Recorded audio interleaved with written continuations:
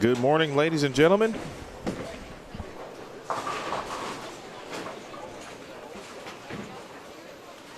We are live once again here at the 2025 Battle Royale here on the Elite Youth Tour. It's the Elite Stream, brought to you in part by Stream TV, proud sponsor of the Elite Youth Tour. Please like, share, and subscribe to the Stream TV YouTube channel, as well as the Stream TV social media channel, specifically Facebook as well as Instagram. And you should do the same, of course, for the Elite Youth Tour. If you haven't done so already, like, follow on Facebook, follow on Instagram, and subscribe to the YouTube channel on the Elite Youth Tour. In fact, of course, we've been simulcasting this weekend, streaming on both the EYT and EYT Facebook and YouTube channels, excuse me. Emil Williams Jr. here with you. Riley Smith will join us in a little bit. Today's challenge is the medium pattern. And, of course, it will be the distance right in between the short pattern and the long pattern, which were 37 and 48 feet, respectively.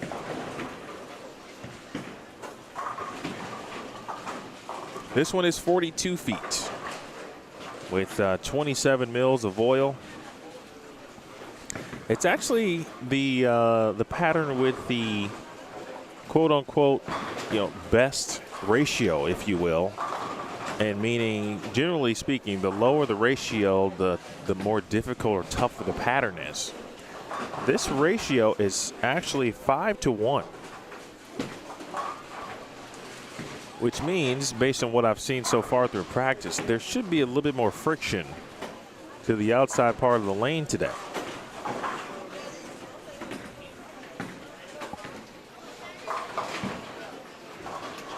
If you were to take the rule of 31,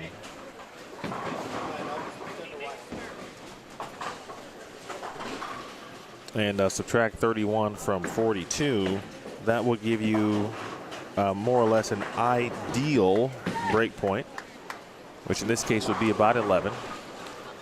On the long pattern, even though it was 6 feet longer, 12 was the break point for a lot of players yesterday, and they were able to kind of go right up 12, as you might hear the term shim, meaning they're trying to play right where the oil meets.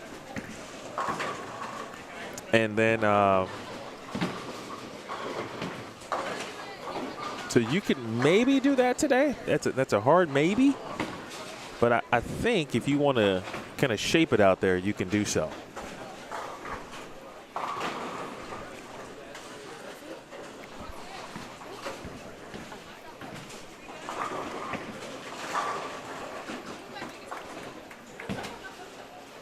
Nice cool moment off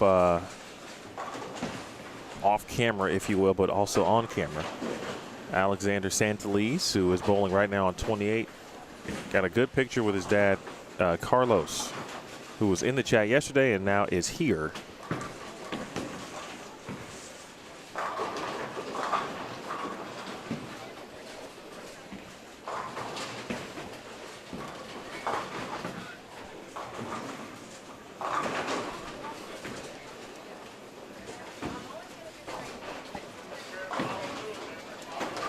Zaria Ragland. She should have a little bit more friction to work with also today. Medium patterns can be very tricky. Got to give a shout out to Brett Biondo in the U18 boys division. He absolutely, as Corbin Sadowski said, put on a clinic. And that he did. It was fun to watch Brett.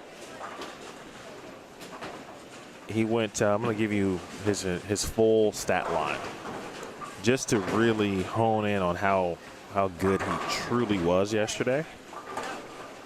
So for 10 games, he averaged, or was that plus 483, okay? Plus 483. For context in his division, Anthony Swanson, who is a fantastic player, went plus 239 and was in second. Okay? Plus 239 yesterday was second, and not only was it second, it was second by a significant amount. Biondo averaged 248.3. That is 25 pins more than the next closest person, Anthony Swanson, a game, which is unbelievable. So Biondo comes in. He won the first 2 days. Now looking for possibly the sweep, but at this point, obviously, he's got a nice lead. We're taking 10 players in U18 boys to the Eliminator finals today. If Brett stays in the top couple, that should get him a couple of buys.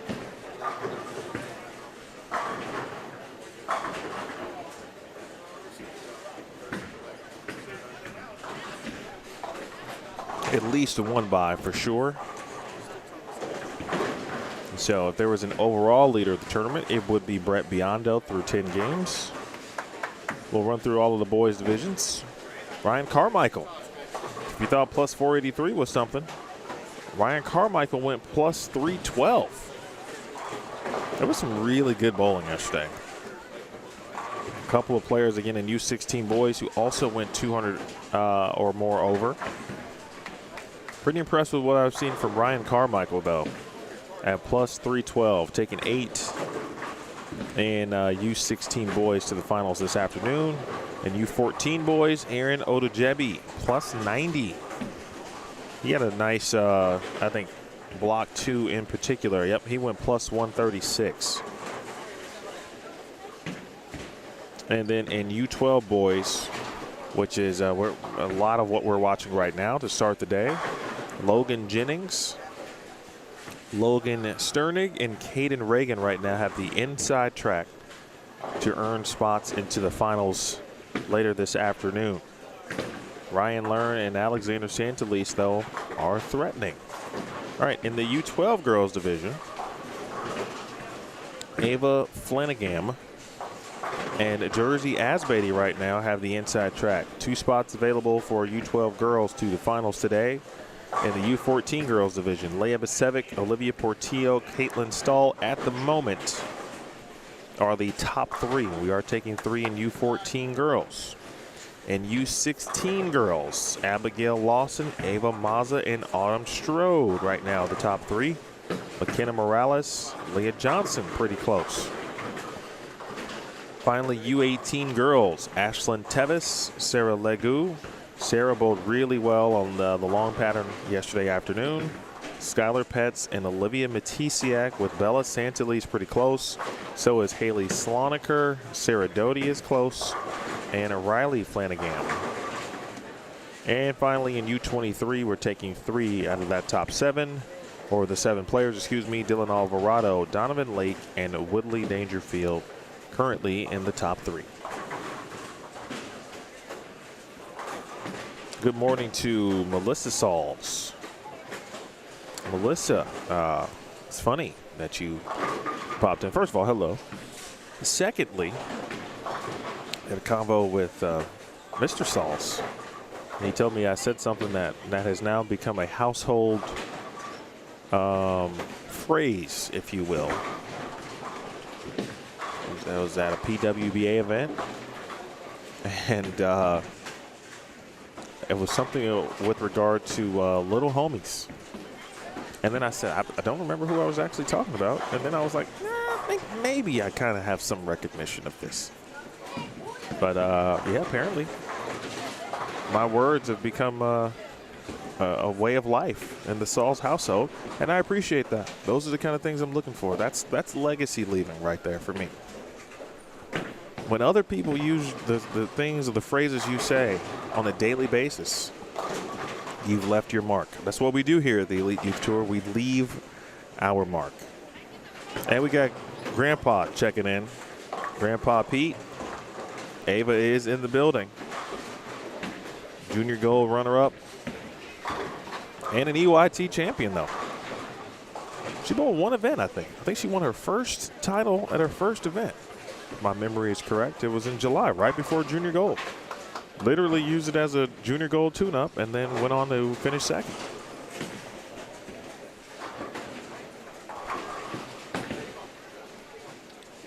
Elliot Gordon.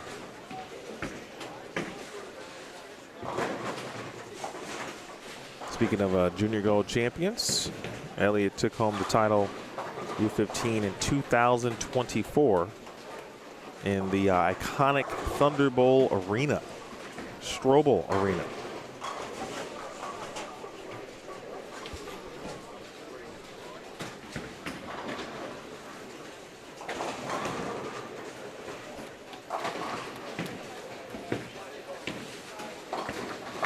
Oh, great shot. It's a huge three-bagger, too. Love the jersey. He's got the Battle Royale digs.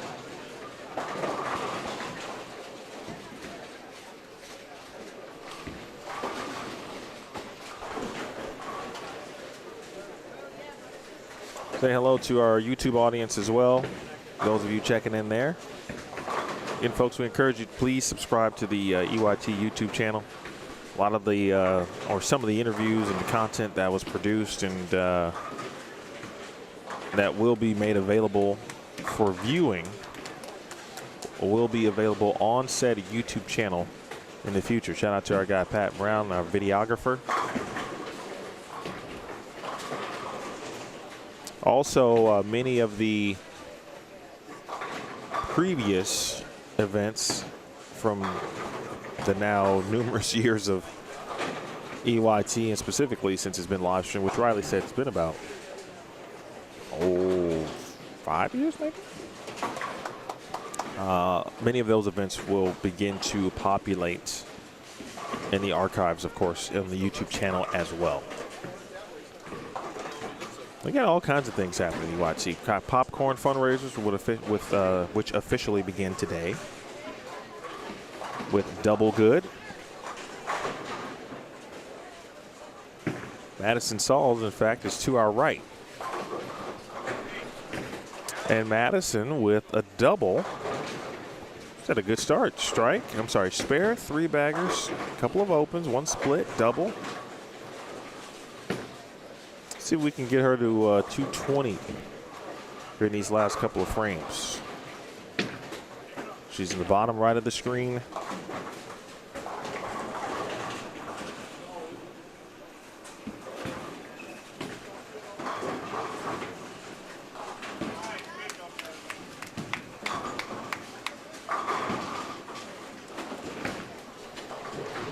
Santalese hook.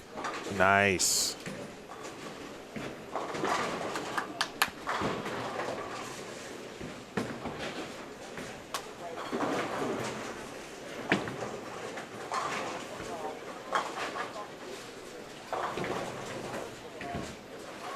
The standings can change a little bit. There's always someone who is going to bowl well on whatever pattern it is, right? Someone's going to lead.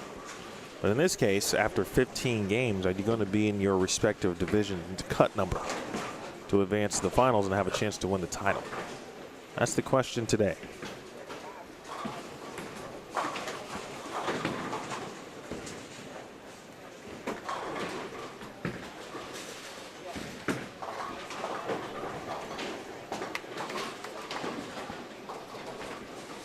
Now, yesterday at this time, we had about 3 people with an opportunity to shoot 300.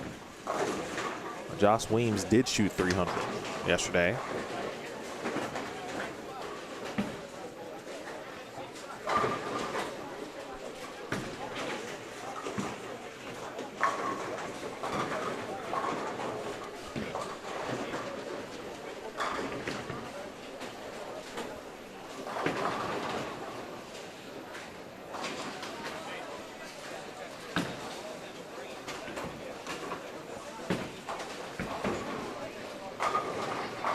Elliott knew he missed that one when he let it go.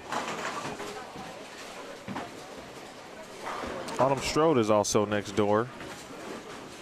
She's vying for a spot in the finals as well. Well, if you're going to miss the head pin, that's a good one. Although that can certainly be choppable. Wow, what an interesting lead there. I've never seen a high flush 7-10. That's what Aria Ragland just did.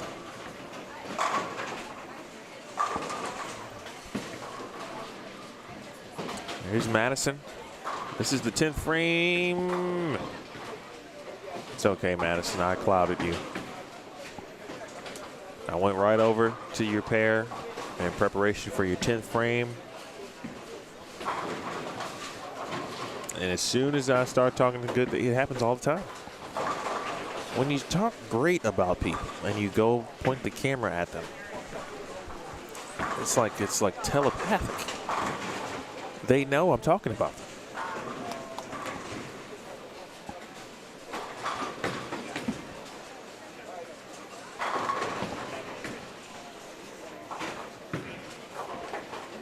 Make it. Excellent spare. That's not easy to do either. A 1-3-6-10 for a righty. I know it seems like it should be easy.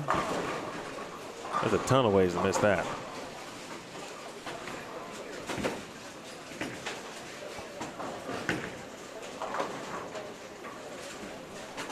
All right, Alexander is going to shoot 140.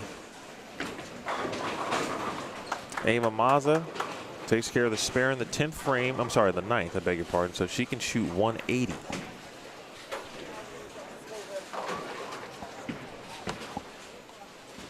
Strode unfortunately did miss that spare.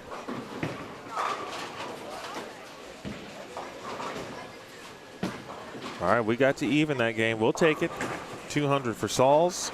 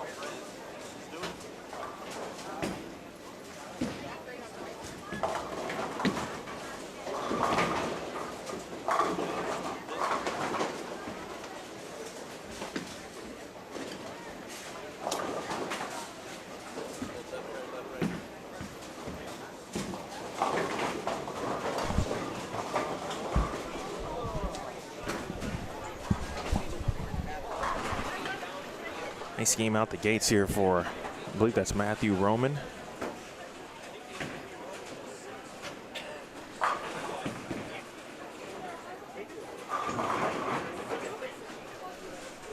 That's a huge game because he comes in 13th.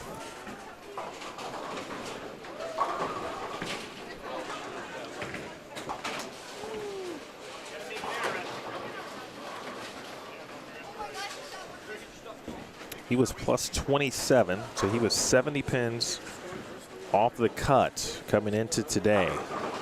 When you start your day with 241, huge game, puts him in a obviously much better position with 4 games to go. Right, but you still got to be in that mindset of, you know, you got to run that number down. Meanwhile, Elliot Gordon, plus 178 coming in. That's a huge double for him, and with good count, he'll be in the 190s at this point. He'll take that, especially after missing a couple of spares in this game. Again, U18 boys, 10th was plus 97. Taking the top 10 to the finals in U18 boys.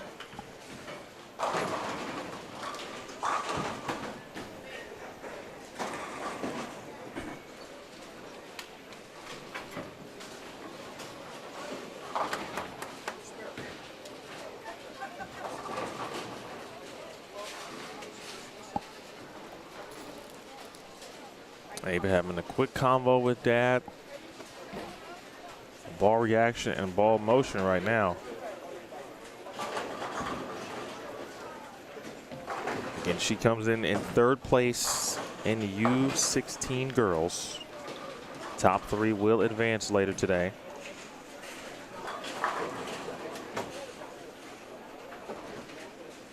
Or was she in third? She might have been in second, now that I say that.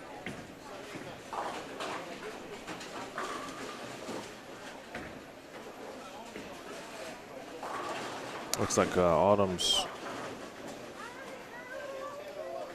score has already been added.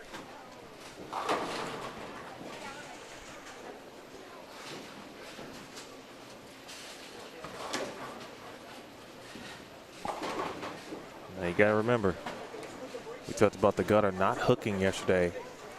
The gutter does not hook in this build. Now, there's definitely a little bit of friction, additional friction to work with, but that friction is still not on the gutter. Let's go wide look at 23 and 24 next door there.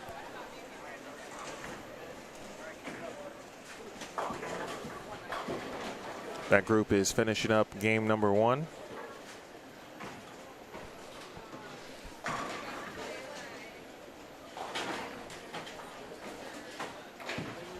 There's Devin McKiskey, who shot 300 yesterday. He's in the U18 boys division trying to run down the spot.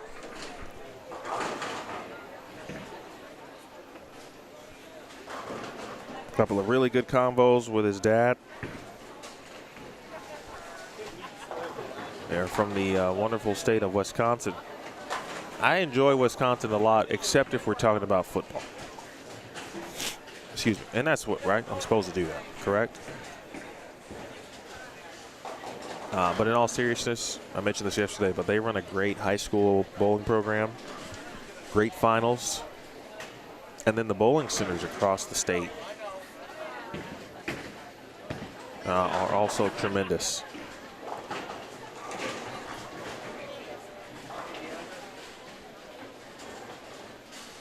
A little bit of a small delay in what's going to be on 27 through 36 at this point. 23 and 24 are going to move over to 29 and 30 momentarily. And then 21 and 22 will be on 27 and 28. They're finishing up. Looks like our entire group of all the 5 are groups with 5 players.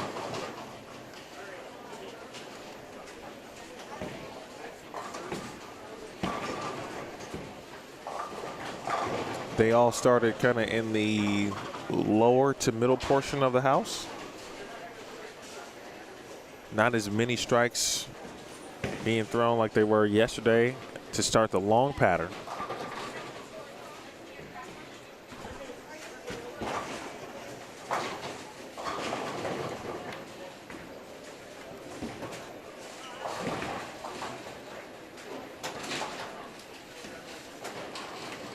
Nathan Cantrell is going to be in the 2 teens. A good spare for Nathan.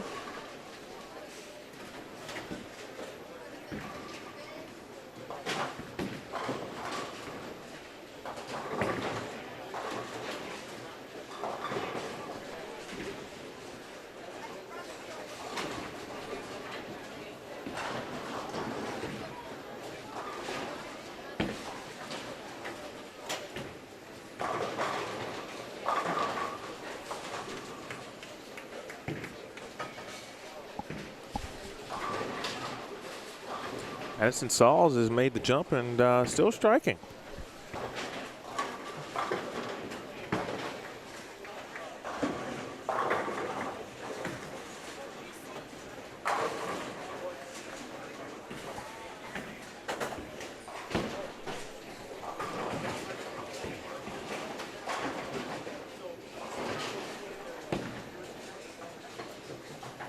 If you're just joining us, this is the end of game 1. Kind of our bonus coverage camera, if you will, angled to get a little bit of 23 and 24 right now as they finish up the 10th frame. That group will move over to 29 and 30.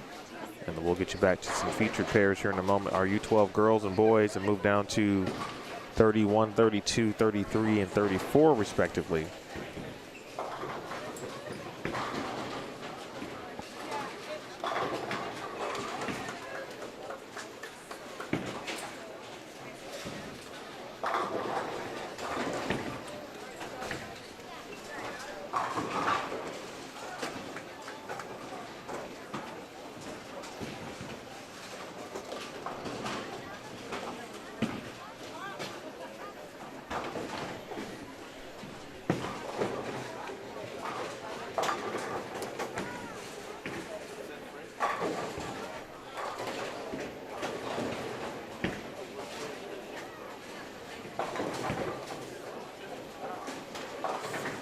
Attention parents, if you drive a Dodge Grand Caravan, license plate EXG7622, please get it on there.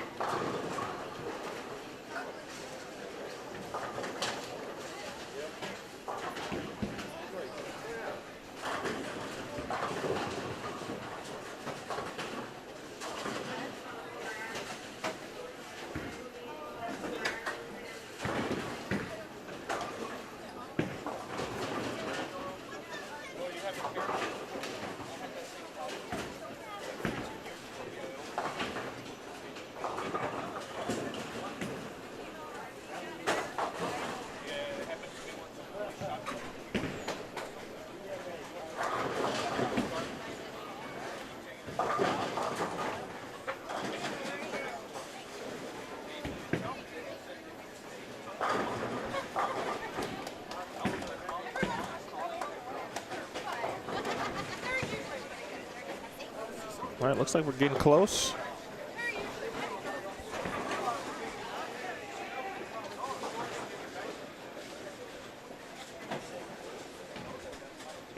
It's football time too, but I just realized that.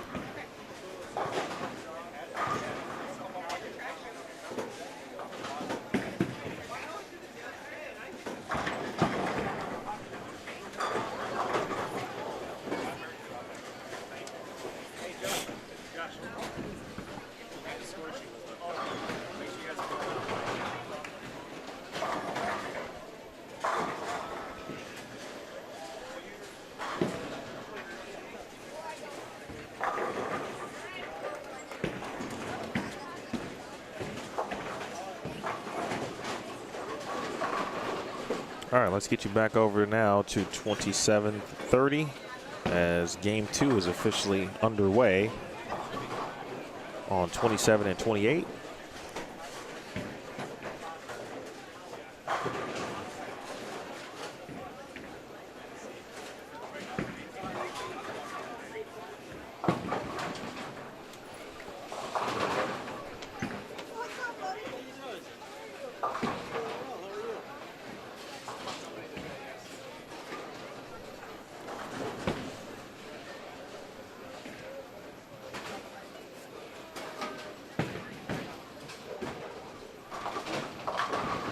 We saw Reese Rinth yesterday on this pair of lanes. And we get to see Lucas Herrada. Lucas's mom is here, as just like she always is. It's a nice jersey. It's got Beat the Champs on it, so maybe Lucas was a part of the Beat the Champs this year. The youth division was brought to you in part by Storm. And Illinois on the back. It's got a little bit of the Chicago skyline on it as well. And the lefty gets a little love on the 7-pin. Where is Lucas in the standings? Let's find out.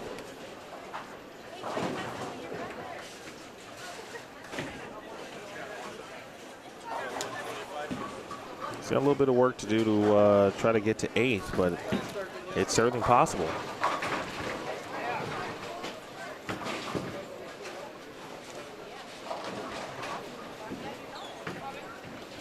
Magnolia Russell, that's the sister of Nora, which is pretty cool.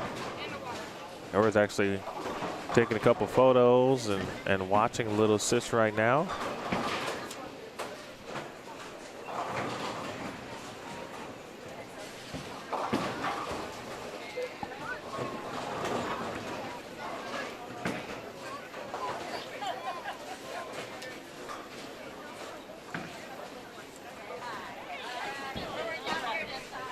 young Ruth.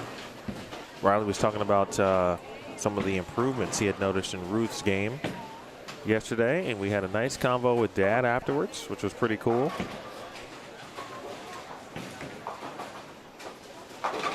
Brendan Zabelka. It's interesting watching this tour and how it goes, and how obviously the youth athletes just continue to mature. And I still remember Brendan being, I feel like kind of a young tyke, right? But generally speaking, everyone kind of hits that growth spurt.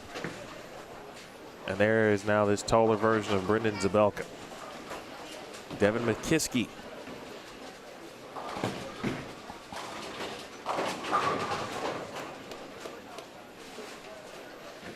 Kind of playing in a similar part of the lane, just like he did when we saw him last night or yesterday afternoon on the long pattern.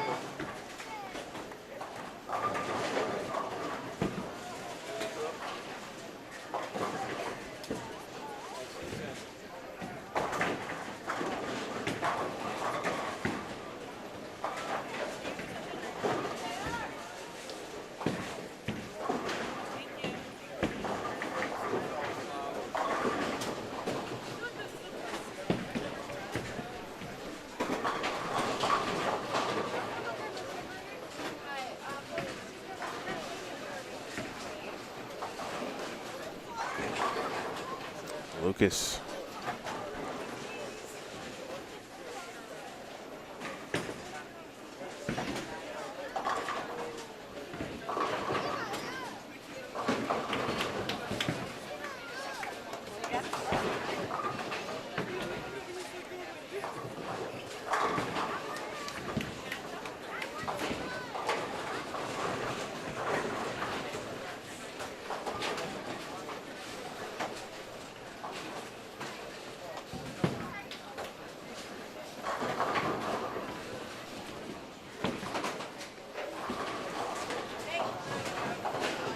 They seem very touchy today.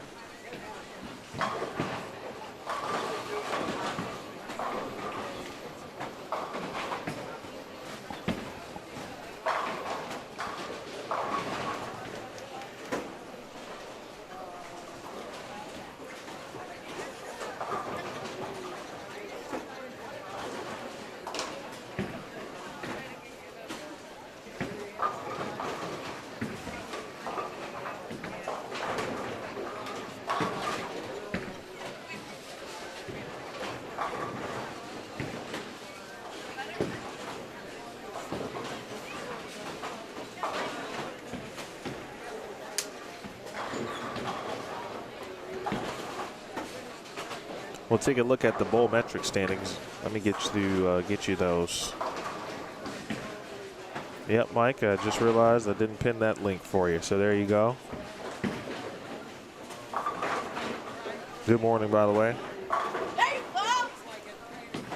That's the one.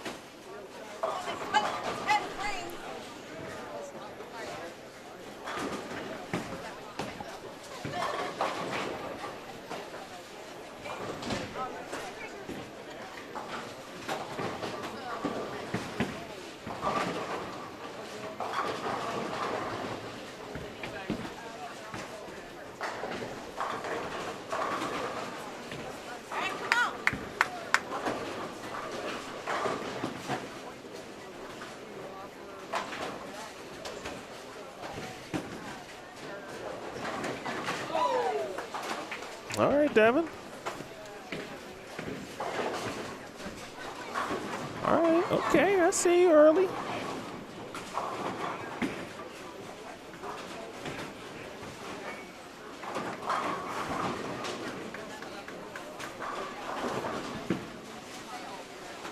The old-fashioned 3-7 converted. Nicely done there.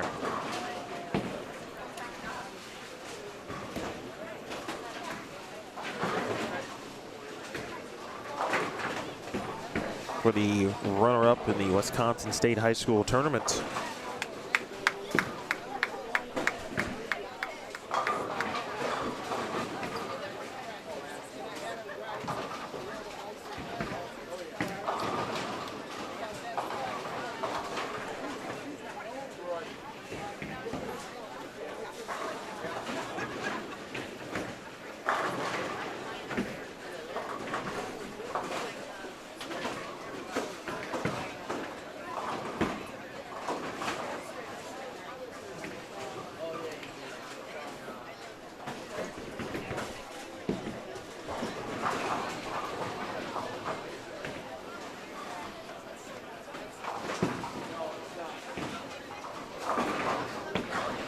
If you joined us late, I encourage you to please share if you don't mind.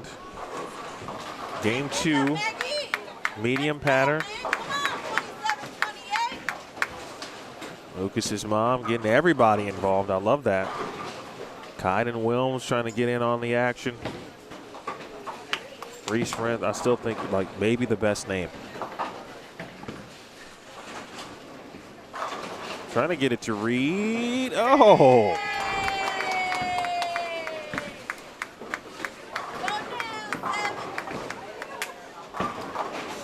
Lucas's mom is like, takes me back to youth bowling when everybody's parents rooted for everybody, right? If you had, especially if you're at a tournament, you know, it's your league and you're in the tournament, so you're rooting for everybody no matter what. But even at league or whatever event it is, everybody's rooting for, or everyone's parents, generally speaking, are rooting for everybody. And that's what Lucas's mom is doing for this cross with her son, of course. And then the essence of it, right? When you just move everything else and you get the weeds out of the way and the tall grass and you're walking through and you peek through and you go, at the end of the day, that's what it's all about. That type of support for everybody.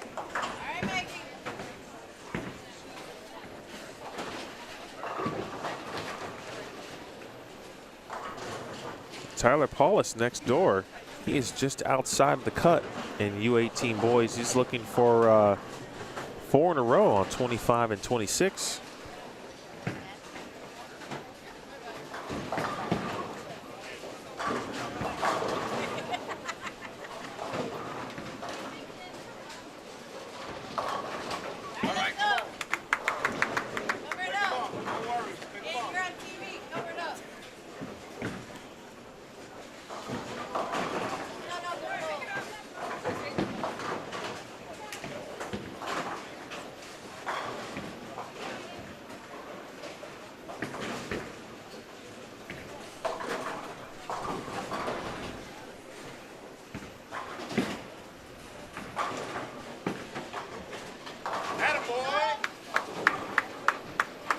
Nice spare.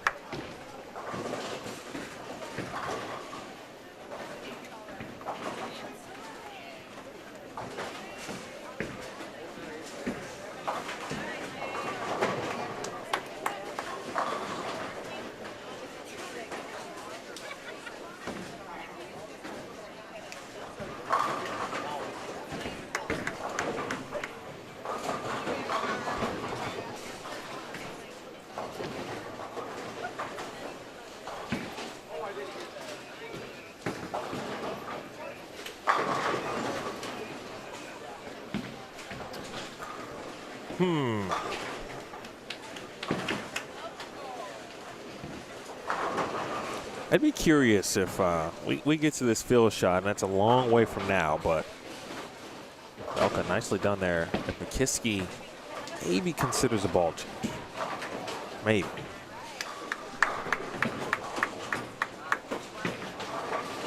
Look out.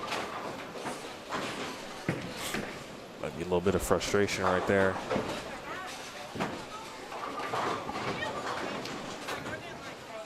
Because you know, he's throwing a purple hammer, at least it looks like. It's not quite getting up the hill. He's almost got to be perfect. But I think that's what makes this pattern tricky. All right, because when you feel like you got a little bit of room or some friction to work with, it's interesting.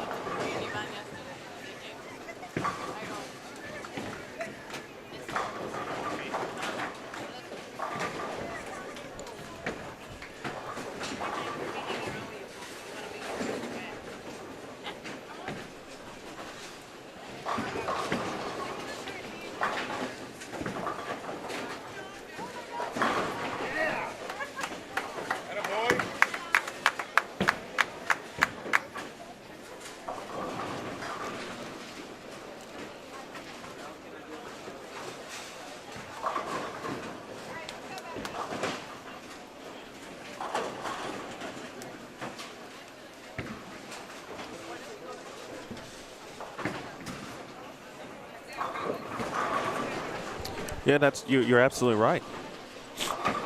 Pardon my sniffles, Melissa. I just don't hear that enough, right?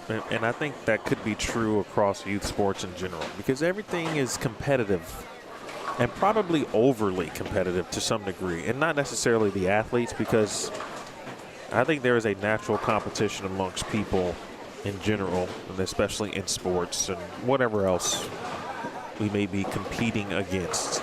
But I think we all know sometimes that parents can take it in a different direction, which I see a lot at Junior Gold and at other youth events for that matter.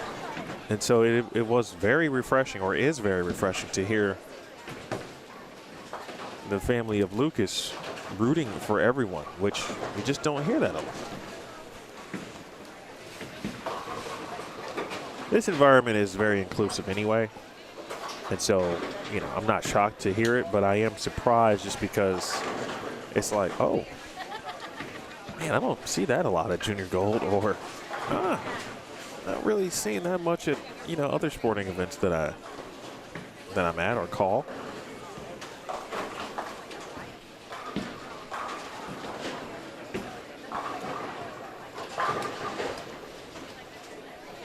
I see Olivia Portillo. Want to give a shout out to Savannah, who unfortunately has been working her way back from injury. Savannah's Olivia's sister. I saw Mrs. Portillo. Had a brief conversation yesterday. All right, let's go pick it up.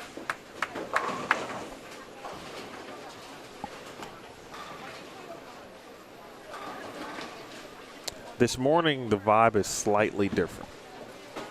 And when it's cut day, sometimes there can be a little bit of a different vibe in the air. Medium patterns are generally not easy. This pattern is already, I think, a little bit more difficult in the grand scheme of things than the long pattern. And that's just based on immediate scoring pace. There's a little bit more thinking going on before players hit the lanes, hit the approach. Trying to think about how to best attack the lanes. Is their ball motion decent? Like Nathan Cantrell there, great shot.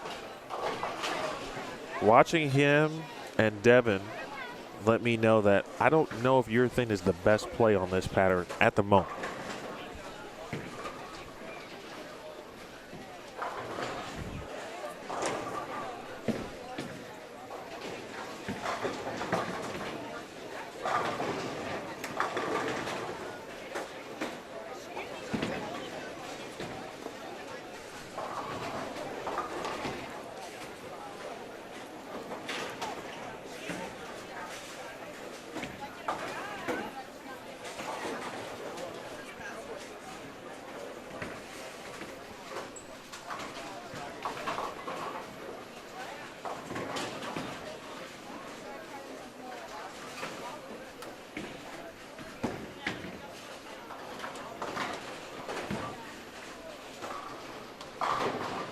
I did not intend for this to turn into a good parenting conversation, but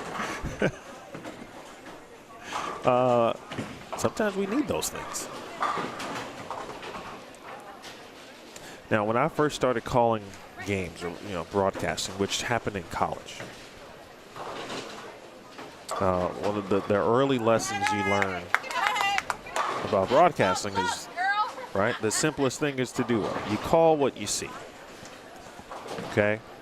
And I started on radio, which meant you be extra descriptive, not just about, obviously, you're describing things that people cannot see, but you're also describing things, even if they were in front of the screen and the camera was on them, there'd be things to your left and to your right or behind you that they wouldn't see, and you could describe, like the atmosphere, what it feels like, who's doing what, whose mom is being super cool this morning and rooting for everybody. Like, those are the kinds of things that help a broadcast, but they also help illustrate the full picture of what we're doing right now.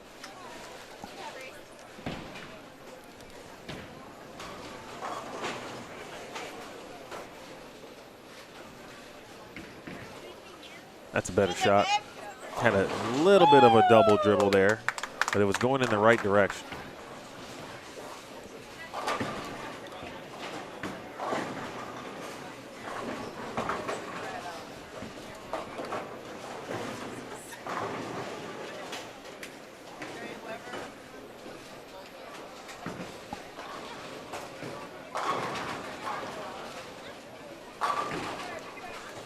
Wrap 10, 4-pin reaction.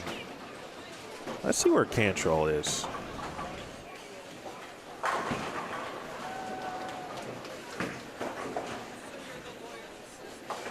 Go, Maggie.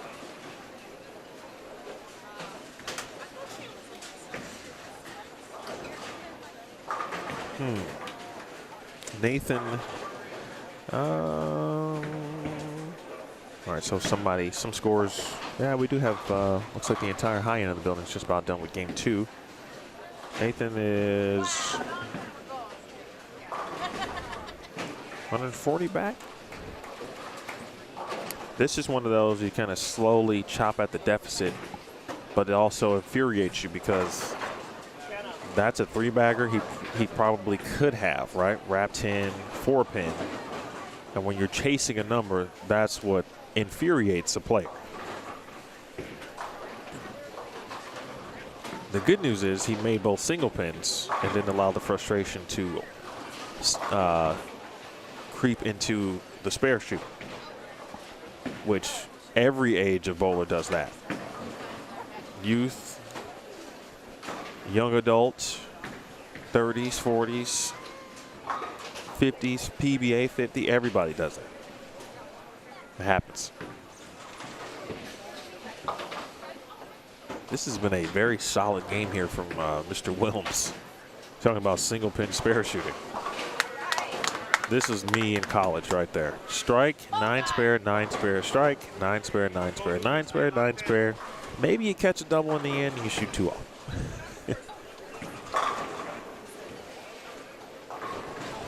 Tyler Paulus. He went triple, 5 spare, 8 spare, made a split, left another split. Now he's back on a double.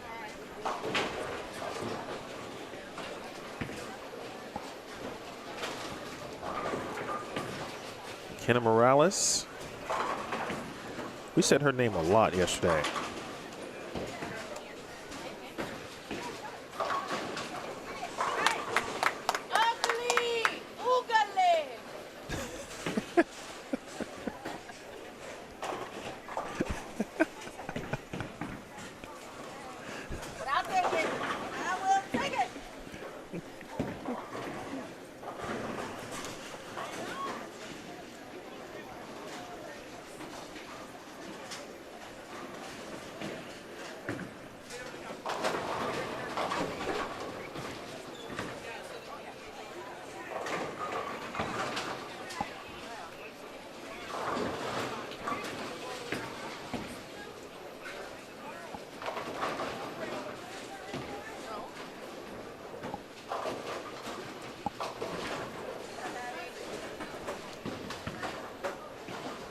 We've got a long day ahead too, folks.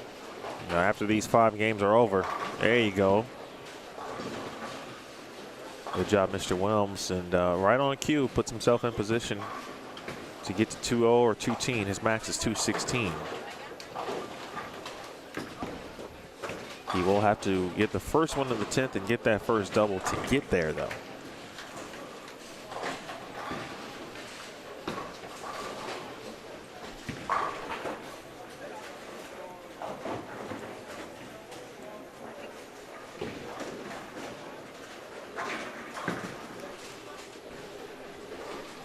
We do have I think the silent auction is still happening.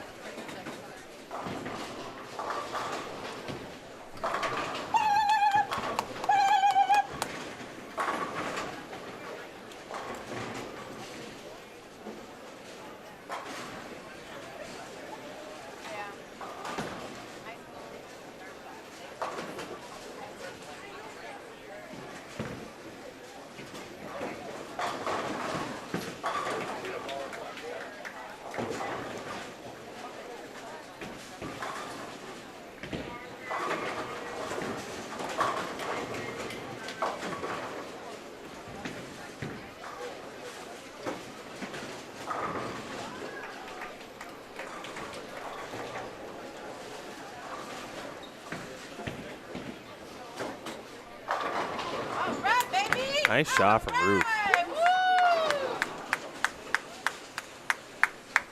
That was really good.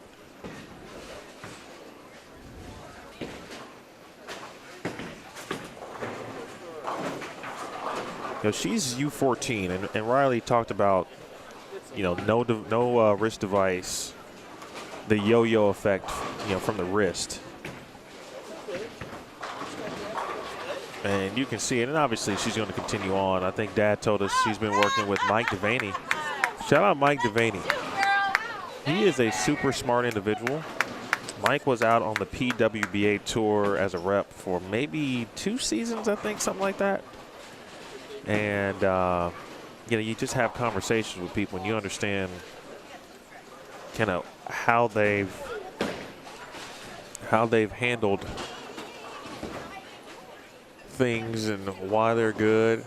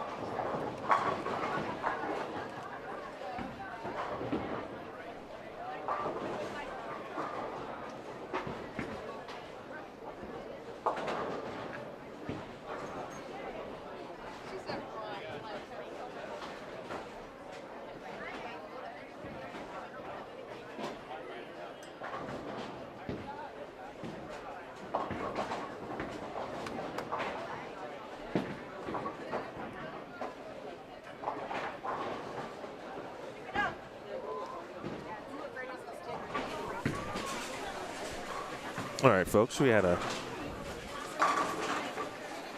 little bit of a moment with a couple players, one in particular, trying to calm herself down. It's been a lot of moments this morning, but parents of other children have stepped in to help kids that don't belong to them, which again is what it's about.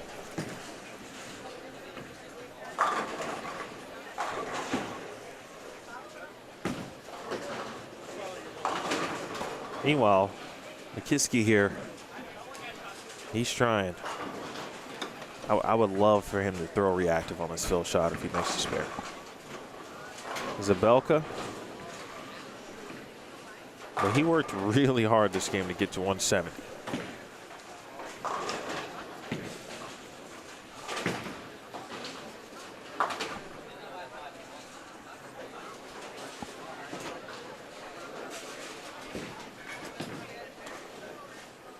All right, he's making the walk. There's McKiskey.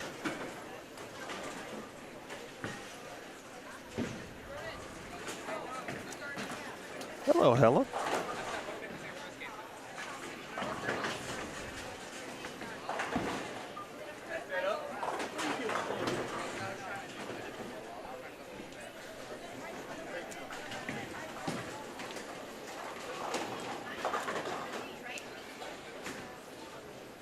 All right, so Devin is going to get the Venom Shock. All right, so he is going to give reactive a look on the fill, which is important.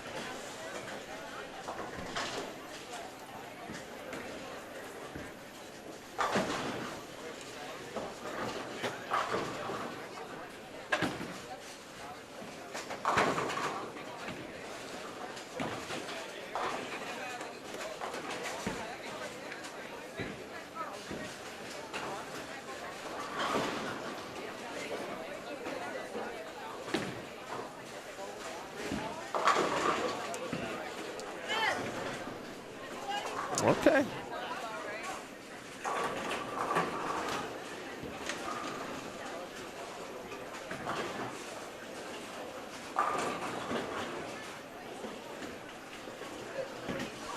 It'll be hard to, let's see, Devin's going down. Yeah, it'll be hard to keep an eye on him at this point, but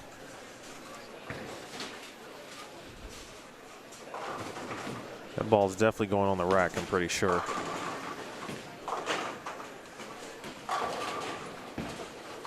I tell you, the medium patterns are tricky.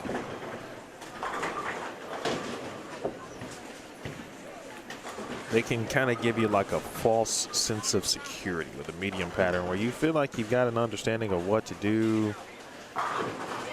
And because generally there's a few places to play on a medium pattern or varying styles should work, you get a lot of variances on what's happening on the lanes.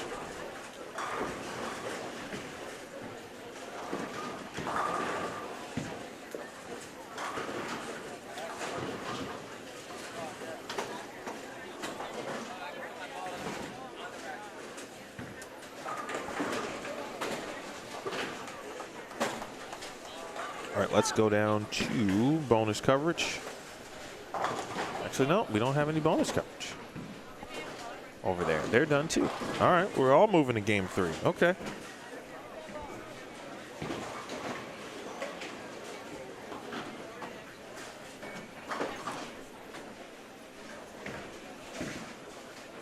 All right, I was going to tell you about the silent auction.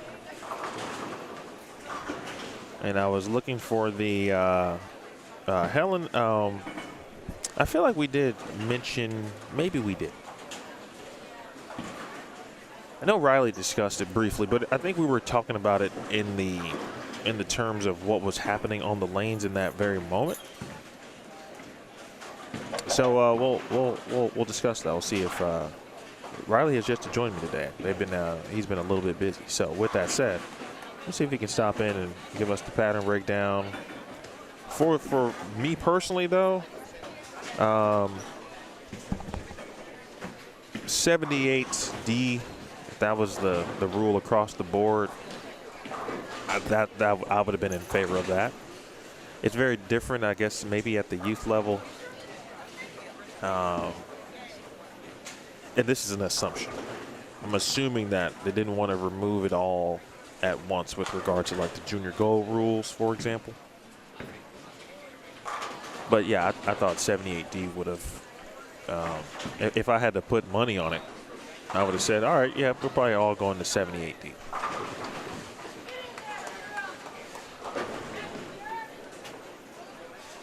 That to me seemed to be like, if you don't want to remove it completely, this is just my opinion on it. Because I do think it is a helpful tool for those to understand when to use it, how to use it. And there have been some concerns from what I've understood about, trying to make urethane balls softer than what they should be. And I totally understand that concern, because then you're getting into manipulation of equipment. So that's a completely different thing. So if everyone's at 78D, then you can maybe kind of try to combat all of those things. Again, all of what I just said is a personal opinion.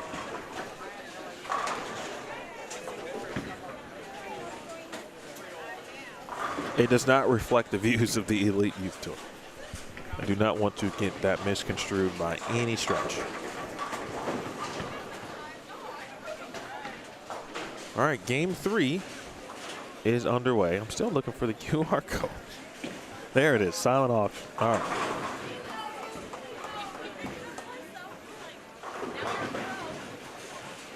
Oh, that's Saturday. Never mind.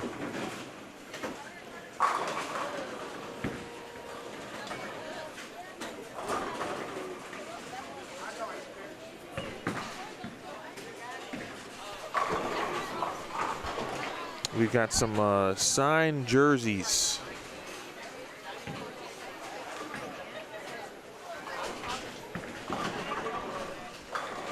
Had them both yesterday and Sunday, or Saturday. Good Lord, what's today? Sunday.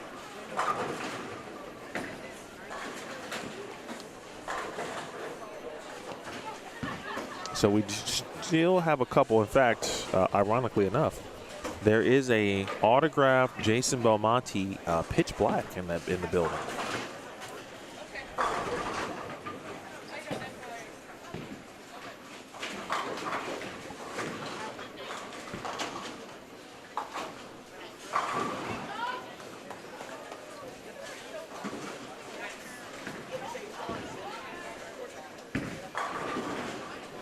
All right, game 1.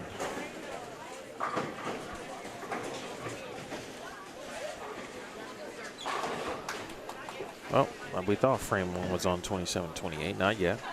Looks like Rushteen is going to be on 27-28 along with Aaron Odejebi. I see Olivia Portillo. We've got Bella Santeliz. We've got Eason Taylor.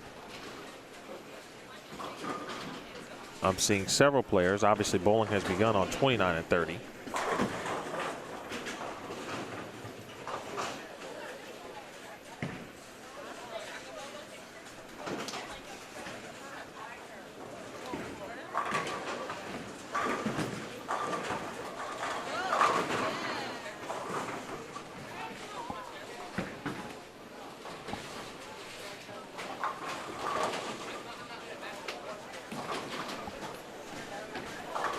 I'm going to give Leah Johnson some grace. She had a ball go off her, or kind of go up in the air. It landed on another lane, and she said her hand had been swelling. And I said, you could just tell, right? She came up to the counter to tell the staff, kind of the situation on, what lane the bowling ball had landed on, et cetera, and so forth. But, she was a little bit embarrassed about that. We were trying to just reassure her that we've all been there. There have been a lot of human moments. We're only in game 3 today. But there's been a lot of human moments.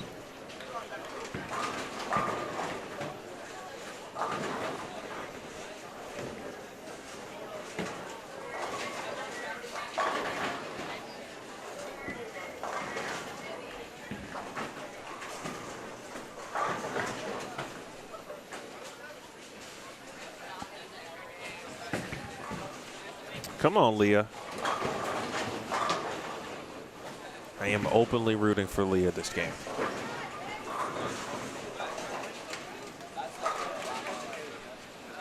She would like something good to happen.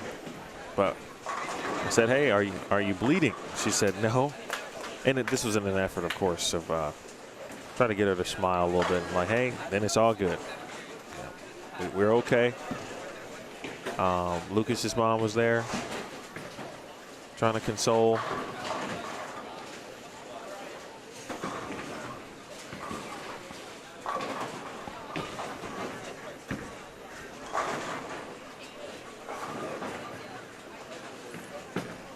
Helen's here rooting for the current, former, and future Judson Eagles on the lanes. And we got Woodley, of course, Chloe, a former now, but also still kind of current. She's going to be, or is a graduate assistant.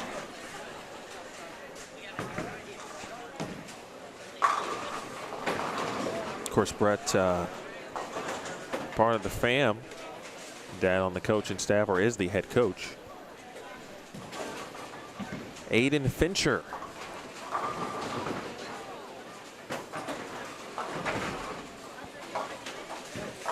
All right. I'm not sure I've seen Aiden Fincher bowl before until this weekend.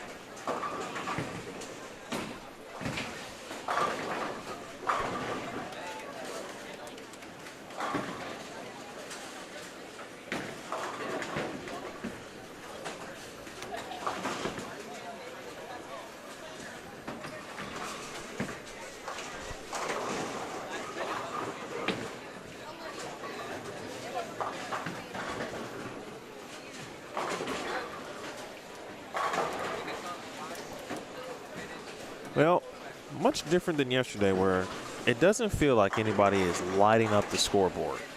It feels like a kind of an even thing across the board as Rushdeen gets his Ion Pro Solid to just wheel.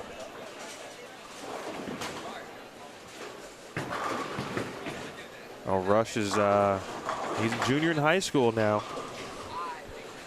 He is in the college visit stage, as a lot of our youth athletes are at this point.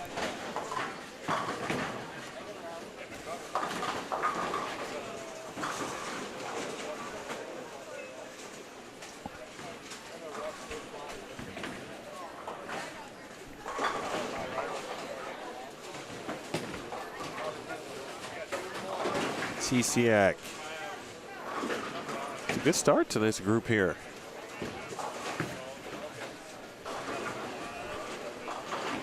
Eason Taylor, I got to tell you, if you've been watching EYT, you know Eason's been very good for a very long time. It was really evident in his U12 days. Obviously with a lot of our youth bowlers, of course, are two-handed. His rev rate at one hand, even when he was 12 and under, was impressive. He took a moment.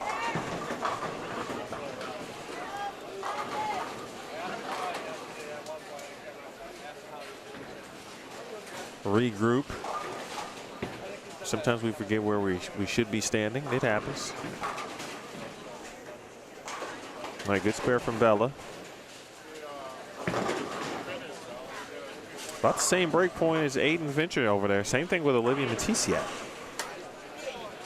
Everybody kind of getting it there in a different way.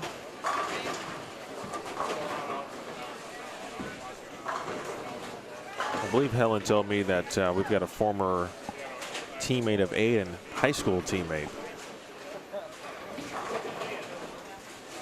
on 29 and 30.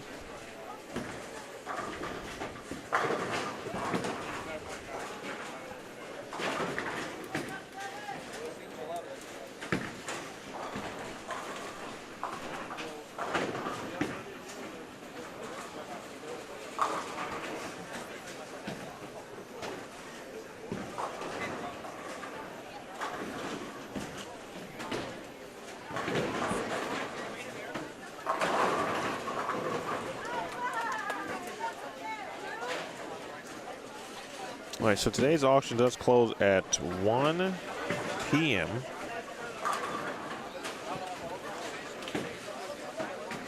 There are 8 jerseys. AJ Johnson, Brianna Cote, Dasha Kovalova, a signed EJ Tackett and Deandra Asbeatty jersey. Oh, that one's pretty dope.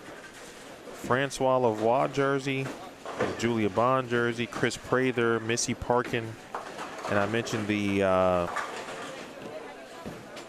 signed bowling ball of Jason Belmonte.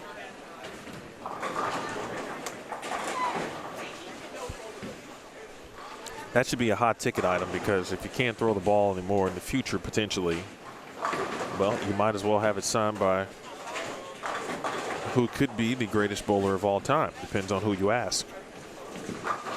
That would be a good way to have that one in the house if you can't use it.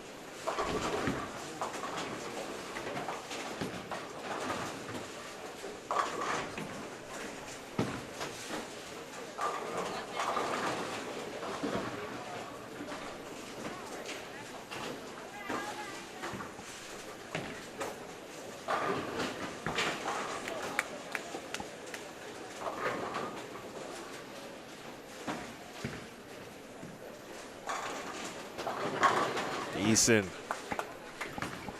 His ball roll might be changing just a little bit. Talking about axis rotation yesterday.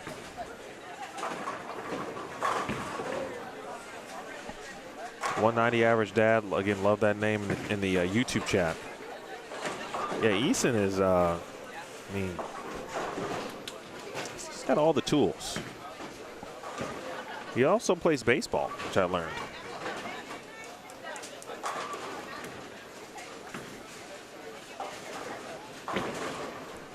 How many two-sport or multi-sport athletes do we have here? You guys know?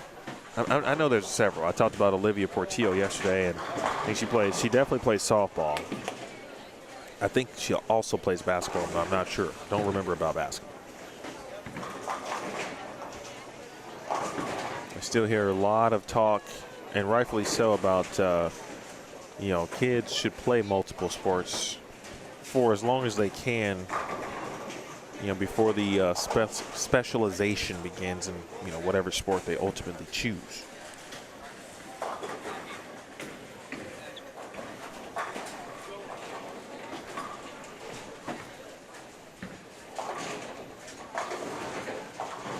That was a good shot, Olivia. I feel your pain on that one.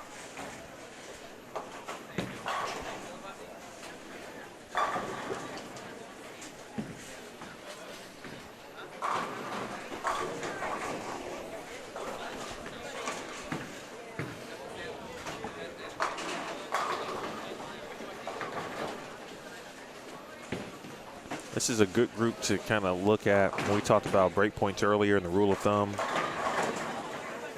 with regard to the length of this pattern. 42 feet. Now that one was in from Mr. Fincher there, but everyone's kind of been around 11-ish and sometimes closer to it, closer to the head pin, depending on the angle.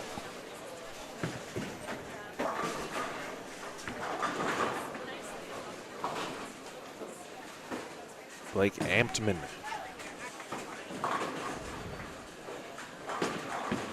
Bowling next door. We got a few more people watching on YouTube. make sure everybody's spreading the word with regard to the EYT YouTube channel.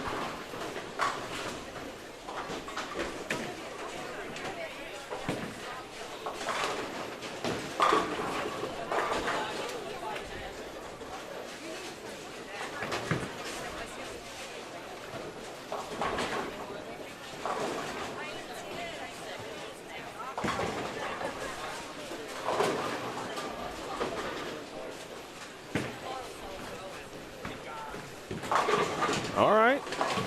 Come on, Leah. And we welcome into the booth for the first time today, Mr. Riley Smith, the president. All right, good morning. What's up, President? I've been working this morning. I saw you doing I've your been thing. working. Well, that's what presidents do. Oh. Did you work on that 9-pin, maybe?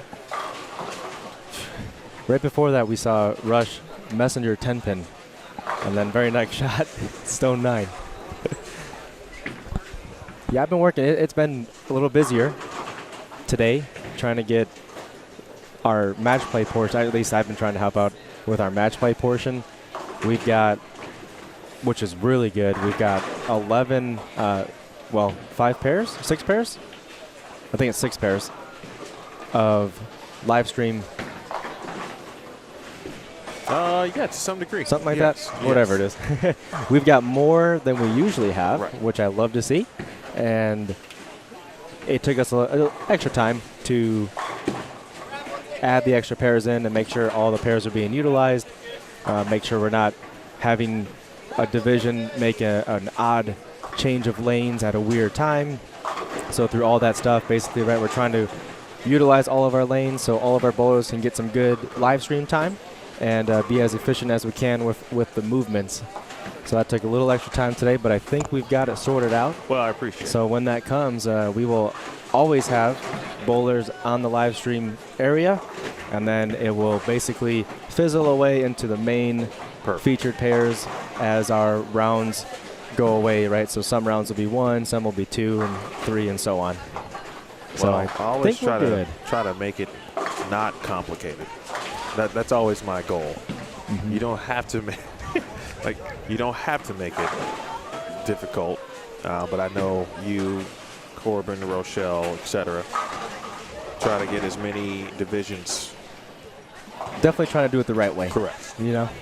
It's not an exact science. With that said, though, this pattern, it's very tricky. And there was a point where I thought for some, urethane didn't seem like a good option. Mm-hmm. And not that it obviously wasn't controlling the pocket, but a lot of wrapped in, 4-pin situations for some. I was talking about Devin McKiskey. He was on 29 and 30 last game. I was hoping he would try reactive on the fill. He did. But I'm still seeing it out there. But I think I'm seeing more reactive today, just in comparison to the urethane usage yesterday. Okay. That makes sense. So I unfortunately won't be able to give you much of an analysis on what we've seen today. Oh, sure, yeah. Since I've been doing other stuff, but I'm trying to keep my eyes peeled as I'm sitting down watching some bowling now. I'll get my thoughts going as that comes up. But I think if we touch on the pattern characteristics and all that good stuff to a degree, but yeah. I was waiting for your expert analysis of that. We'll break it down. So if it's a repeat for some of the viewers, apologies, but hopefully we can teach you something. So overall pattern is the main characteristics we're always looking at is the distance. So we've got 42 feet today. The volume oil total, that's 27.55 milliliters. And then the ratio, which tells us how many loads of oil are on the inside versus outside of the lane. We've got a 5-to-1 ratio, and it is tapered off about board 11, 12, 11, 10-ish is where we'll see that oil line of more volume taper away into lower volume as it gets to the right. And then on the opposite side for the lefties, it's the same thing. Their second arrow and then to the left of that tapers away for a little bit less oil. More oil, less friction. More oil means the ball will skid more. Where there's less oil, creates more friction, and that means the ball will hook more. So a little bit, just by those three numbers, if you didn't look at anything else, you might think, okay, 42 feet, 5-to-1 ratio, probably going to play pretty simple. But there's more to it than just that. And some things to look at is the amount of oil in the front versus middle versus back, and also, as we talked about yesterday, is if there's forward or reverse oil. So on that note, forward oil, we've got 14.65 mils, and then reverse oil is 12.9 mils. So unlike yesterday, today's pattern has more volume going forward than it does coming backwards. And as we talked about then, is if there's more oil going forward, it generally makes the ball skid more. It's not going to grab and create friction as quickly with more forward oil. So that's what we're bowling on this pattern. So with that being said, you might see some bowling balls, and the bowlers might even feel this way, is that, whoa, I'm throwing it a little bit faster, it feels like, or I can't seem to hit my mark. I feel like I'm missing my mark to the right a little bit. And that could just be the way the oil is put on the lane. It's hydroplaning a little bit through the front part of the lane versus grabbing and trying to hook.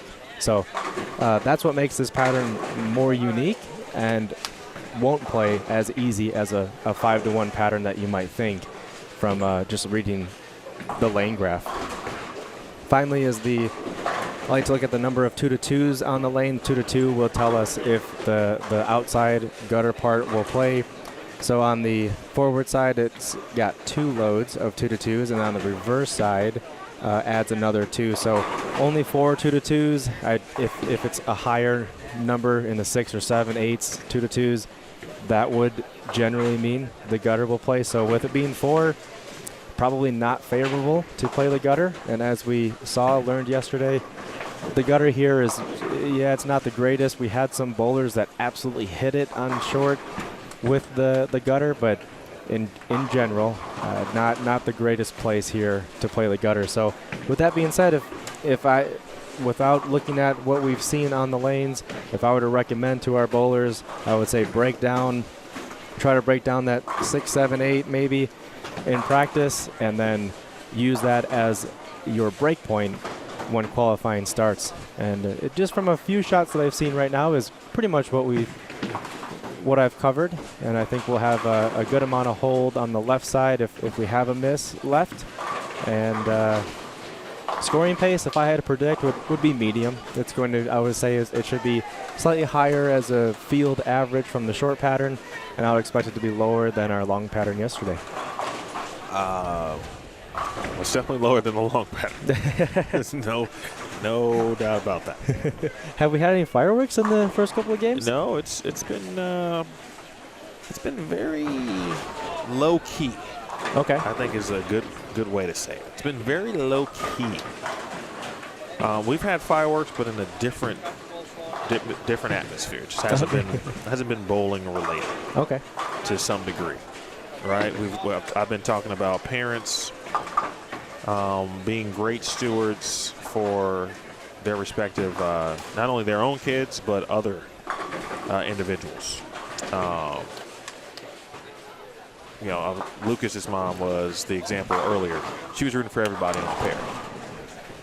There was a moment with Leah Johnson, who had a ball stuck on her thumb, or stick on her thumb, and it kind of went to a different lane. And, she was a little bit uneasy, unsettled in the moment. And then, Lucas's mom again, kind of just rallying right there to Leah. I actually got up just to make sure she was all right.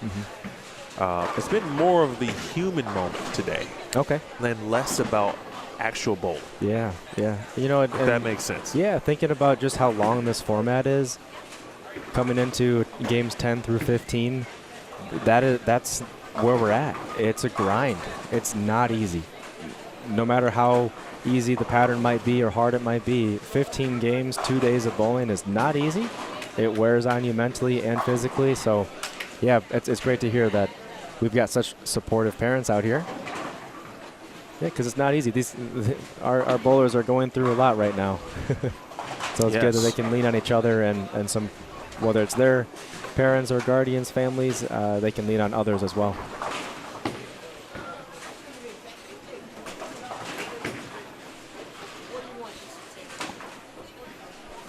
All right, folks, I'm going to try to, well, before I do that, let me make sure it works.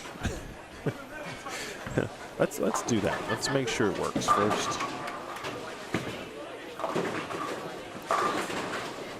I also don't want it to cover the entire screen. Another good shot there from Rush. So I mentioned the silent auction that is still going on. I believe it's going to end at 1 p.m. Central Time. So I'm going to put up a QR code.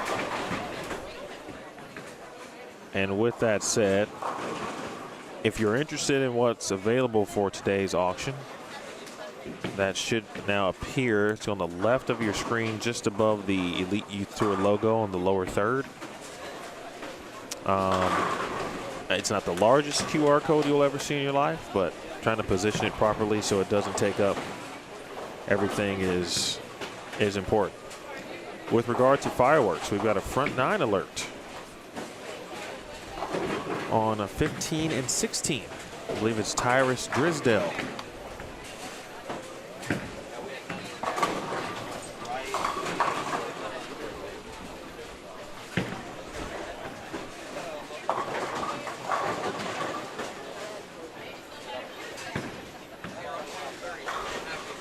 There were some moments, Riley, where I thought there was going to be a bit more friction. And that could have been a byproduct of the fresh, you know, kind of, again, I mentioned the pattern being tricky and then maybe tricking players into thinking that there's more friction out there than there actually is. Yeah. But, like, there were some pockets of friction. And most bowlers, you want to see friction. That gives you an idea of what to throw it to, where to throw it. But as the block has gone on, the lanes have blended. Yeah, that forward oil, I think, has really started to be in the forefront. Mm-hmm. Yeah, you've got to be perfect. Not perfect, but you definitely need to be in the right zone down lane. Yeah. The other part that I didn't mention, but you touched on right there, that this could be the reason for noticing that, is the shape of the pattern is pretty wide in the first 15 feet of the lane. So that's a lot. The 15 feet is actually a lot, right? That's a 60-foot lane, 15 feet is a good portion of it, and a quarter of it, right? So that's to the arrows. As bowlers, we don't see really anything until it gets to the arrows. Our eyesight just isn't that far down. But with there being a block of oil there, it's pretty high volume in that front part of the lane. The ball is just hydroplating through it all. So to pick up friction, right, the ball has to slow down. So think of it this way, your ball is at least 15 feet, really not slowing down, which is then possibly extending the length of the pattern. It's 42 feet, but it might play a little bit extended. On the other side of it, it's flat on the middle part of the lane. So if a bowler feels like it's playing longer and they try to move left, well, now you're in a flat part of the lane, and we see Eason, he's throwing a very strong ball, barely got it to come back a little bit deeper. So that's the tricky part about it. 42 feet, you might want to play a little bit further left than where the gutter is, but maybe the gutter is actually a pretty good look with maybe a stronger ball. Nice finish there from Caitlin, 188 for Caitlin Stahl, past EYT champion. Multi-time titleist now on this tour. Young Nick finishing up. He's got great balance. He posts almost every single shot. That's a great sign at this age.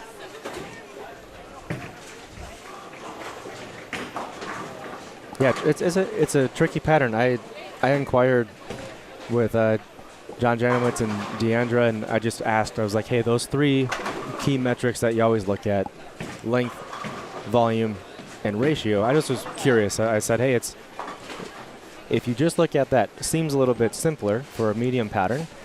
And the response was, oh, well, look at everything else. That's going to make it tricky, and it is. I actually would be curious to bowl on it myself and see how it plays. It's a unique one. It's more than what the three main characteristics tell you. Yes, the 5-1 gets you excited. Yeah, it does.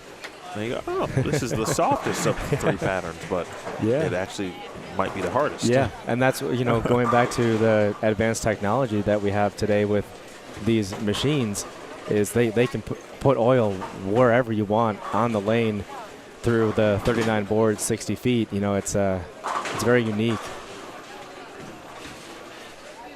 I think if it wasn't such a big block of oil in the first 15 feet, if it was a little bit shrunk, that would totally change how this plays and probably play easier. And Blake putting together a nice game.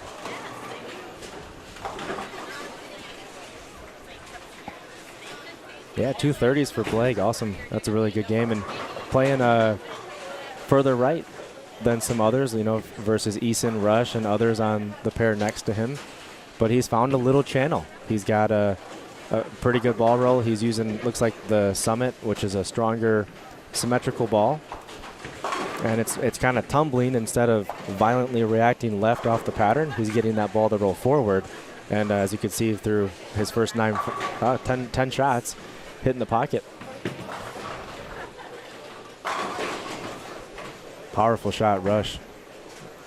That's a very, very powerful ball roll. As you can see, it was almost like a half pocket hit, but all 10 pins were sucked straight back. That is the release, forward roll, rev rate. A lot of power with one hand.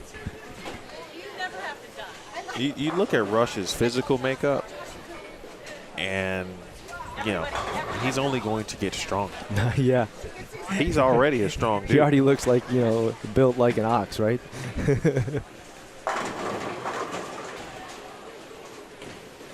I always liked his wrist action.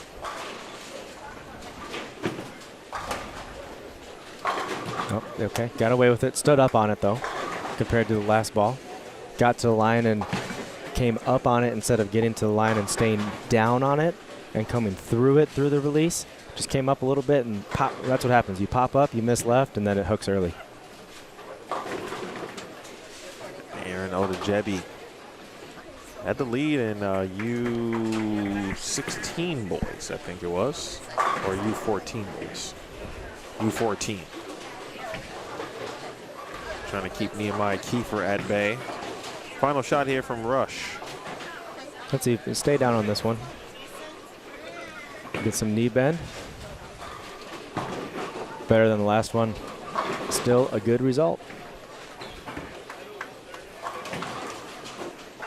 245.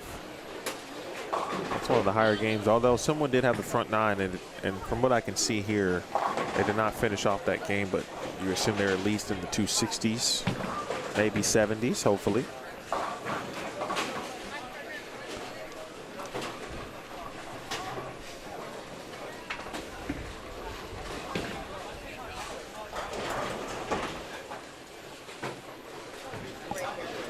Push. Oh, bad break, bad time for that one. 4-9. That's tough. Back-to-back splits to end the game. How do I feel like Olivia recently announced she was going somewhere? How do I believe that with regard to college? But I feel like that's not the case. I saw her wearing a Lockport pullover this morning. Not sure what grade she's in now. Man, I thought she was or would be a senior.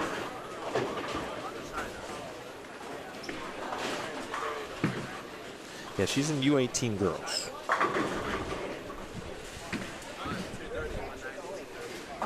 All right, good shot. Easton Taylor takes advantage of the break the previous frame. 4 consecutive strikes into the 10th frame. She did finish third, though, at the state finals. Speaking of Olivia.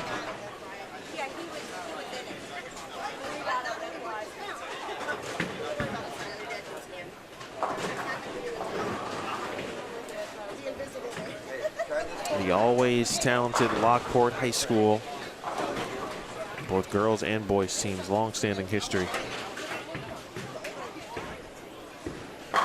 Great shot. All right, so I was looking at Eason's roll, and I go, man, I wonder, did that change ever so slightly? His ball roll? Yeah. Yes, I noticed that as well. You know, it seems, I'm trying to, from what I remember, maybe 2 or 3 years ago, he was more forward. But recently it seems like he's a little bit what we would call thumb down on the release. So instead of, if you hold your hand straight out in front of you with the palm facing the ceiling, that's a forward release. And if you just kind of sweep it straight up, that's a forward release. Now if you take your wrist, great finish, 254.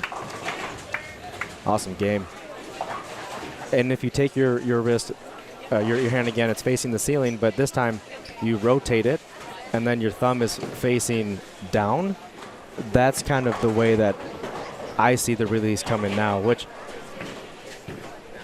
there's no perfect way to throw a bowling ball. Obviously, we just see him shoot 254, and honestly, that technique is helping him trick an aggressive ball to still get down the lane very smoothly, and it actually causes some really good carry. But it's unique. It's kind of like a tricky release. I wonder if he was working on that or if it's just kind of how he grew and developed. But still high rev rate, but a little bit thumb down. Now when that happens, right, thumb down, you spin it a little bit more, which means it goes through the front part of the lane smoother. It's going to retain more energy in the back end. If you're not thumb down and it's more up the back, you're going to create friction earlier and it'll roll sooner. Replay shot for Eason on his second shot in the 10th frame. Yeah, try to keep a close eye on where that thumb is at the release. And it's a little bit, as you can see, a little bit, the hand is kind of on top of the ball instead of behind underneath it, which is a unique style. And honestly, this style, I've seen it with a lot of great adult bowlers. It's really unique, and sometimes no one else can replicate it, and then that bowler could have a field day on a challenging pattern. All right, we're going to go a little bit slower on it this time. Yep, so right at the bottom, we'll keep an eye on the hand. It kind of rotates in, and then his thumb was kind of facing, we'll say on the clock, what is that, like 10 o'clock or so, instead of more in that 1 o'clock range. This is where you know, I love to kind of dive in a little bit, especially with Riley. All right, I'm going to be that guy. I'll do it one more time. Yeah. Except and this could be time. something that he's trying to do on this pattern. Right. I've done it before, and other bowlers do it all the time. It's sometimes a way to actually reduce revs.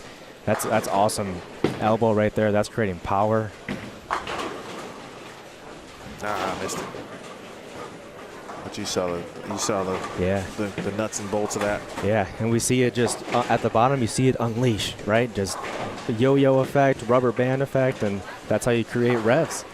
But sometimes when you want to allow the ball to skip through the fronts more, sometimes it's really dry in the front part of the lanes.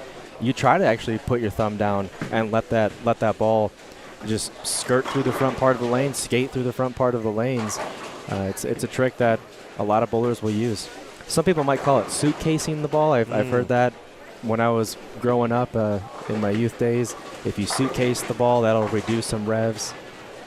Spin it through the fronts easier. Haven't heard that so suitcase, term right? in a while. Yeah. So you're familiar with it, Oh, right? yeah. When you pick up a suitcase, Yep. you do it with your thumb down there, and that's how you release it. You'll absolutely reduce your rev rate and spin it through the fronts a lot easier. It's crazy, all the things with bowling, the physics, the tips, the tricks, the quirkiness, the versatility, everything like that. You can build up a really big tool bag. The hardest part is knowing when to do it. Got that right. That's the hardest part. We have reached game 4.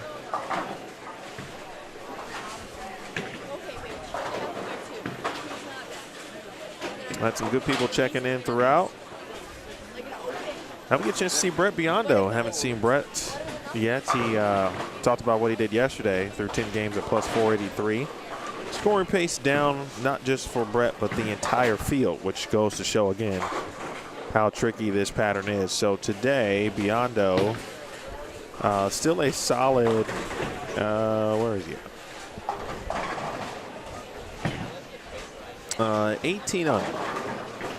Had a rough game 2, but then shot 255 in game 3. Shot 137 in game 2.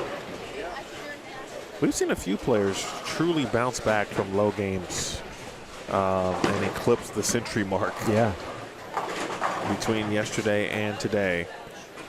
Josh Weems plus 93 right now in U18 boys. He's got the lead for block number 3. Again, the overall lead though in U18 boys still belongs to Brett at plus 465. Talking to the bowlers, it's pair to pair is what I've been hearing, meaning one pair will play completely different than the pair that they're moving to or just came from. So that's what unfortunately, you'll see that sometimes. The century mark going 130, 230, or 150, 250. Man, it can get away fast. But it's really good to see a good comeback game, right? That's the mental side of it. And Brett actually spoke about it yesterday. Let's not get worried about or worked up about a low game or a missed spare, whatever the case is. Let's just learn from it, move on, and try to get the next game or next frame. That's what he did there. Mindset is very important at this level. And youth players, continue to work through the mindset challenges, right? And how they approach the mental game. Not being too hard on themselves, kind of getting out of their own way. And I say that at this level because it might be the hardest, but it only gets worse actually as you get to the adult portion. So building the solid foundation at this level mentally really goes a long way. Very good point. Vendal, Jaden Rammel. Yeah, that's the reaction I've seen a lot with urethane today. And in Ben's case, left-handed, so wrap 7. But I've seen a lot of wrap 10 for righties, and then they double up with 4 pins. And I'm like, you never really want that wrap 10 4-pin reaction, which I think caused a lot of players to then at least give reactive a look. Yeah, the urethane ball is just not hooking at the right part of the lane. So in that case for Benjamin, not soon enough. It was a little bit behind the head pin, which caused the wrap 7. And then on the opposite side, maybe you're like, all right, I wrapped the 10 pin or wrapped the 7 pin, so I'm just going to move. Oh, almost had a spare there from Tyler. I'm just going to make one board move. Okay, one board move, and then you 4-pin as a righty or 6-pin as a lefty, which is the opposite. Your ball hooked a little bit too soon. And when you have that with a urethane ball, 4-pin, 10-pin look, generally means not good. If it's a hard pattern, good. I'll take 9 all day, and I'll just mess with 10 pins and 4 pins. But if it's a day where you want to get into the 2 teens or 2 20s, and if you're looking to make a move, etc., try to find something else that will give you a double.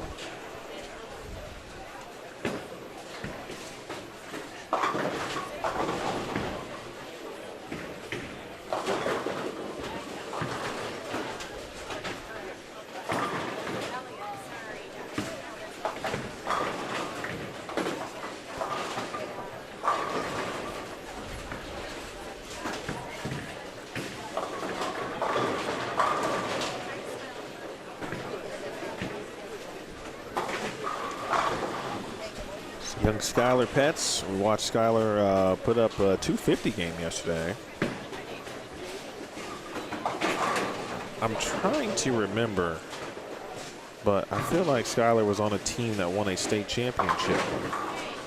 I feel like I'm not making that up per se, but if they didn't win, I mean, I'm almost positive that they won.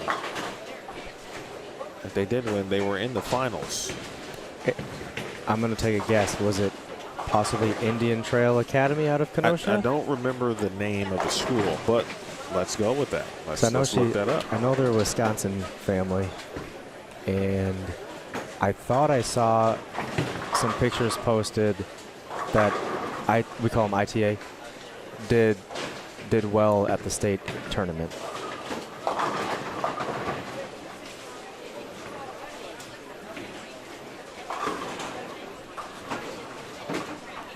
She did win the Storm Championship doubles. That was also held during that same week. All right. Yeah, that's a big event. All bowlers that go up to the state tournament can enter a side event, the Storm doubles. Grab a partner. Doesn't have to be from your school. It could be from a rival. And just you partner up. I think you just bowl 3 games each, and your 6-game total stacks up against the rest. Not an easy event to win. That's an awesome victory for Skylar.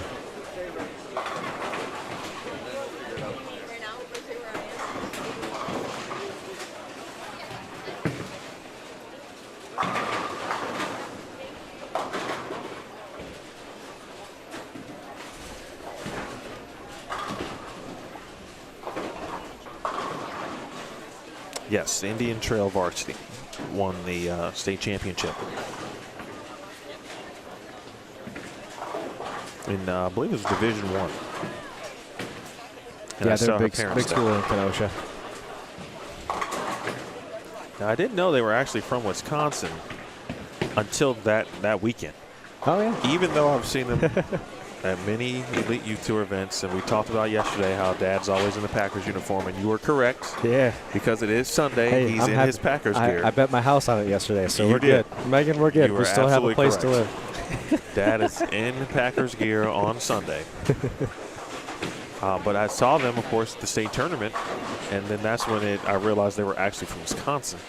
I also know, she gets some lessons with Will Clark at the Bowlers ER, so in my head, I was always thinking they lived in Illinois, but they did not. They make the relatively short drive, of course, from Kenosha to Des Plaines. That's not a far drive, all things considered.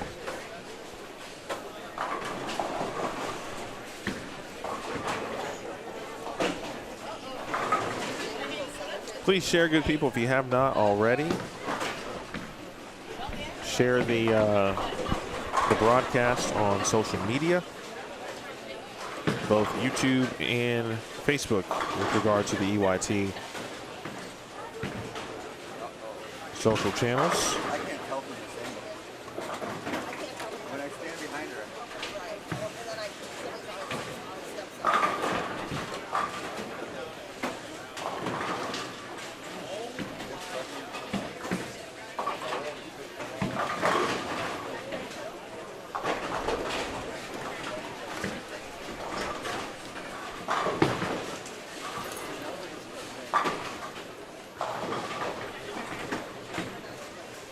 Benjamin. Oh, gosh. After a wrap 10, he goes swisher, oh, sorry, wrap 7, swisher, 10 pin, lane 27.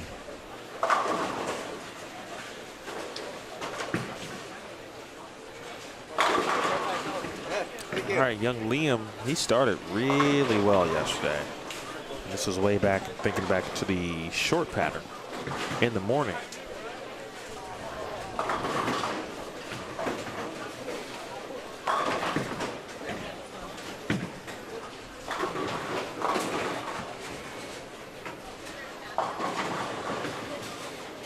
Young Noah Waters, we talked about Noah. His style, approach, and delivery.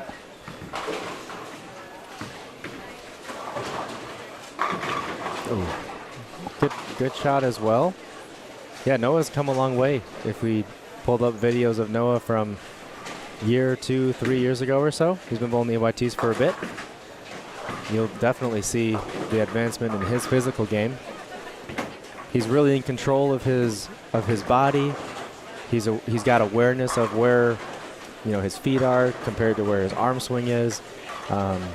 Balanced at the line. He's gotten stronger. All the stuff that you hope to see as these youth bowlers develop. We're seeing it with Noah.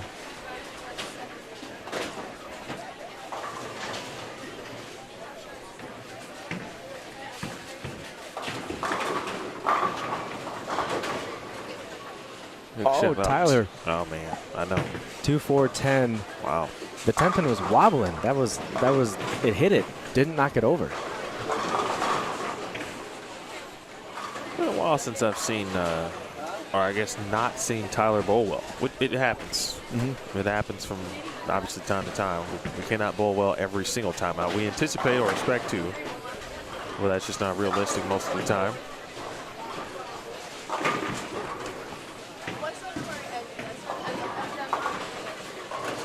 Yeah, we've come to know Tyler as one of the most versatile players. I mean, on the YT for sure, and I've not seen someone as versatile as Tyler before. One-handed righty, two-handed righty, backup ball, all that stuff. He is very versatile, and it's one of those things we touched on it just a few minutes ago, is when to decide what to do. You got all these tricks in your bag, but how do you take all of that, process it, and then determine this is my one course of action that I'm going to take? It seems like he's that would be my one tip of advice, or from my observation. It seems like he's trying to determine what that is, and through experience and practice, he'll learn what to identify and then be able to apply it. But right now, it seems like he's learning it. He's still young, becoming extremely versatile, but when to apply it is what he's learning right now. I'd still say it's hard to say he's still fairly new to two-handed bowling, but in a way he still kind of is fairly new to it. Yeah. I feel like he's experimented a ton. How many tournaments has he bowled exclusively two-handed? I don't know that number, but it's obviously lower than one-handed. Yeah, it's true.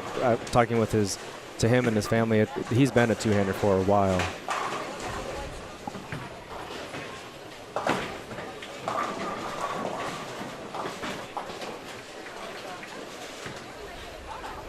Biondo, 2 8 spares, 3 9 spares, looking for a strike.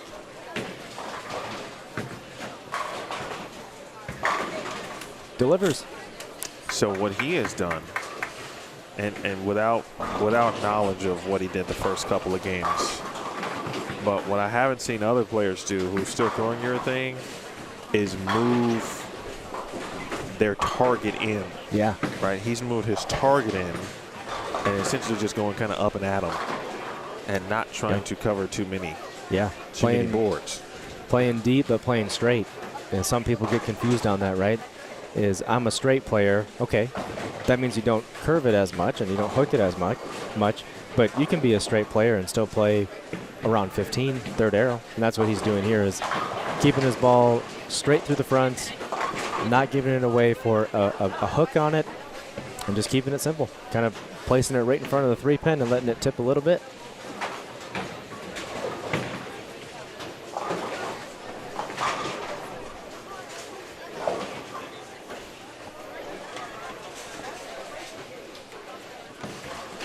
Over next door, there was the Jonas Frizablinski made the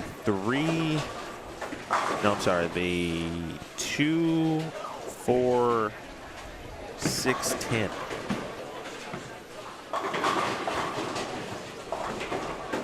Take a quick look at that. Made it off the back curtain, too.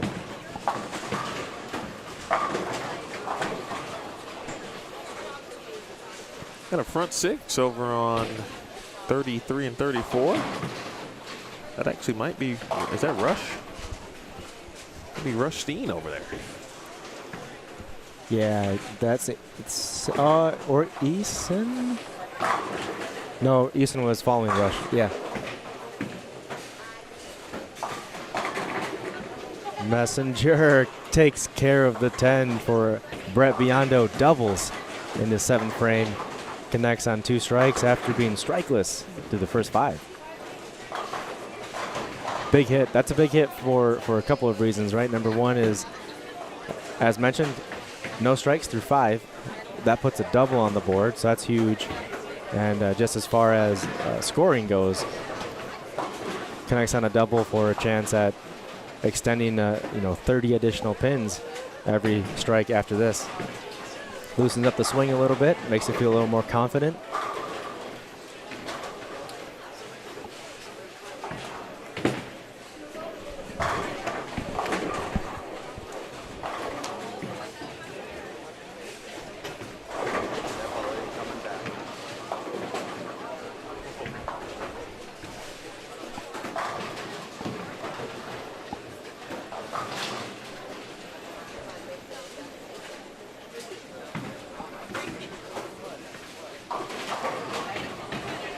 As you watch this unfold, Riley, you just think about what the finals could look like, you know, on the burn, obviously, of this pattern, which is already difficult.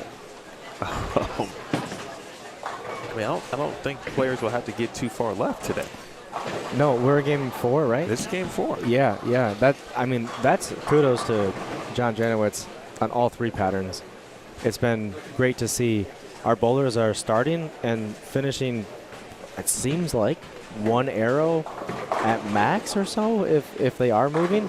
Power players are moving a little bit more, but a really good point is that when our Eliminator finals begin, I don't expect very much movement on the lane. You know, it's going to be pretty similar to where they're at right now. If anything, it's going to be a ball change and a slight adjustment deeper on the lane to find some more oil and more hold. But he's done a really good job building up the front part of the lanes to keep oil right there. That's where the oil, when it breaks down in the front parts and the fronts are gone, that's why you see bowlers move left. And that's why you'll see bowlers potentially in front of the ball return, lofting it a bunch and doing some really different styles. But so far, I think through 4 games, you're right. We should be up for limited moves for the Eliminator finals. There was Aaron Odajebi who had the front 6. He went 9 spare in the 7th.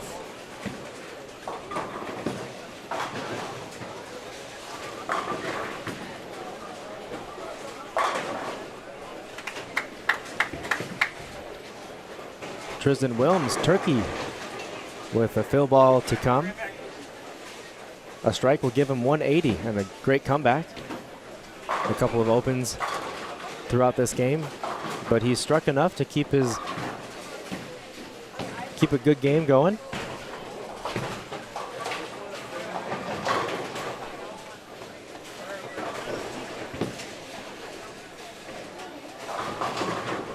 All right, good finish. Tristan Wilms, 179.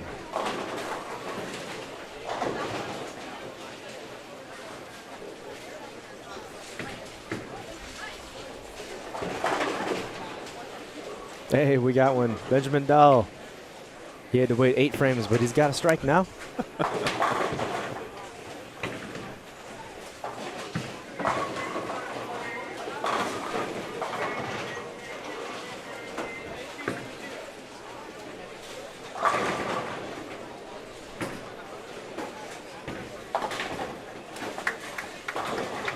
Williams doing his best to save this game. Turkey with 2 balls remaining.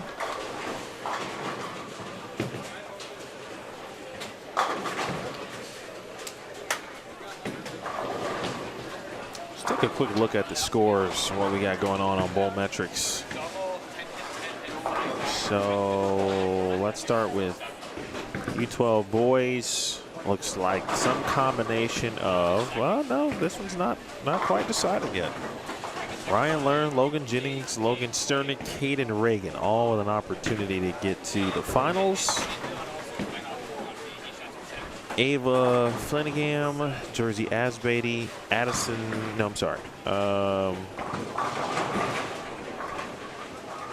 Yeah, those 2 at the moment. Layla Garcia, though, still in the mix there to get to the finals. U14 boys, Nehemiah Kiefer, Aaron Odajebi, and then it's kind of a race between Caleb Boykin. Boy, Easton must have not had a very good one of the blocks yesterday, considering his talent. But David Middleman still in the mix. Shoot, Alexander Eby still in the mix. Well, U14 boys not determined at all.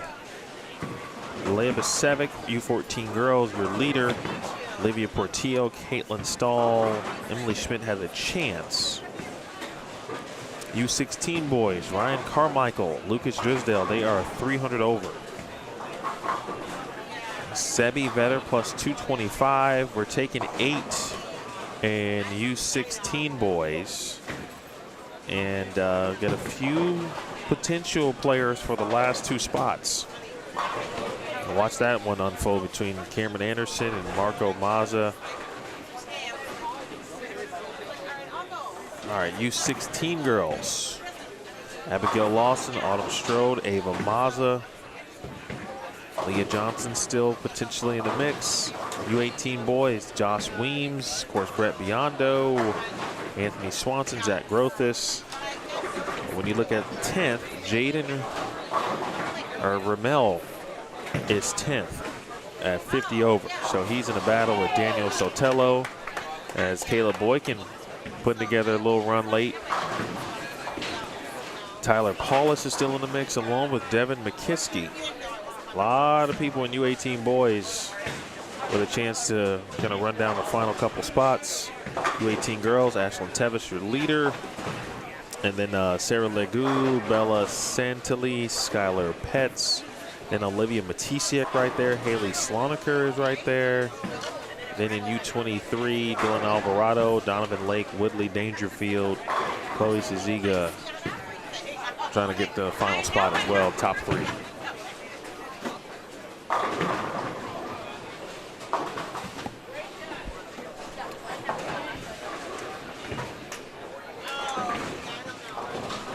That's going to be a big 2-0 game for, who is that over there? Daniel Sotelo, who is, again, in a battle with Jaden over here for the final U18 boy spot. Jordan Landa trying to put together a nice little game, too.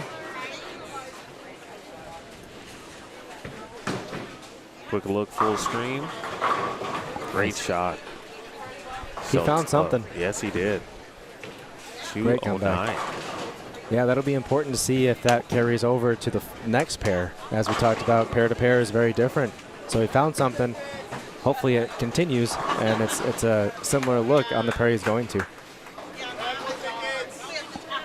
We've got raffle tickets. Again, if you're interested in the silent auction that will end at 1, I'll throw that QR code back on the screen here in a moment. We watch Jordan Landa, one more shot here.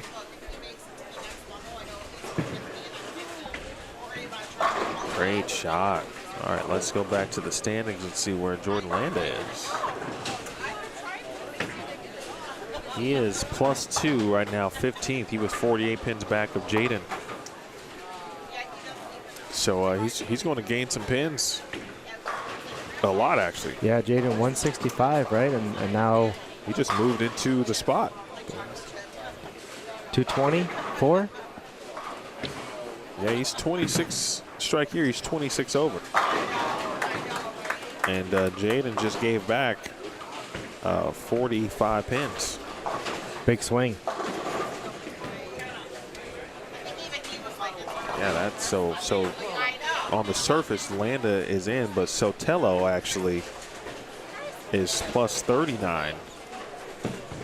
And so it's Sotelo who's going to have the 10th spot going into the final game in U18 boys. Wow. Not including, I didn't see Tyler Paulus's final game, or I'm sorry, previous game, I beg your pardon.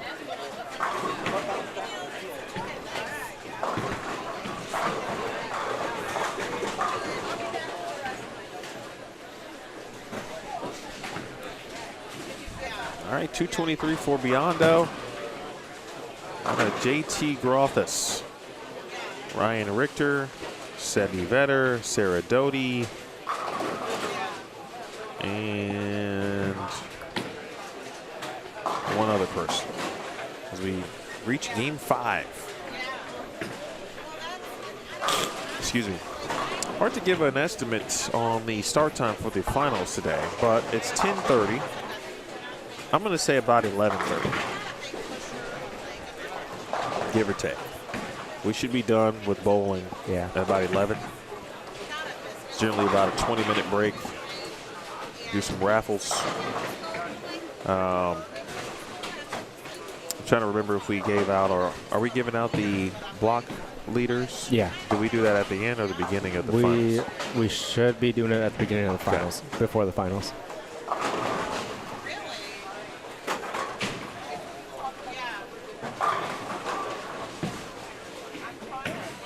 Helen Lee is still watching. Helen was looking at something else on social media, but I did see that there was a new video posted with regard to the urethane announcement this week. Helen asked, wasn't sure if we discussed it or talked about it at all yesterday, but our opinions on the current or the recent urethane announcement. I gave mine in regards to I would have loved to have seen just a 78D rule just across the board. Yeah. I do understand if there is any kind of issue or speculation with regard to trying to make balls softer. Right? Now, that's a different story. And I think I've heard enough of that to where that's just probably one of the main reasons this has even come up. But with that said, though, 78D felt like a good trying to kind of rule of all, if you will. Yeah. Right? As opposed to the possibility, well, we know it will be banned in certain events and certain levels of competition. But so I was in favor of the 78D. I agree. Personal opinion. This is just a high level comment for anything that, and we try to do this at the UIT as well, like, or in my full-time job, like, try to keep things as simple as you can. That's just my blanket opinion about stuff. Try to keep it as simple as you can. I know you got to get into the details at some point, and that's fine. My opinion on the release of the rules, this is just me, I'm not talking for the UIT or anything like that.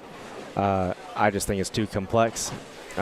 It's interesting, and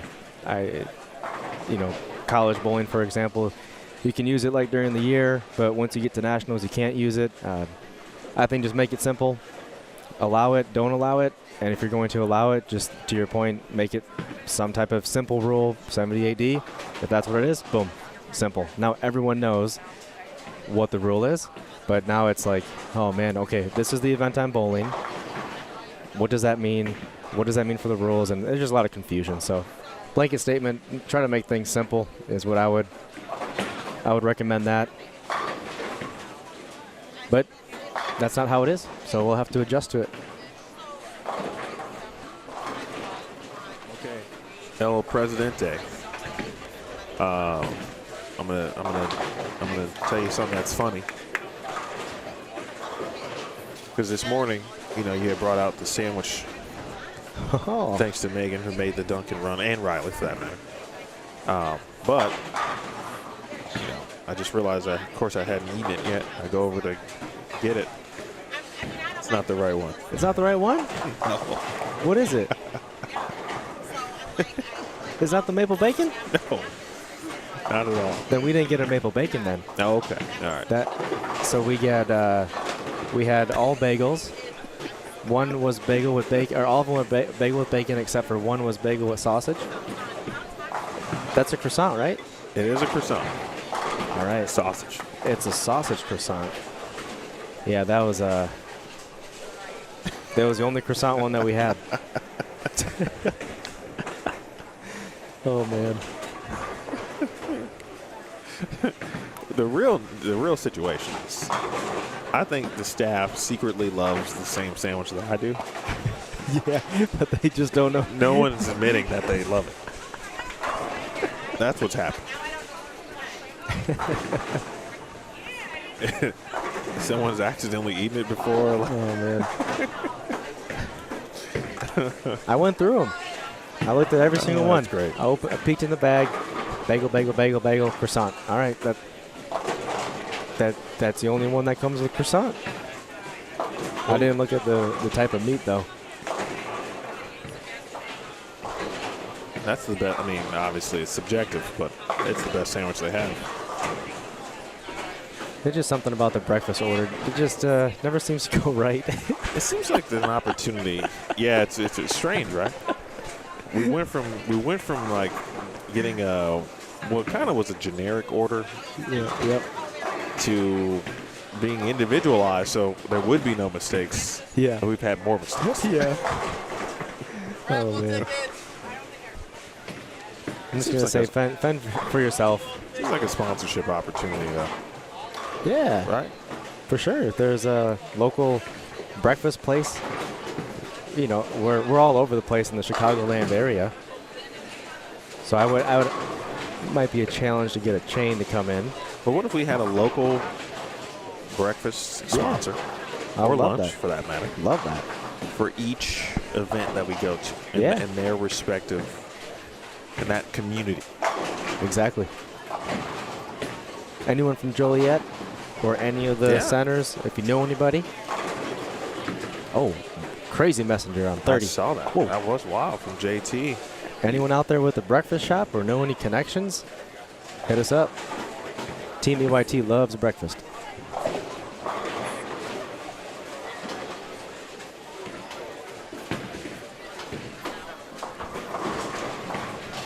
Bobby starts with a double, rolls the 8-pin over.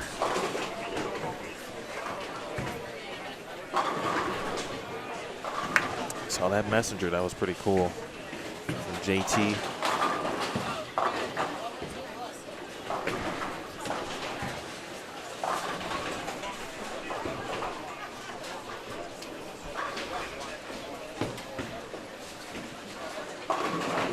Oh, another 4-9.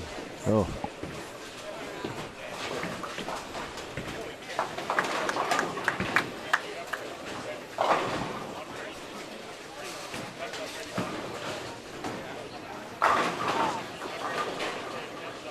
Well, it's a wonderful Sunday. There's a ton to do today, right? And some of you may be already doing it. Maybe you had breakfast, getting the house clean for the week.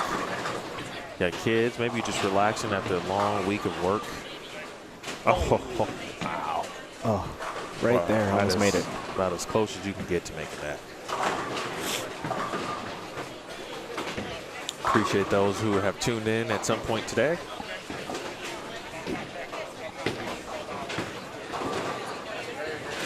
Get yourself ready for first true football Sunday of the season.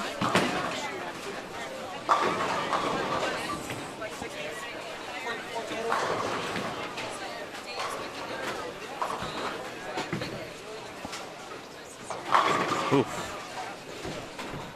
I have seen so many wrap tips today. Almost too many.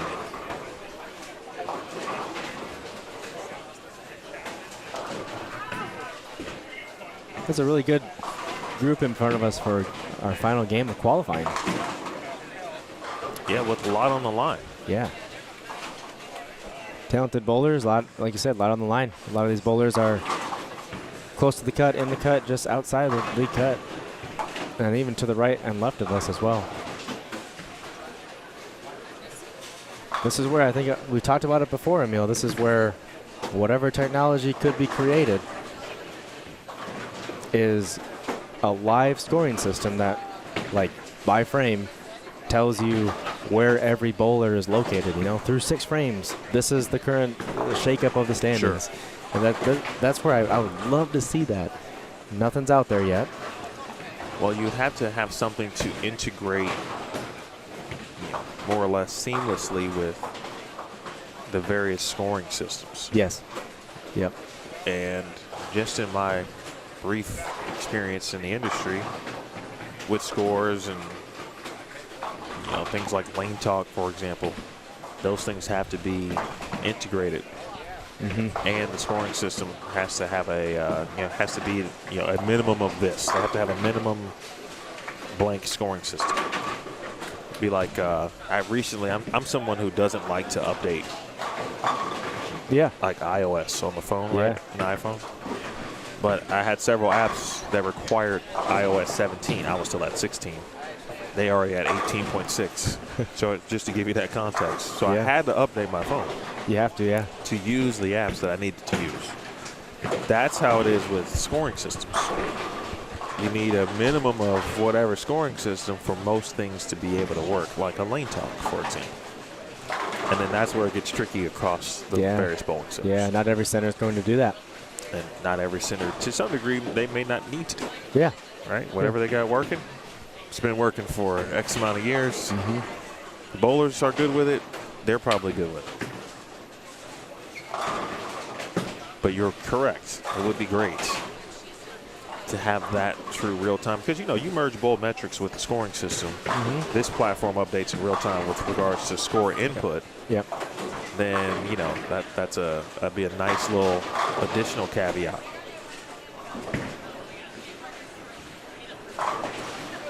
It looks like, which is not going to be good for us, I think, but the low to high end of the building is either done or they're about to begin game 5. But it looks like they're done. Yeah. Yep, completed. People are packing up, putting on their pullovers and whatnot.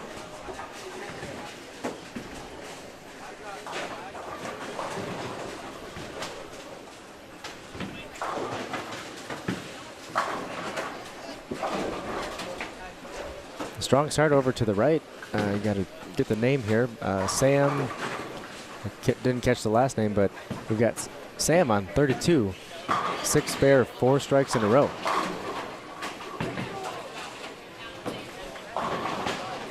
Oh, no, 4-9. Oh my god. A lot of them, man. You did it. You're just going to pass blame like that? Oh, yeah. Well, I blamed myself earlier. I was talking about Madison Sauls. And as soon as I went to repair, she was on a 3-back. And she got a 6 count. She did make it.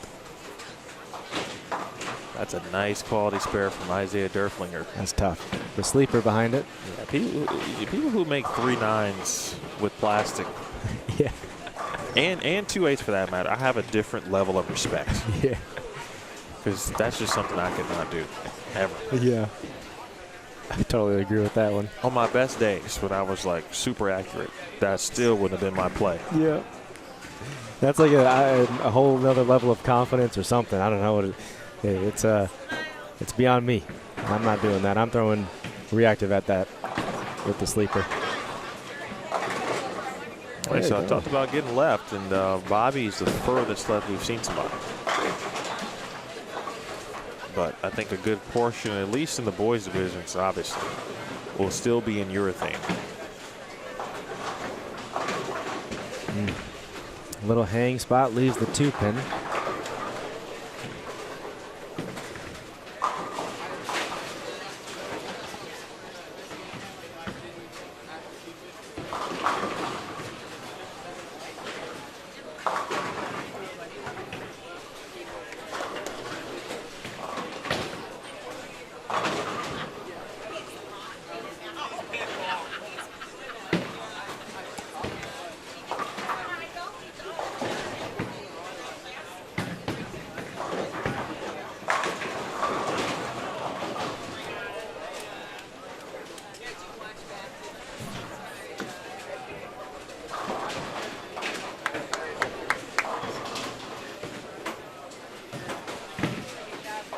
Joined us late.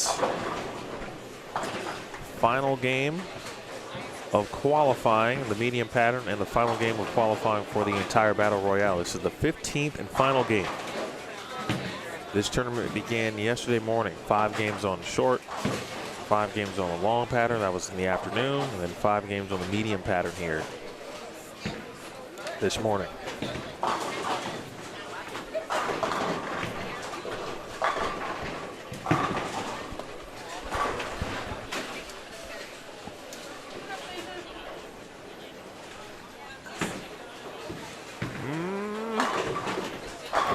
Well, let's see. I don't think we have game 4 updated yet. Yep, we do, for the most part. For some, not all. So Bobby, he'd need a lot of help from some players. He would need to finish this game. He'd still be minus. He'd get to minus 24, and he'd need a lot of help.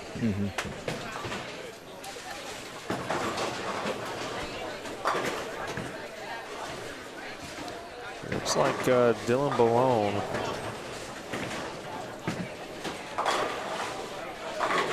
As long as he. Oh, Sebi. How about that? That was a 7-10 that rattled out. took care of business. Results, strike. Oh, and that is just bowling right there. As exciting and awesome that shot on 30 was from Seb. Oh, Mr. Ryan, 29, 7-10. He Doesn't get the break. He hadn't had many breaks.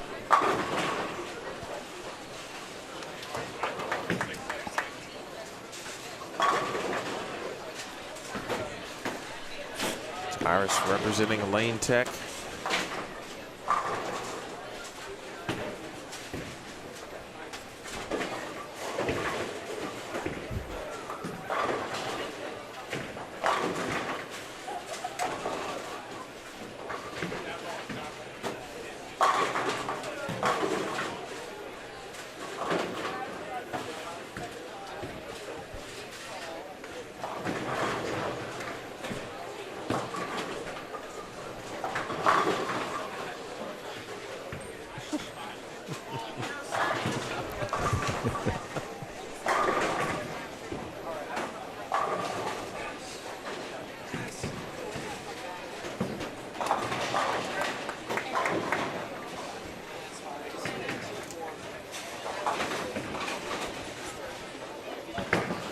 Well, if one of you are living in Missouri or Texas who won the 1.8 billion Powerball, if one of you happens to be watching the Elite Youth Tour this morning, remember we are a not-for-profit, so if I won the Powerball, the first thing I would do is tune into the EYT. Yeah, I would try to live the life as normal as, you know, after you get over the, I'm sure will be some level of initial shock. Got a chance? Oh. I would have walked right in here today, just like nothing happened. Then at the end of the day, I probably would have slid a few envelopes to the staff with a note with some instructions. Yeah. Congrats to those individuals. Life-changing, generational type of money right there.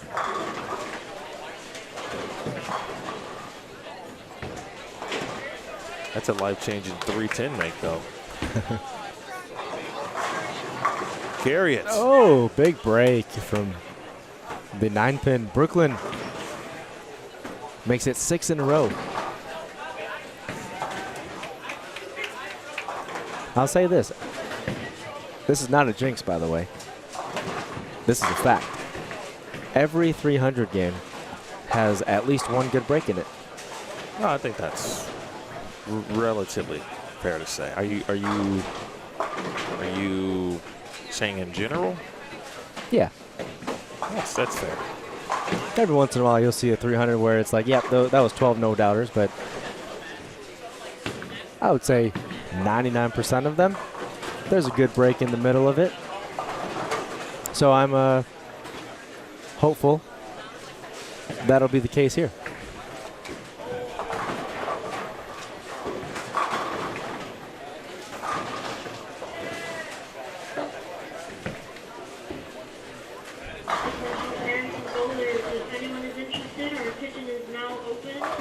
The kitchen is open just in time for lunch.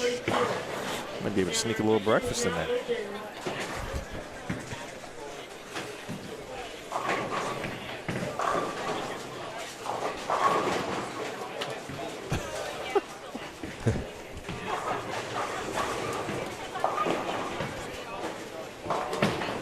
Might be one of those days for Seb on the medium pattern. I don't know. I gotta be honest, too. I'm not sure where he's at. And I can't believe that he's still in the U16,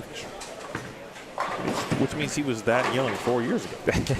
He was in U18 for sure. And I think he said he's got 20 titles. Yeah, yeah. Whoa! Oh. That was an adventure. Nasty messenger across to the 10, but came in front of it. Well, I think he was probably hoping for or bowling for a bye, first round bye at least. He was second to Ryan Carmichael.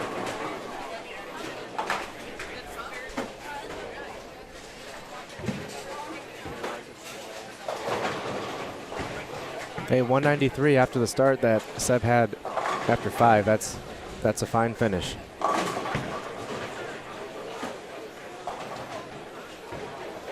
Bobby left a 2-pin, spared it up.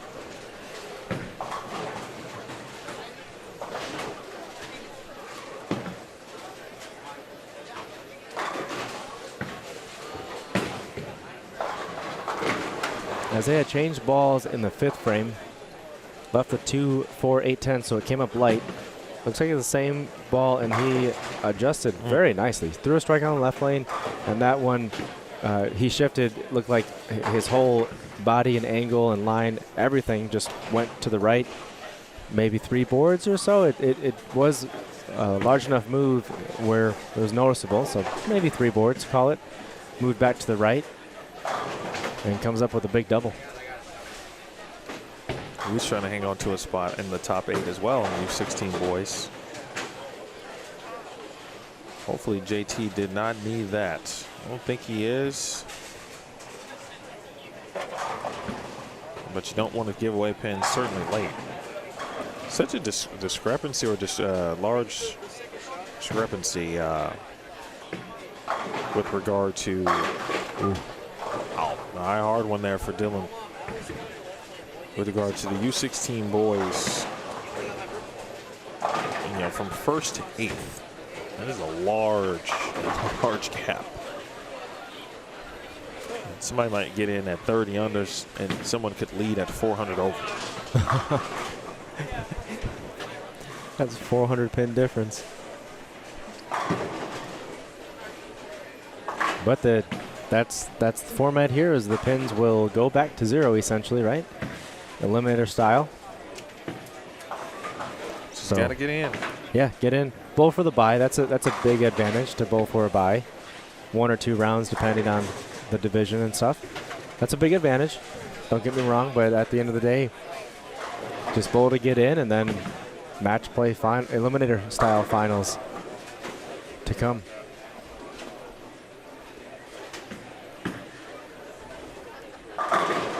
Zane shot can see 4 consecutive strikes. If he strikes again in the 10th frame, a chance for 230, 235.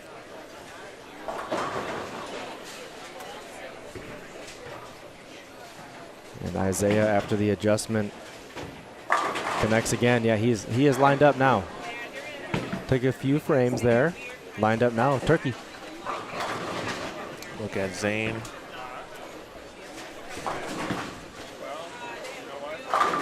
Oh. What is up with these 4 nines? There you go. Get these out of our system.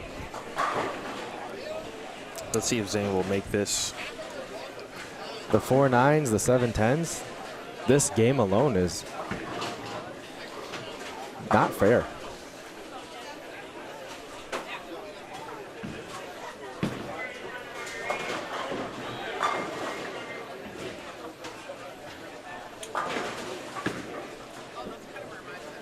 Oh.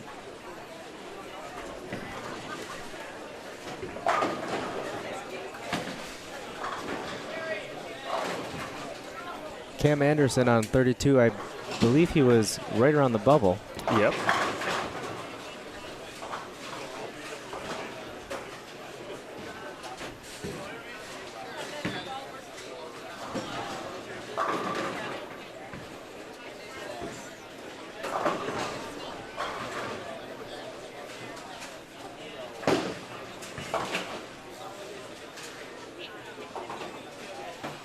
The entire high side of the building finishing up, with the exception of 1 pair down on the low end.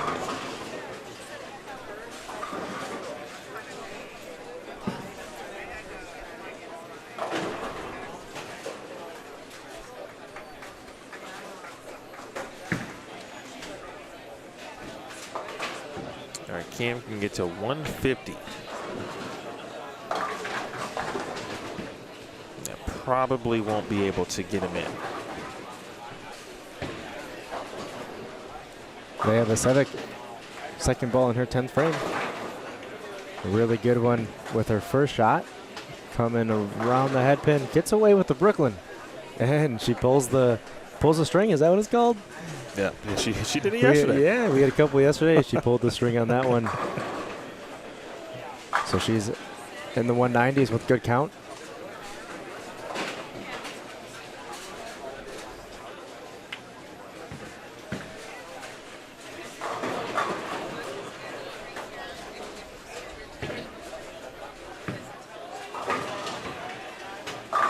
And a strike. 192 finish for Leia. Another strong finish with a double 9-spare turkey.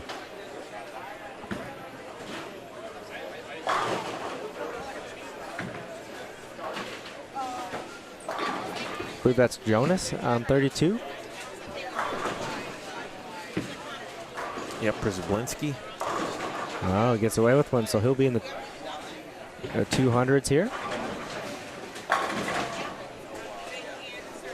Maybe bring it back here to Dylan. He's got 4 in a row. Lane 27. Urethane keeping it on a tight rope. 2 pins. All of the game 4 scores were in.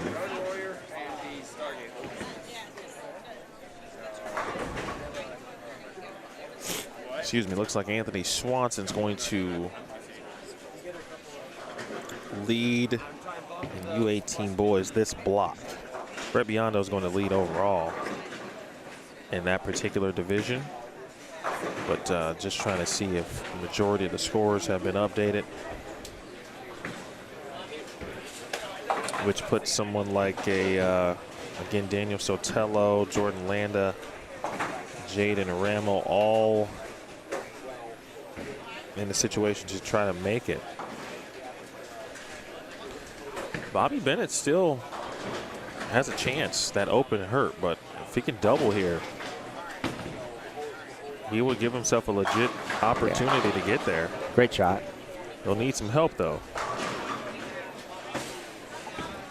He's playing a tightrope line as well. It's not what we're seeing from Dylan, who's straighter and more direct. Bobby here is deeper and kind of more direct towards that 3-pin. It is a touchy line. It's a little bit of all or nothing, as we saw, right? A lot of strikes. That's the all part of it, and then the nothing part of it is going crossover and then open. So let's see if we can get all of them right here. Tilt a little. Yeah, got the carry. That was huge.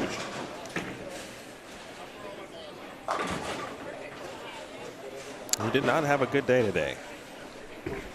This is his highest game of the set, and it still might be enough to sneak him in. It's all depending on really Daniel Sotelo.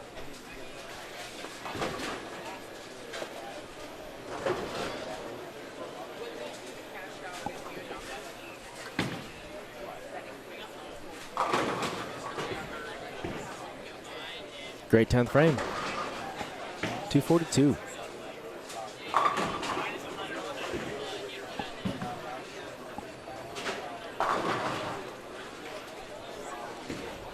Nice finish from Brett Biondo. He shoots 236.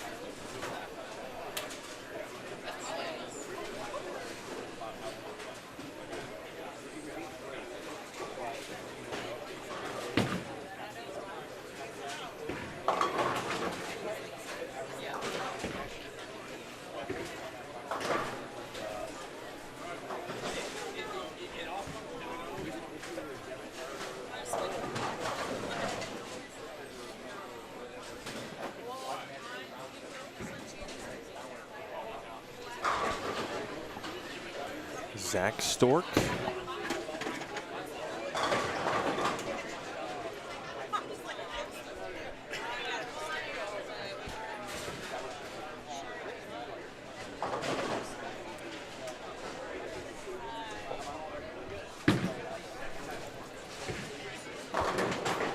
Oh, okay.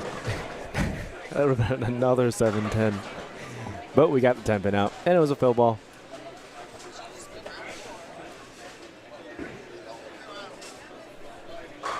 So I am going to stick with my estimation that we would begin The finals at around 11:30 a.m. Central Time.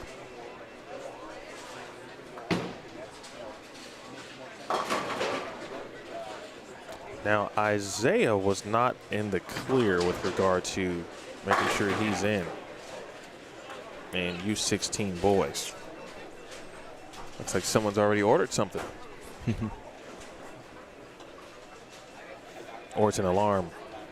Derfling was at -30 as scores continue to update. Looks like he might be safe, though. Yeah, he looks to be safe.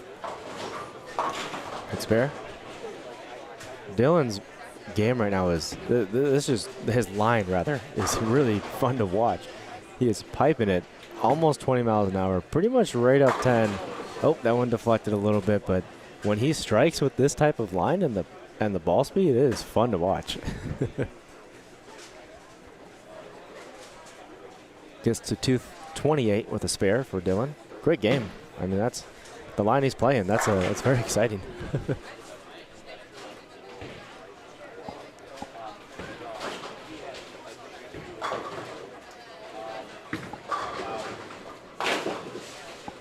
Got some bounce on it in the right side corner. We'll keep an eye on that if there's any splits that might bounce out for us. So with that said, Dylan,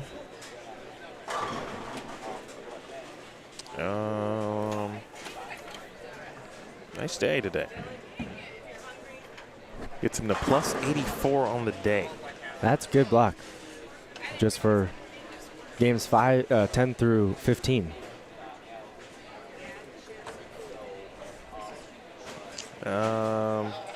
Not going well.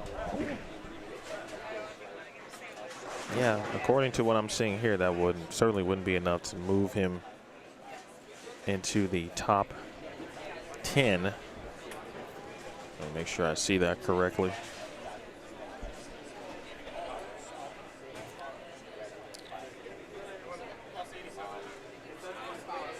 Yep.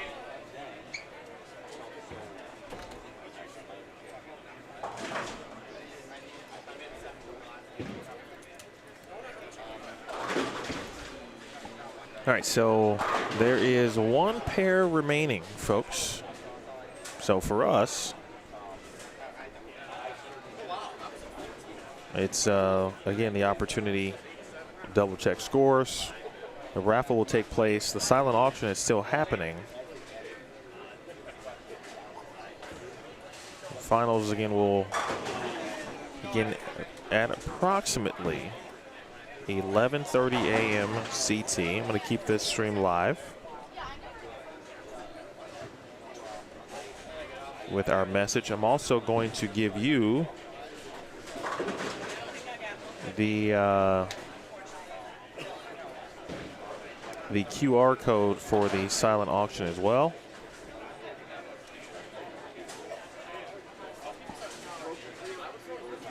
All right, so if you're still interested in that, again, there's a Belmo autographed pitch black. And I believe 7 to 8 additional jerseys from some of your favorite pros. I will plug the Belmo signed pitch black. It's a good autograph. It's a pitch black, so it's a black bowling ball, silver Sharpie. Silver. You know, no blemishes. Yep. You know, no marks on it. It's a very good one, and it's right by actually the finger grips that Belmo used. It's a used bowling ball that he's thrown, and it's like really good location of that signature. So, I've seen a lot of Belmo signed balls. But this is one of the best that I've seen. The best ones are with the Belmo core, I think, but this is a good one. And as I said earlier, if you can no longer throw that bowling ball, yes, it'd be a nice place for it to sit in your house. Yep. And you can't throw it. That's a really good point. Right. So all this that's going on in the bowling world, two-hander. It's Belmo. I mean, come on, it's Belmo. That says it all. And it's a urethane ball. That'd be interesting to hold on to. All right, so we'll take a break. We'll have some sound on, so if you hear something in the next 20 minutes, folks, that could be iffy. It wasn't us. With that said, we're going to grab a quick bite. We'll be back here. I'm going to come back in about 20 minutes. Once we get the defined time, if I need to update the chat, I will. We'll be back shortly here on the Elite Stream. On the ball.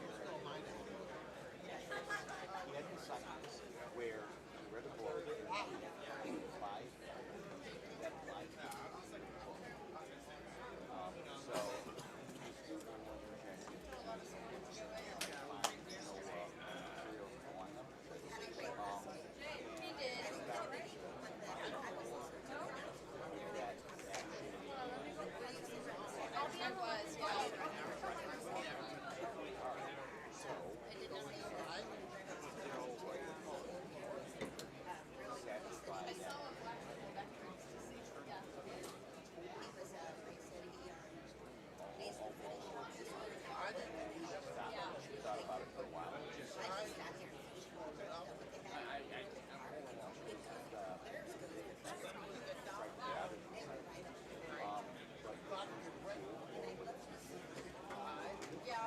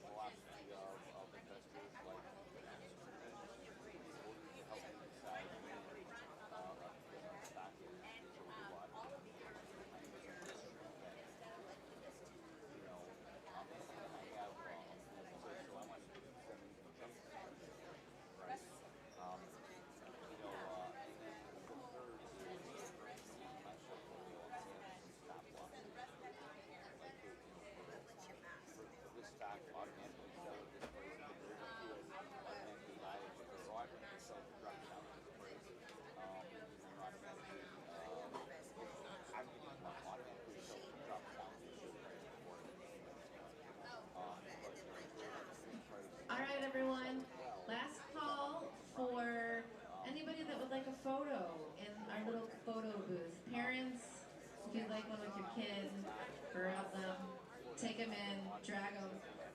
Also, last call for the raffle.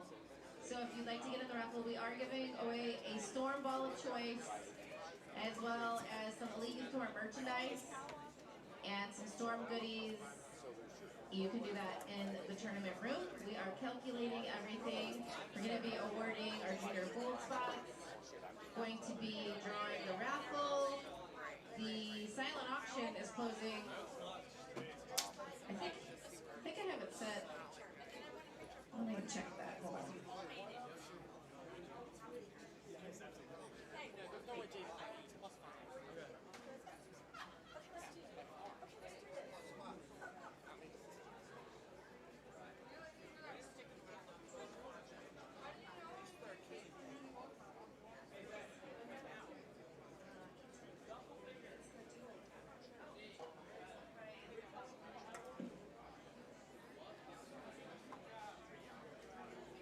All right, that silent auction closes at 1, so still time to bid. Belmo balls over there, calling your name. A lot of pro jerseys.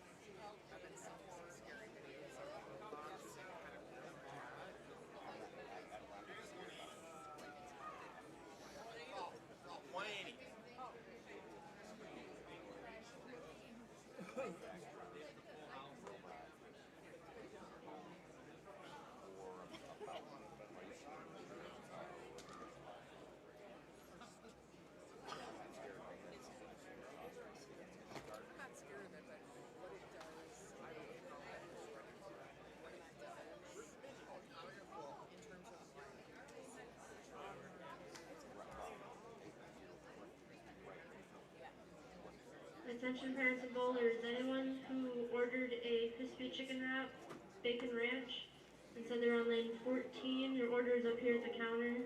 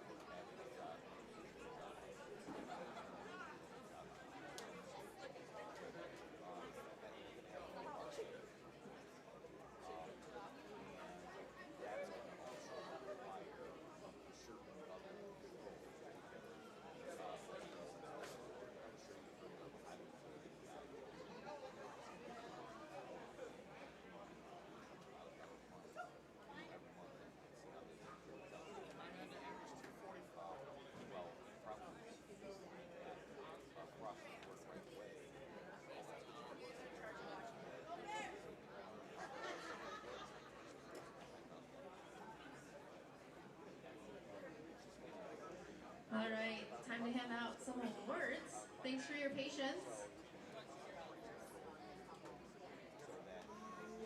Junior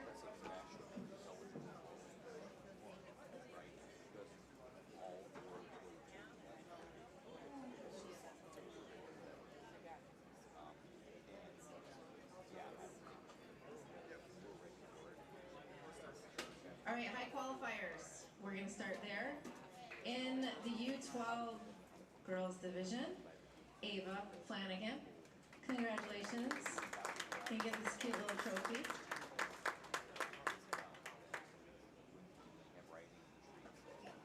In the U12 boys, congratulations, Logan Jennings.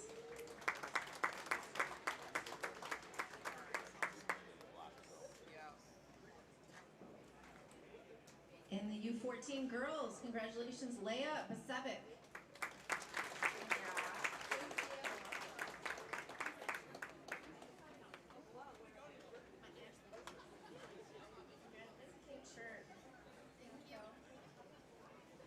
U14 boys, congratulations, Aaron Adejube.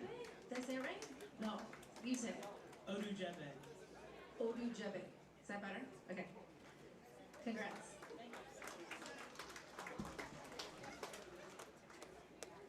U16 girls, congratulations, Ava Maza.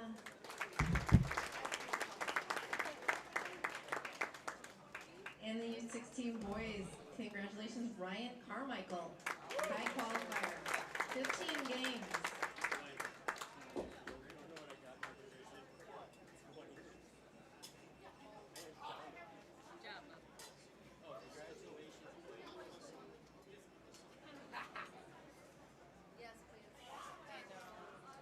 U18 girls, congratulations, Ashlyn Tevis.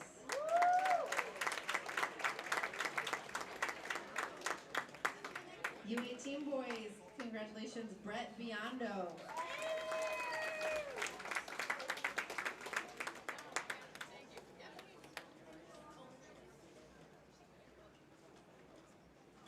And U23, congratulations, Dylan Alvarado.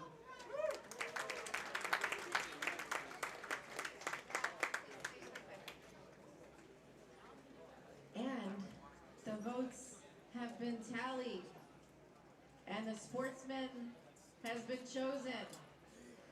Winning the Belmo Sportsmanship Award for Battle Royale 2025 is Tyler Paulus. Congratulations. Come and get your cute little trophy. And you get a ball sent to you from Belmo. Kind of. He's just gonna order it.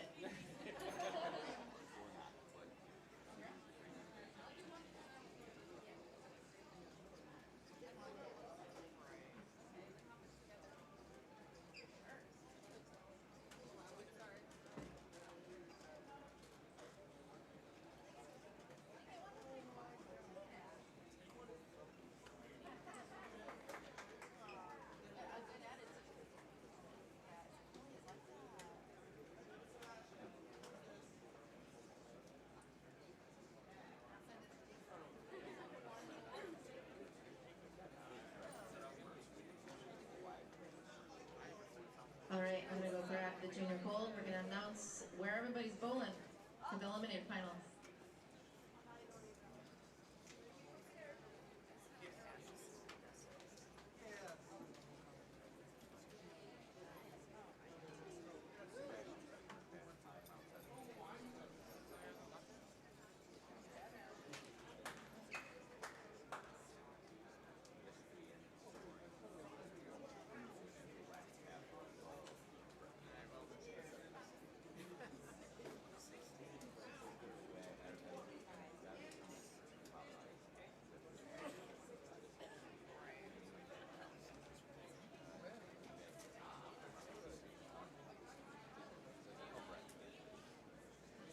All right, our junior gold advancers in the U18. In the U16 girls division, congratulations, Olivia Portillo. You are advancing, and U18 Girls division, congratulations, Riley Flanagan.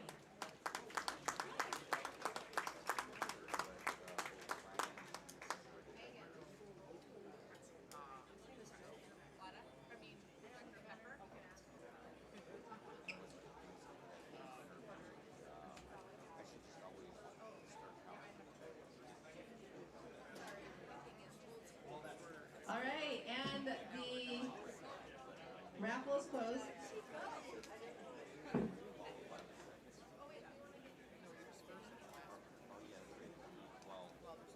All right, just over $300 today in this short raffle, so thank you for participating and getting your choice of first dibs. We've got a storm ball of choice, we have an immortalizer, an EYT bag, a White Sox Elite Youth Tour hat that you can't buy. And they're doing good recently. We've been watching, they've been winning. We have this cute little EYT bag. First winning ticket is Clayton Wren. Congratulations. Second winner is Fabiola Garcia.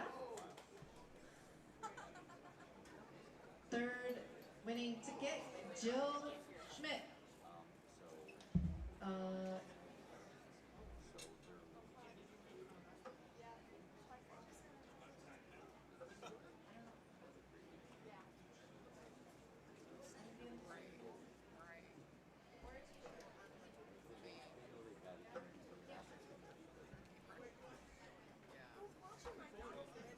Aretha, Layla's coming to pick out a t-shirt. We'll go watch it now. And Matt Morales, you're a winner.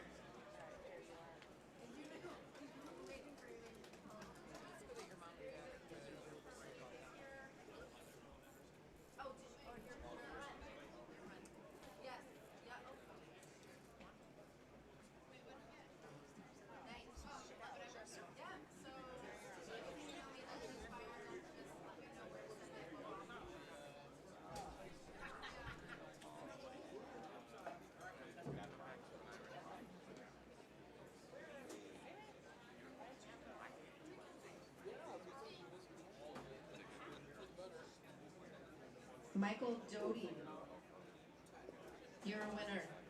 And Vicky Petz. Thanks, everybody. We've got the White Sox hat still available, a cute little accessory bag, a process over outcome tote, Dexter t-shirt.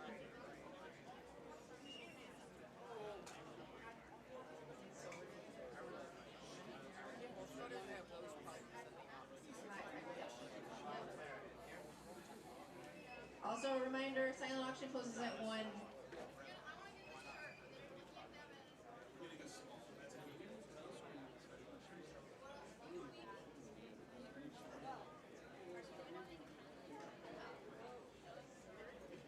All right, you 12 girls, you're going right to the finals. And you're gonna be on lanes 29 and 30. And in the final match will be the second seed Jersey Asbady versus the number 1 seed Ava Flanagan. Give it up for them. You 12 boys, you're gonna be on 27 and 28. In the first match will be the number 3 seed Ryan Lean versus the number 2 seed Logan Stemig. The winner will advance to see the number 1 seed Logan Jennings. He'll be on 27 and 8. In the U14 girls division, you will be on 31 and 32. In the first match will be the number 3 seed Caitlin Stahl versus the number 2 seed Olivia Portillo. The winner will advance to see the number 1 seed Leah Bastevic. In the U14 boys division, you'll be on 25 and 26. In the first match will be the number 4 seed Caleb Boykin, the number 3 seed Easton Taylor, and the number 2 seed Nehemiah Kiefer.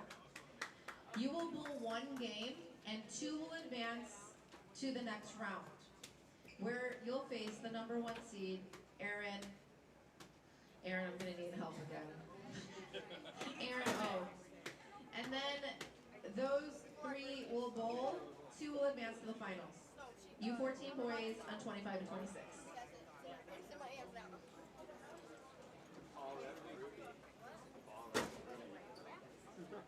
In the U16 girls, you're going to be on 37 and 38. In the first match will be the number 3 seed Autumn Strode versus the number 2 seed Abigail Lawson. 29 and 30. The winner will face the number 1 seed Ava Maza. You'll be on 29 and 30. U16 boys division, we are separating you in even and odd pods. So in the even pod, in the first round, you'll be on 33 and 34. Number 8 seed Landon Jennings versus the number 6 seed Isaiah Dorflinger versus the number 4 seed JT Brothus. Well, almost did it. In the odd pod, you'll be on 35 and 36, and in that match will be the number 7 seed Marco Mazza, the number 5 seed Benjamin Dolly, the number 3 seed Sebi Vetter. In each of those matches, 2 will advance to the next round, where you'll see in the even pod the number 2 seed Lucas Drisdell, and in the odd pod the number 1 seed Ryan Carmichael. In the U18 girls division, you'll be on 19 and 20. In the first match will be the number 4 seed Skylar Petz versus the number 3 seed Bella Santalis versus the number 2 seed Sarah Legou. Thank you. Got that down. The top 2 scorers will advance to the next round to face the number 1 seed Ashlyn Tevis. In that match, 2 will advance to the finals. Again, U18 girls will start on 19 and 20, but you'll finish on the live stream pair 31 and 32.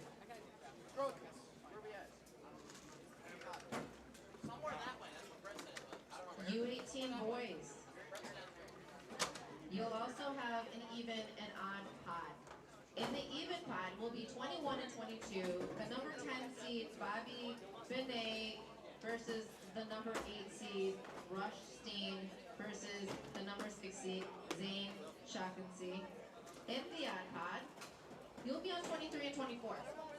The number 9 seed Matthew Roman will face the number 7 seed T Green versus the number 5 seed Elliot Gordon. You will go 1 game, 2 will advance to the next round, where you'll face in the even pod the number 4 seed Zach Brothus and Anthony Swanson, the number 2 seed, and in the odd pod you will face the number 3 seed Joss Weems and number 1 seed Brett Biondo. U18 boys on 23 and 24. In the U23 division, you'll be on 17 and 18. Round 1, we'll see the number 3 seed Woodley Dangerfield versus the number 2 seed Donovan Lake.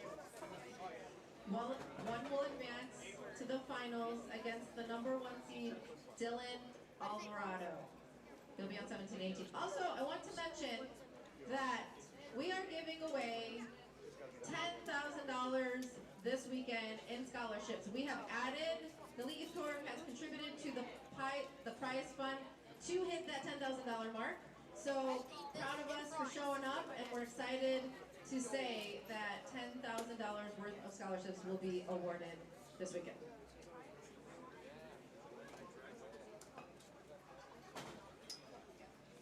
If you have a bye, you can stay loose on lanes 41 through 44. When we turn your lanes on, everybody will get 2 balls on each lane. When the byes come into the match, only the bye will get 2 balls on each lane.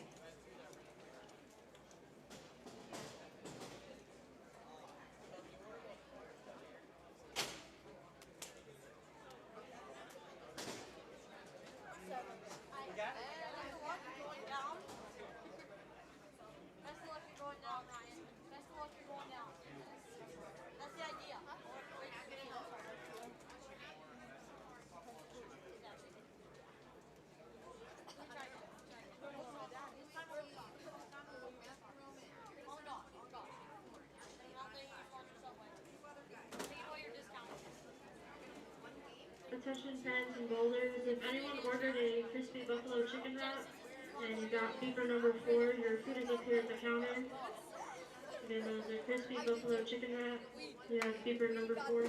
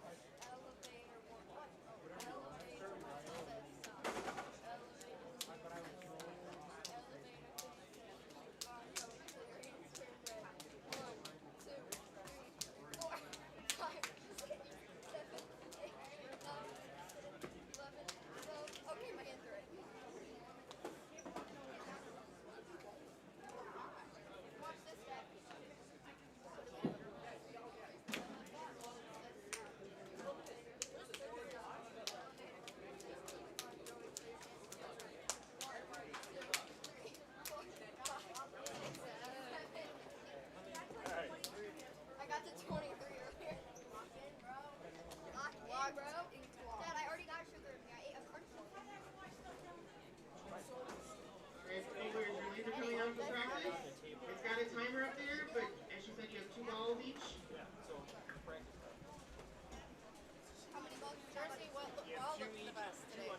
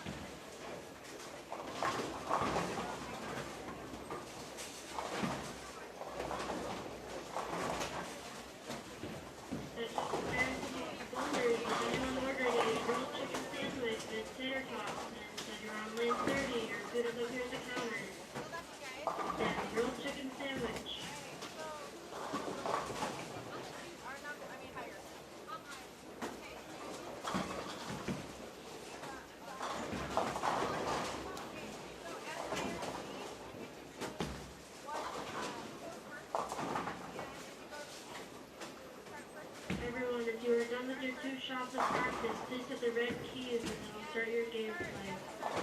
Again, hit the red key on both sides.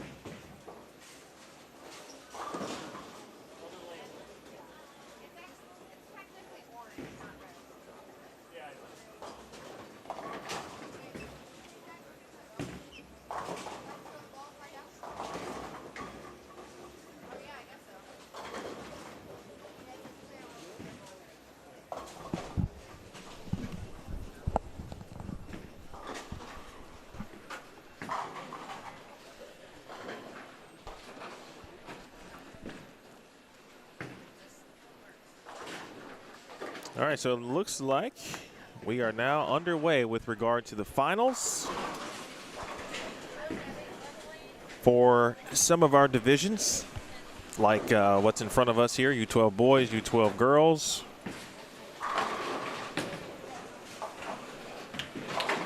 We have essentially a semifinal on 27 and 28, and then we do have the U12 girls championship match on 29 and 30. It is the, again, U12 girls championship between Ava Flanningam.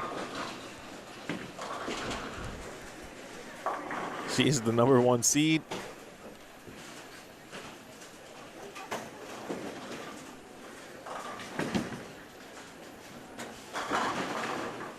Taking on Jersey Asbaby.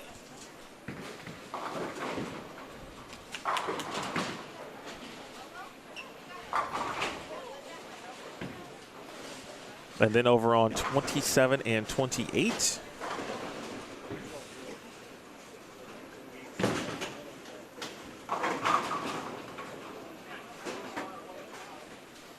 Logan Sternig, Ryan Leem getting things started with respect to the U12 boys. Top seed there. Learn, excuse me. Is that Leem or Learn? No, it's Leem. Logan Jennings is the top seed in U12 boys. So one game match on 29 and 30. Actually, everything right now is a one gamer.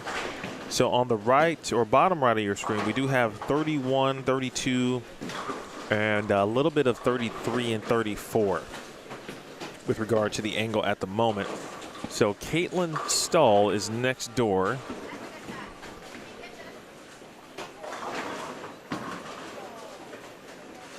In U14 girls, she's currently facing Olivia Portillo. Top seed there is Leia Pasevic. So in some of our divisions, we'll have champions here pretty soon. And then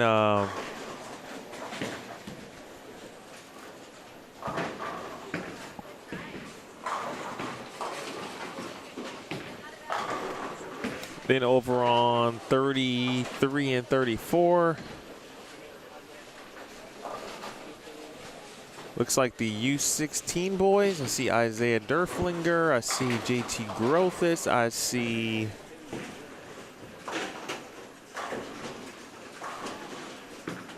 who else? I think Landon Jennings. That would be the even pod there. And then the odd pod would feature Marco Mazza, Ben Dahl, Sebi Vetter, with Ryan Carmichael and Lucas Drisdale receiving buys in those.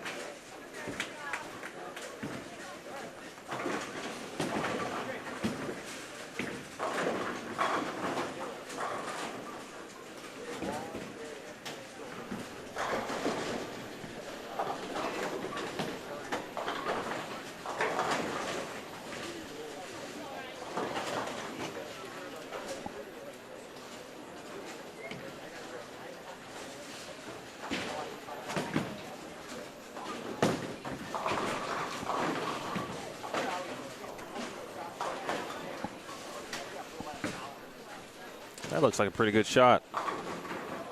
It 1,000% was a good shot. Early lead for Ava. Meanwhile, in U12 boys, Logan Sternick coming out to a big time lead here. He is trying to get to the championship match against another Logan.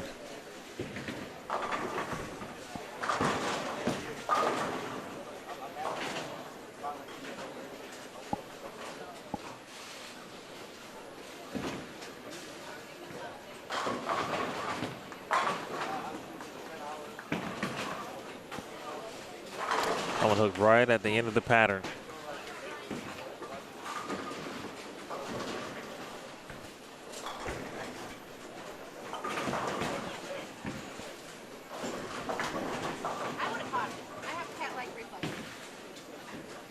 See, to our left, some U14 boys, Nehemiah Kiefer, Eason Taylor, Caleb Boykin.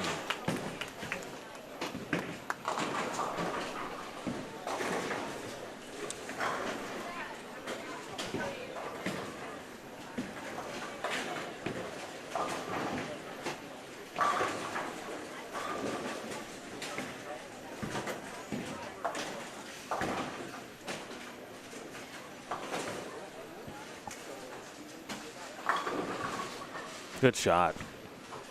Oh, young Logan's definitely got command of the pocket.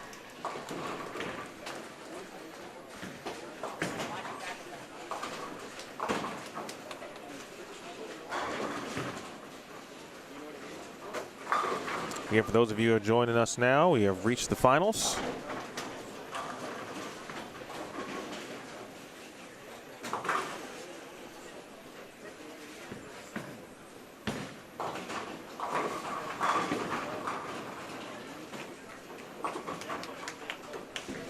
But plenty of ways to go before we start crowning champions for every single person, but it won't take very long. We'll have our U12 champs here in just a few minutes.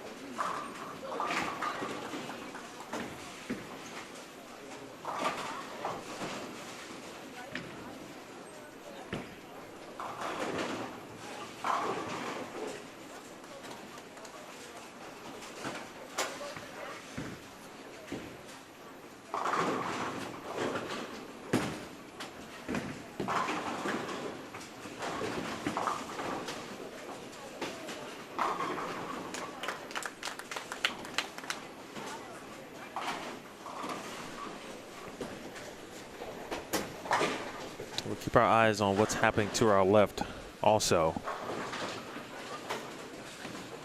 A few opens now, unfortunately, in a row. Then Ava takes care of business in the fifth frame, with a strike. Out of Jersey. She was talking about her thumb earlier. She was just trying to get through one more game, and hopefully it would be a 200.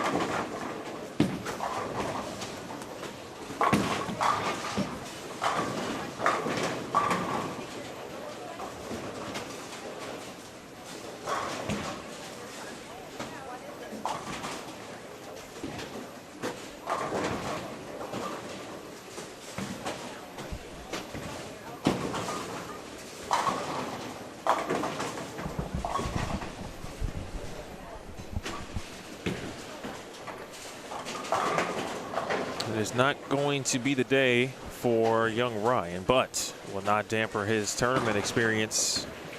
He is going to finish third. It's going to be a battle of the Logans. Logan Stimmig will face Logan Jennings.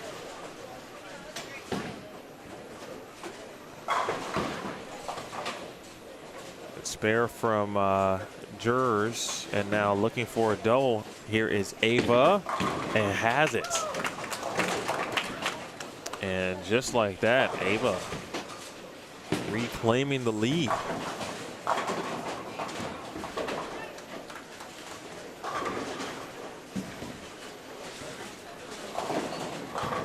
Make sure you click on the bowl metrics links so you can see how each division ended up faring with regard to the number of players, or which players I should say, advanced.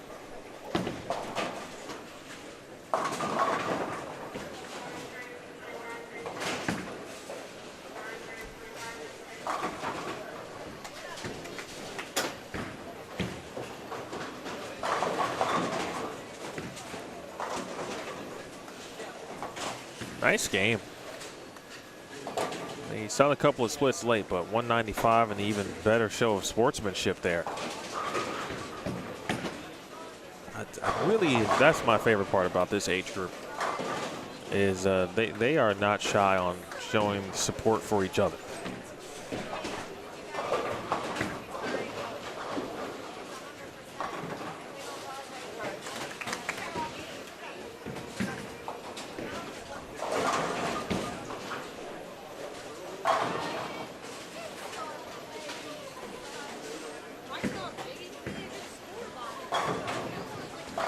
Seeing a few strikes being put up on the board in what looks to be the U18 or U16. All right, meanwhile, As Beatty in the 7th.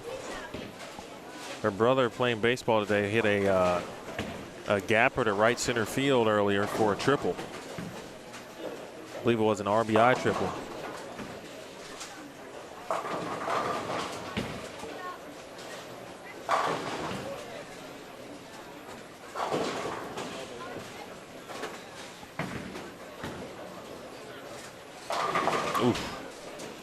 Almost.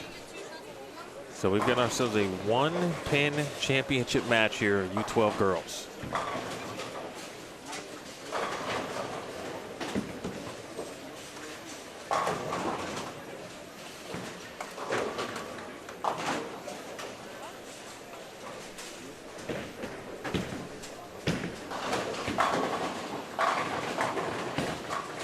Logan getting a couple of shots on each lane of practice.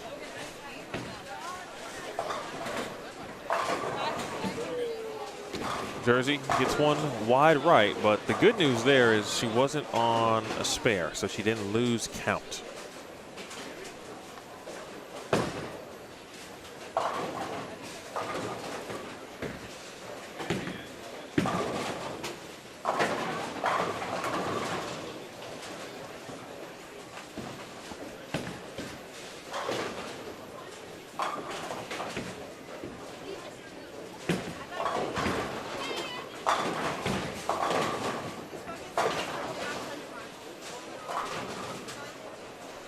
Jersey's max score is 165.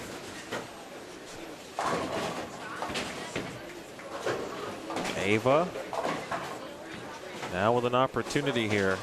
She can mark the next couple of frames to put all of the pressure there, and no break.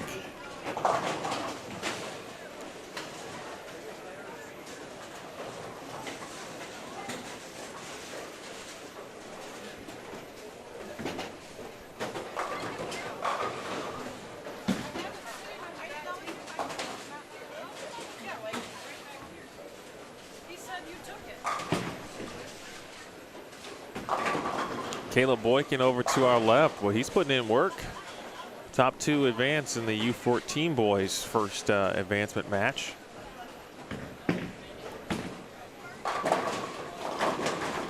All done to our right.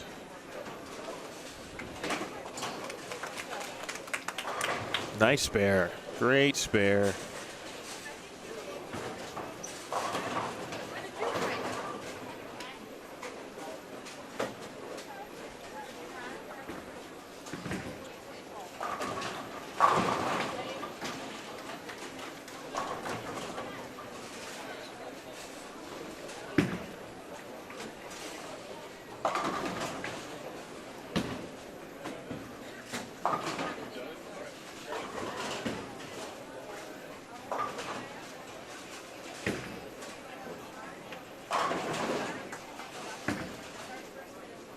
Big shot here for Ava. All right, get out of trouble.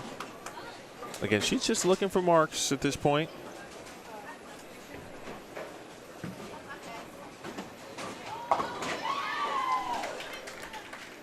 Skylar Petz just made something.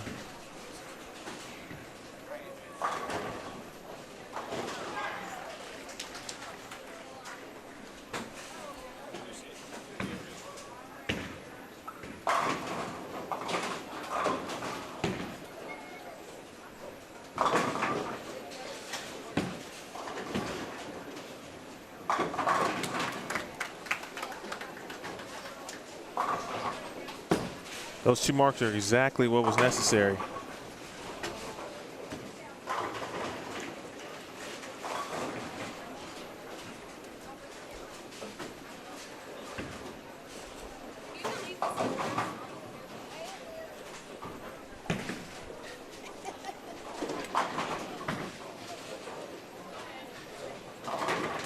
Oh, that's a huge shot.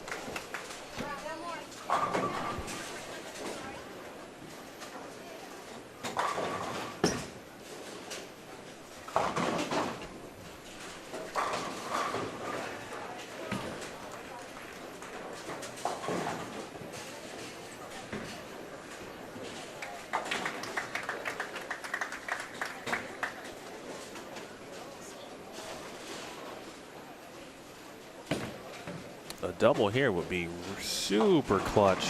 And now the washout, but.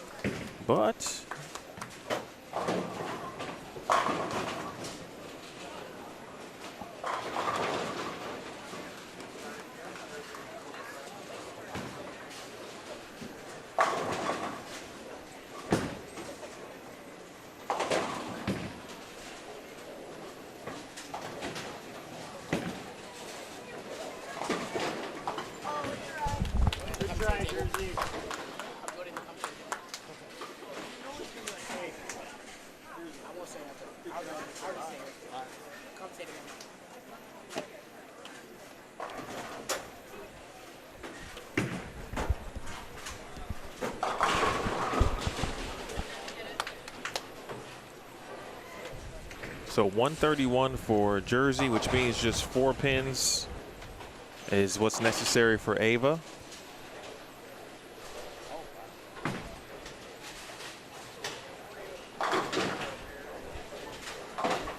Easton Taylor had a chance to advance. He needed to strike. All right, so young Logan. Well, there's 2 Logans, so let me be clear. Logan Jennings starts early with the double. Mr. Stemick here.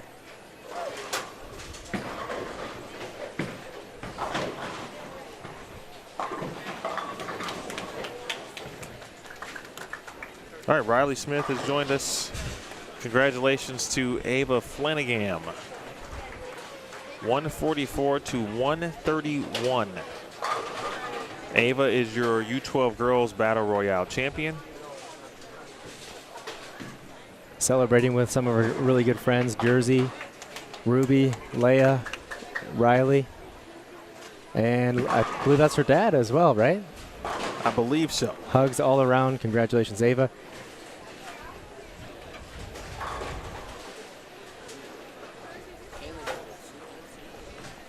We got 279 over on the 33 and 34 by Isaiah in the first round of U16 boys Even or odd, whatever pod he's in, but he fired a 279 on that pair.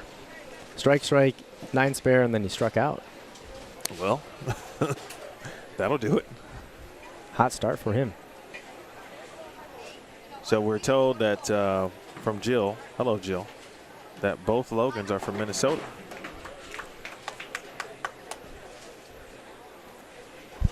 They both are one-handed. And this is the final match, right? Yeah. Yeah, unique. It's the opposite of what we're used to seeing. It's weird for that to be strange now. To be in the U12 division and they're one-handed bowlers. Boys, specifically. I got to tell you, though, it's funny watching, Eason, obviously, and both Logans here, and I was thinking in my head, and I go, the going, or the saying currently is, if you have children, you should teach them to be two-handed. Because obviously that's the way the game has gone. But if I had to give an example of a one-handed player that I would try to teach my kid right now, I'd pick either Logan. Yeah. Oh, look at that spare shot. Takes hand out of it, flattens it out, goes straight at it. I was not doing that in the U12 division. I'm not lying. Logan Jennings is better than a lot of adults right now. Listen, and I'm an adult, so I'm including myself in this situation. But I watched him all weekend. It's not my first time seeing him, but when he goes up to division, he's gonna be ready to play. Ooh. And as he's throwing a lighter bowling ball right now, as he advances up to 15 pounds. He'll get more hits like that. So we pulled 7 frames, and it's all strikes and spares. All right, so we're going to have the U16 girls division in a moment. Yep. That will be on 29 and 30.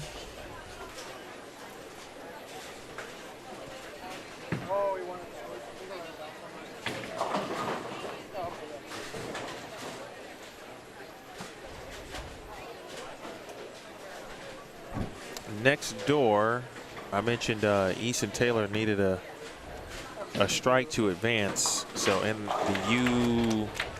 U14 boys, it's Nehemiah Kiefer, Caleb Boykin, and then top seed Aaron Odojebe is on his way, getting a couple of shots in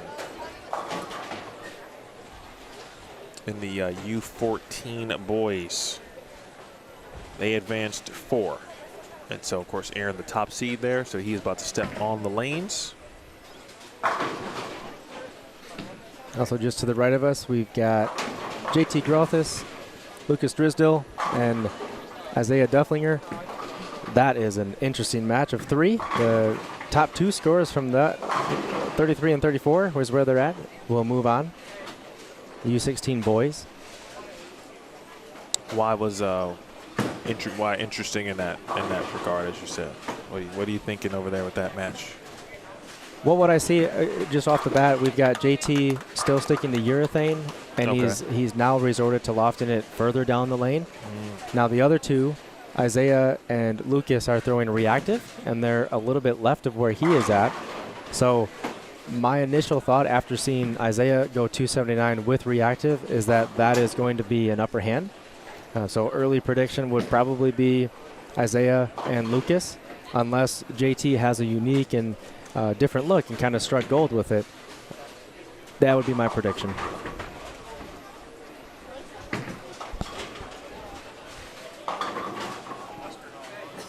Another 7-pin, little high on it for Logan Jennings. The 4-pin fell late, so back-to-back 7-pins on 28, where Logan Stemick, has been clean through 5 frames. So no one's really picking up ground as it stands, and covers it nicely again, straight at it. So Stemick went strike 4-bagger to start his semifinal match against Ryan Leem, and just right out the gates, which you don't see a lot of that in this division. Yeah. All right. Yeah, a 4-bagger like that really doesn't quite put the game away. Maybe in the back half it will, obviously, but 4 in a row is a huge advantage, especially in our U12 division.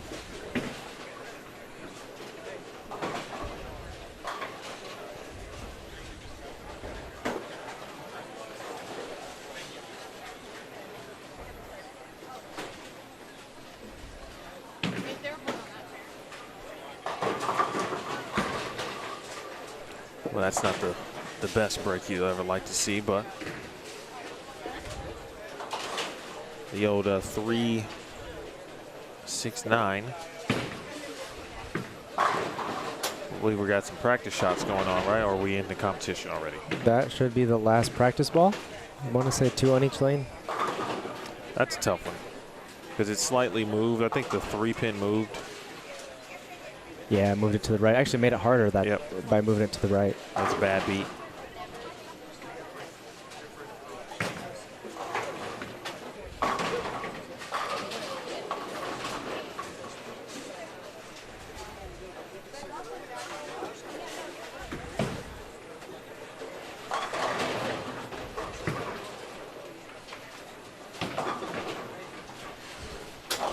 I like to see all of the H5G champions jerseys out here. Multiple. We got, Olivia, Autumn, Logan Jennings, Nehemiah, Caleb, etc. All over the place. Winners of every E/T event gets a custom H5G jersey. Custom color patterns. We'll pick the design for the whole year, and every year it changes. So you won't get the same one twice, unless, I suppose, you win twice in the same year. You'll get the same design, but you can alter the colors.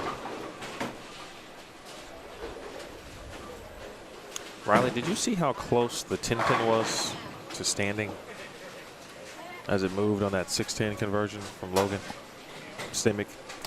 No, I didn't see that one. It was, well, it did move, I should say, how close it was to remaining on the deck. Great How about spare. that? And then he goes and makes the 2-10. All right, so he just did 2 really cool things. All right, so the first one was the spare situation with the 6-10. And then he goes and makes the 6-10. Oh, I'm sorry, the 2-10.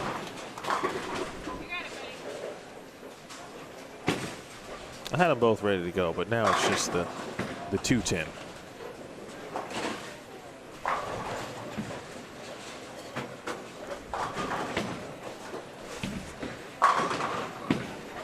It's high quality spare shooting right there.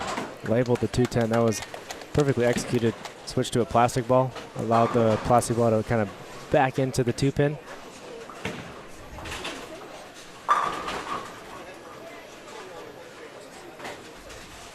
Okay, so just take a look at.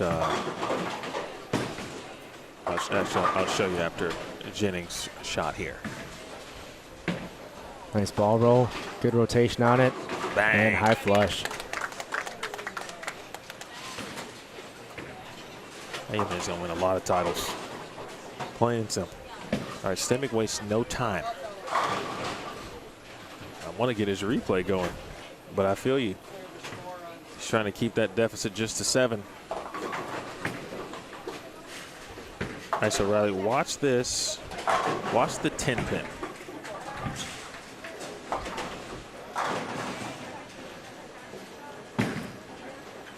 Whoa. Oh. Clipped it just enough. And unfortunately, takes off the 6 in the 8th frame. And now he is trailing in the match. This one's for the U12 Boys Battle Royale Championship. Ava Flanagan has already locked up the championship. She defeated Jersey Asbeatty in the title match. That's got to hook a little. That hooked plenty. He'll take that 9. That 9 count, just the 2-10.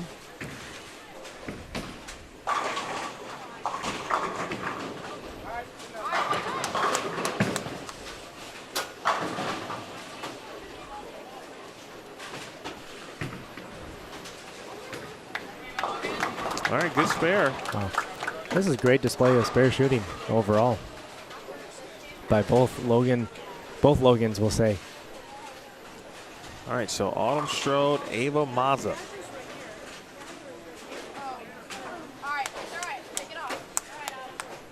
For the U16 girls title, Jennings. It's a good break there.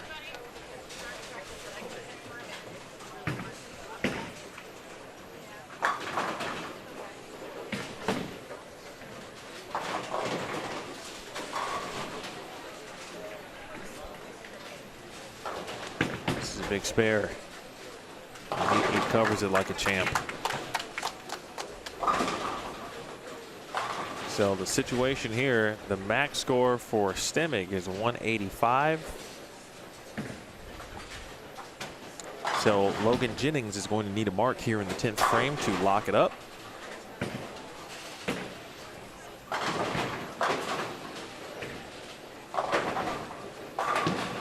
For the U12 boys title. Ooh, good shot. Well, you throw it that good for the cheese at that age? That was pretty good, man. That was one of his best of the whole game, That was right there. pretty good. All right, he's got to have a spare to lock it up. If he misses, Stimmig will have a chance to win. Oh, reset. Takes a moment.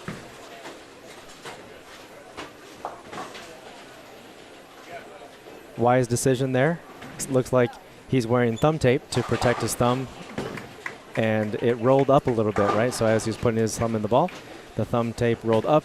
Obviously felt some discomfort and reset here, going for the 10 pin. And buried it. All right, to make it official, gotta have 2.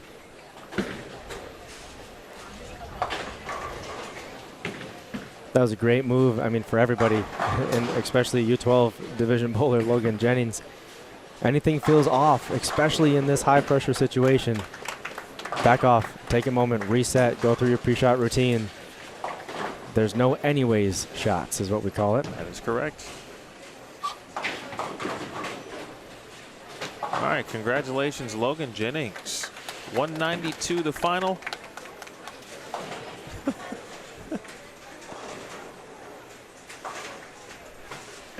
U12 boys Battle Royale champion. And a fine effort put on by Logan Stimmig and everybody really in the U12 boys division and the U12 girls divisions. Congratulations to all. Mr. Santalese, I believe Bella, his sister, is bowling. Speaking of Alexander Santalese, he's still here watching his fellow U12 peers and participants. Meanwhile, Ava Maza. Now, correct me if I'm wrong, Riley, because I think you were here in July. The last time, or that was the first event for Ava. July was not here. You weren't here in July? No. You sure? Yeah, I was in Nashville. You sure? July 5th, 3rd or 5th was our event. You sure? Yes. All right. I guess I gotta believe you. Well, then you can't correct me if I'm wrong.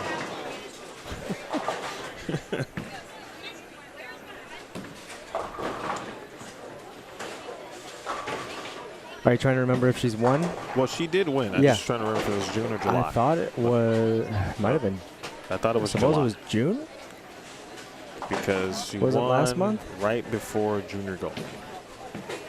I felt like it was a tune-up, but maybe she didn't win.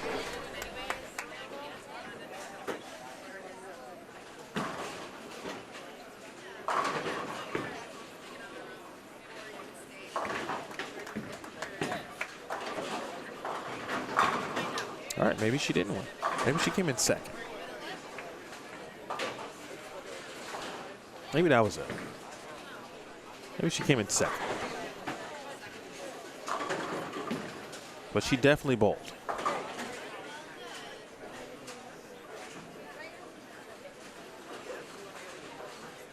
Thank you, Olivia Titus. Hello, Olivia Titus, and to the Titus family.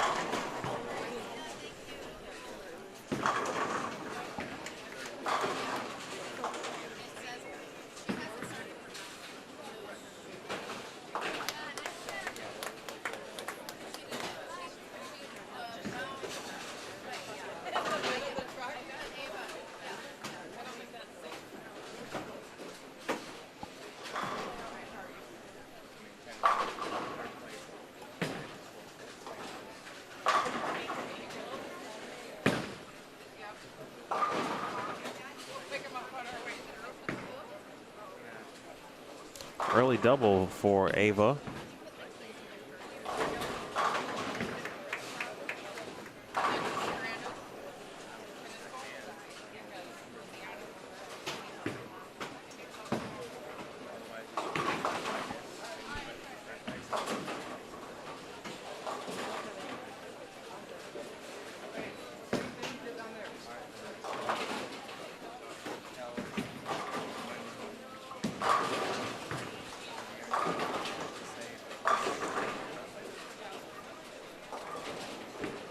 Left lane already being tricky for Autumn Strode, and now she's got a couple of opens in 3 frames. And Mazza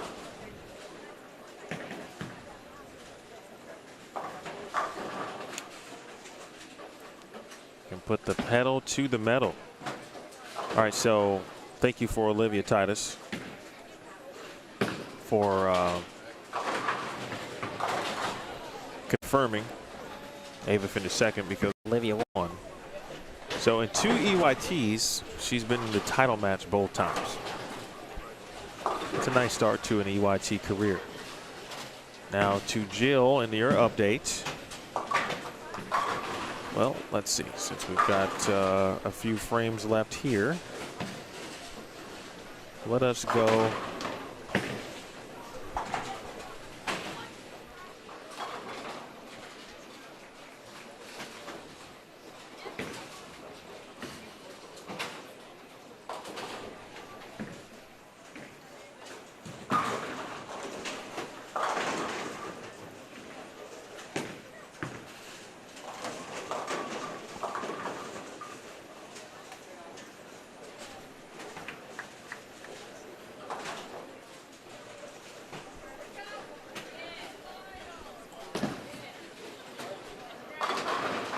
Nicely done.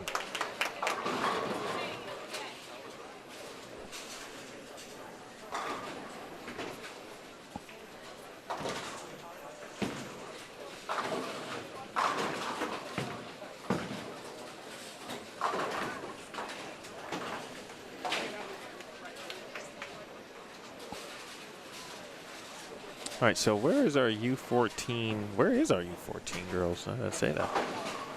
Actually, they're on 31 and 32, so it's Portillo and Basevic. They're in the title match.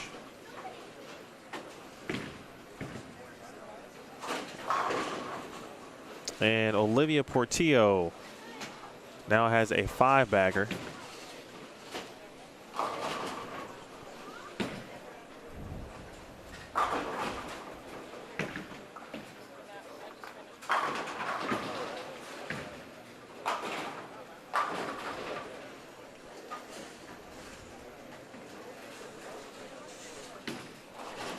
There's Olivia.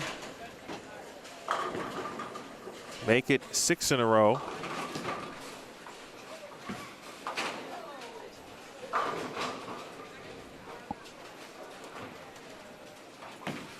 So that one is complete. Leah Basevic was trying to move up from that U12 division. And a U14 crown, of course, but it's going to be Olivia Portillo. I don't know the last time she bowled at EYT, but it's been a while. And she too is going to come right in and get back in and get a victory. To the right there, I just saw JT Grother shoot 183. I can't remember if that's a 2-player advancement at that moment, because that's the second round of that pod.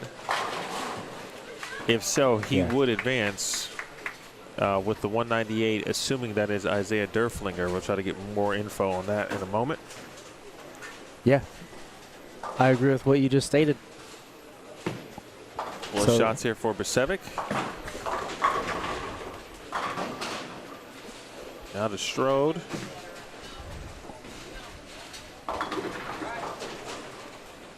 She's seeing a lot of down lane hook.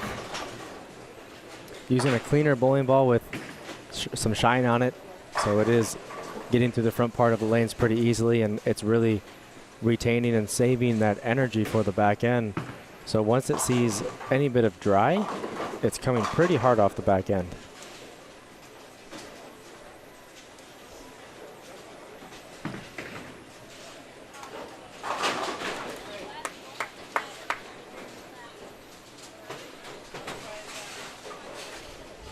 See if Leah can make the bucket here after Strode makes the spare.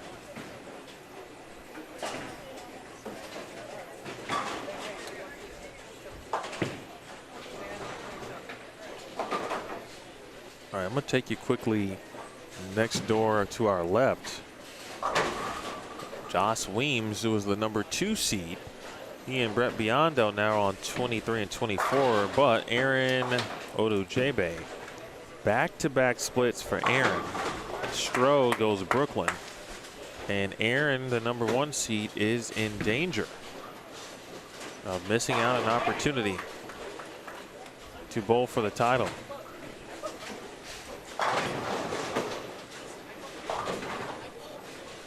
Nehemiah Kiefer, he gets 9 here. His score is going to be high enough to advance. And that's 1. And Caleb Boykin just has to make sure he doesn't do anything wild in the 10th frame, and he's going to advance. Meanwhile, Portillo got her first strike in the 10th frame and doubled in the 10th, so that is 8 consecutive strikes. She's just knocking them over, like literally.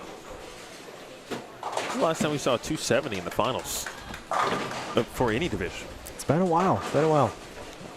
I remember a big finals match with high scores with I'm forgetting the last name. They went to Wichita State. They were brothers. Caruso's. Yep. The Brandon Caruso and we get it. 270. Wow, Nice congratulations. Great game. Congrats to Olivia Portillo. Okay. Back to Ava Maza briefly. She just made the 1-2-4-10. Now trying to make the 1-2-10 and does. Oh, yeah. Spares are huge. 1-game matches here. That's a really big pickup. Momentum stays on her side. Momentum could have shifted. Autumn just threw a strike in the 5th frame. So to cover that spare is huge. You know, mentally, the momentum of the match, obviously, score. All right, so Elliot Gordon, that's Elliot there, left of your screen, leaves a 7-pin. And as you would expect in that division, all of the scores, at least on that pair, are extremely high. I think I only see 1 open between 4 bowlers, and the rest is strike or 9 spare. And that is the U18 division, correct? Yes. Did they have a dual pod, though? Yes, we do. Yep. So the bowlers on, what is that, 23 and 24 are in one pod of it, and then 21, 22 will be in the other pod. That should be the top 2 bowlers in this round from each pod will advance. And it should be after that, 1 bowler will advance from each pod, and then they will meet in the finals.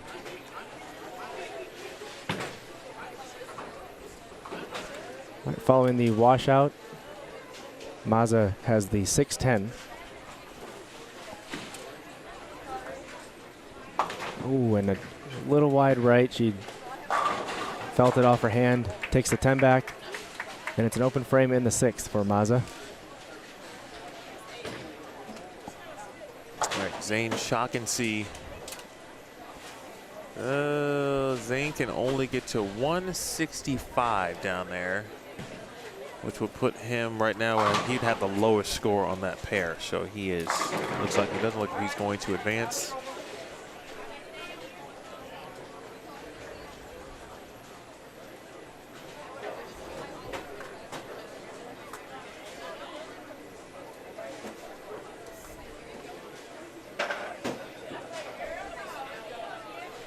Anthony Swanson ended up being the number 2 seed in U18 boys. So he's in the even pod. That's a tough pod. Both of those will be tough no matter what. Rush Steen, which I can't tell if that was a huge break in this moment, but he doubles in the 10th frame to make it 4 in a row in the back half of this game. It was a 2-4-5 that was standing, and it dominoed into each other for a strike. Swing of we'll call it 14 or so pins. Swing, well, I'm not sure, like I said, if that was a clincher for him to move on or not. It could be a big strike, a big break.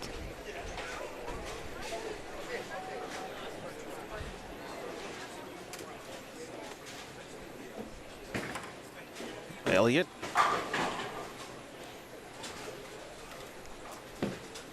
All right, Autumn Stroh back on the lane. She just took care of the 6-10 in the 7th frame. Again, that's for the title. Joss won in.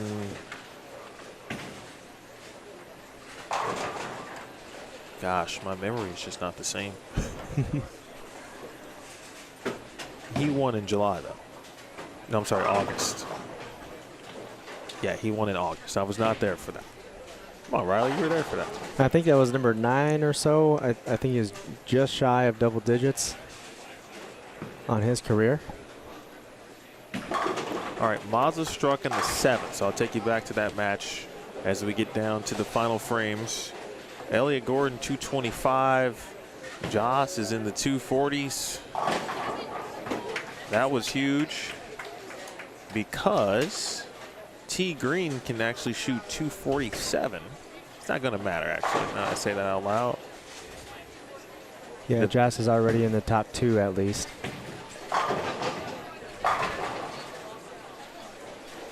So Teague with ball in hand, chance to solidify his spot in the next round. Now, it's of utter importance for Teague here. 9 spare strike would be 226, which would mean there would be a possibility, I forgot who else is bowling on this pair, to shoot 227 and possibly advance. And there's Elliott Gordon still in that with 225. So that one, as far as the additional advancer, far from over. It could be here. Teague knocks him down. And with that, that's right, your top seed, Brett Biondo, who could still end up shooting 227. And it would be on a very, very par for how he has performed this week or this weekend. But he is not going to advance. Thus, top seed will be eliminated. Wow. Well bowled game from Biondo. One open in the 8th frame. Started hot with a couple strikes in a row. Looks like that's going to be the difference. Unfortunately, oh man, that kind of, it's a disappointing finish for what Biondo was looking for. I want to say he's still looking for his first EYT title. It would have been awesome to see it here at a Battle Royale. He put himself in great position. And it's at the end of the day, like, we've got title holders in the 20s, in the teens, 10, multiple time winners. It's not easy. This format is never easy to win. But at the end of the day, another great tournament from Biondo as he stays hot ever since, we'll say, right before Junior Gold.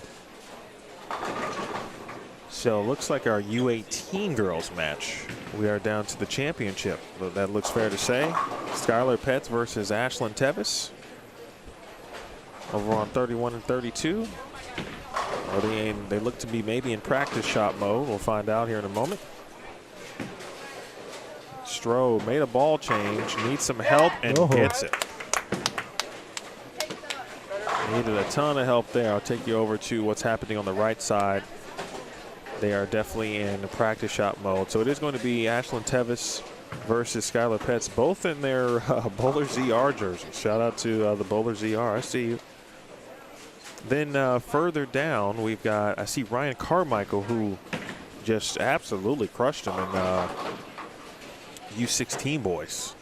The U16 boys? Yep, so we are down to the final 4 in that U16 division. Again, we got like the even and odd pods going on. So Isaiah Deflinger versus JT Grothus, and then Carmichael is going against Seb V. Vetter. So, Riley, when you see something that Ava's going through, the same lane, she's left 3 washouts. What would that tell you? Like, what do you think she's seeing? Like, what's the bowling ball telling her at this moment? Yeah, it's just not seeing the lane in the right spot. So, unsure if 29 is playing different versus lane 30, but just tighter, not seeing the lane in the right spot, fluttering and floating instead of grabbing and hooking. Awesome conversion. So nicely that's two washout conversions, I believe, in this game. 3 washout conversions. The 1-2-4, 1-2-4-10, the 1-2-10, and then super. Wow. Great spare shooting. And lo and behold, spare shooting again. So important. That's why she's still in this match. Say she misses all 3 of those washouts, we're entering the 10th frame, and Mazza could have been shut out already. So great work to get herself here. Positive note for her, she's on her better lane, we'll say, right? Yes. And we'll look for this ball to read in the first 20 feet or so, and hopefully not flutter. Come up on the head pin a little bit higher. Coach, Justin just saw your note. I don't see Lucas in the settee area, which means that he would have been eliminated. Oh. Good break. Almost 210. Yeah, Lucas was eliminated in the last game. Had some split and spare troubles. So JT, Grothus, and Isaiah Dufflinger moved on.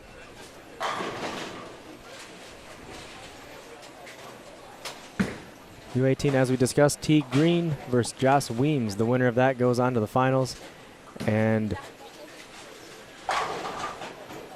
Rush Steen versus Anthony Swanson. Some familiar names in our U18 boys division. The winners again of those matches will move on to the finals. That's the Final Four.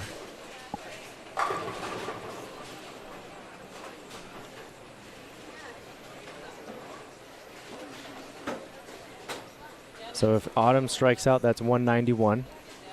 If she strikes 9 spares, that's 180. So very important shot here. 2-0. Oh yeah, 41-01, that's 201. 190, strike 9 spare.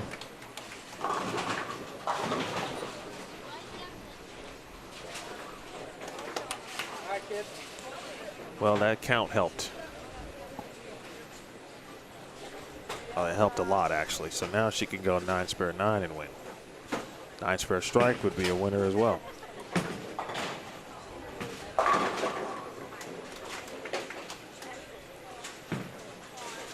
It's left. Oh. So 3 crossover strikes in this game. That's bowling. Just have to knock them down, doesn't matter how.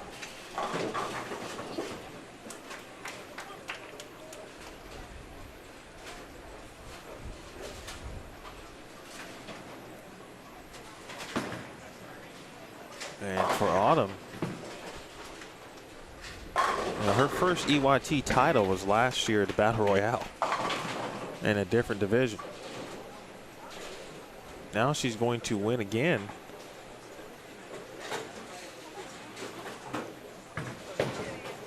Battle Royale, she won also in August.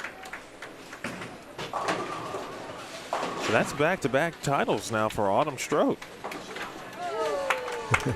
And now you mentioned last year winner, so 2-time EYT major champion now.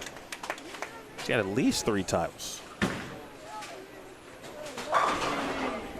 All right.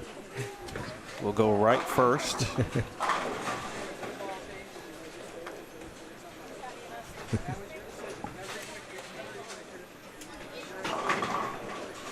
Big smiles from, big smiles from the Strode family, embracing the big hug. And they deserve it. Give a shout out to the Mazza family. Again, Ava's bowled twice. She's finished second twice. That just means she's probably going to win her fair share of EYT titles, assuming, of course, that the family continues to make the trip from Michigan. Her brother Marco also did advance in U16 boys, correct? Yep, he was over there. I think he was eliminated in the first round. But they're knocking on the door. Ava, like you said, 2 second-place finishes, 2 events, knocking on the door, and definitely making a statement on the EYT here.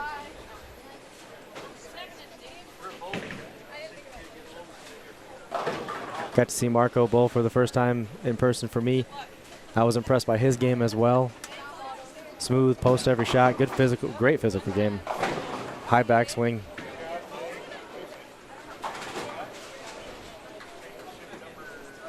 All right, so now the action is just to the right and to the left of us as we wait for the semifinals to wrap up. We'll bring them on to our featured pair. As we discussed, there's Ashlyn Tevis on 32. First strike of the game after 2 8 spares, heading into the 4th frame, going against Skylar Petz. And then we've got it in the bottom right. We've got Nehemiah Kiefer going up against Caleb Boykin. They've duked it out multiple times now throughout their career. They're close to the same age in the U12 division. They've both moved up to U14 now. Won Team USA team event together. USA Bowling. USA Bowling. Yeah, part of them Midwest boys who took home the title. So good friends off the lanes, competing against each other on the lanes now.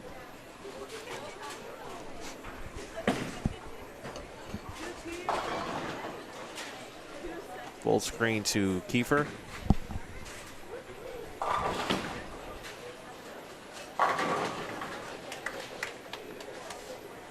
That's a big double. T Green and Joss Weems, as mentioned, Rushstein, Anthony Swanson. And Teague ball changed since the previous game where he shot 245, I want to say, or so. Yeah, he was in the 240s if he doubled. I don't recall if he struck in the second of the 10th.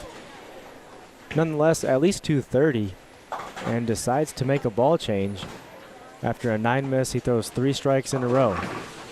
So he saw something, and it was a good eye on a quick adjustment. I'm pretty impressed with T Green this weekend. Didn't see him, I don't think, before. Didn't know much about him, but man.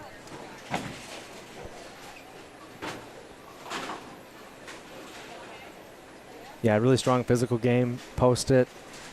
He's very long with his right arm, his bowling arm. Very long with it. What I mean by that is when he releases it, he follows through deep with it, deep and low, long and low, right? He's not releasing it and then kind of coming up on it as if you're starting a lawnmower, you know?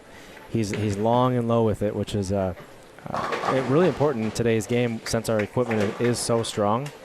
Staying long and low with it allows that ball to project, get down lane a lot easier.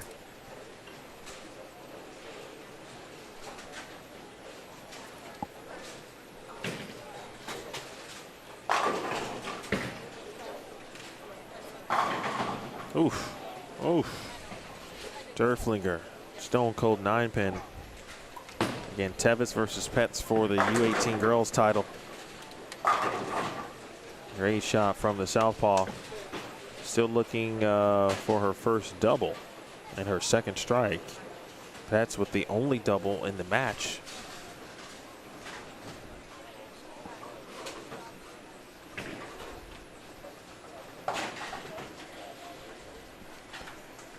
I look for Kiefer here to extend that lead. Could go 4 strikes in a row in the 9th frame. Oh, didn't like it off his hand. Hey, it held. Got away with it. And big back half for Kiefer. 4 strikes in a row into the 10th frame now. 239 the max for Nehemiah. And Caleb Boykin's max is 198. Any non-strike here from Caleb, and this one is complete. Caleb continues to get better and better and better. Won't have the Battle Royale title today, but he'll be back again. He's been in plenty of title matches. He's won. Yes, he's won a couple, I want to say a couple doubles events with Emmett. I believe he's won some individual events for EYT as well. And he'll keep knocking on that door just like others. Will Caleb Boykin.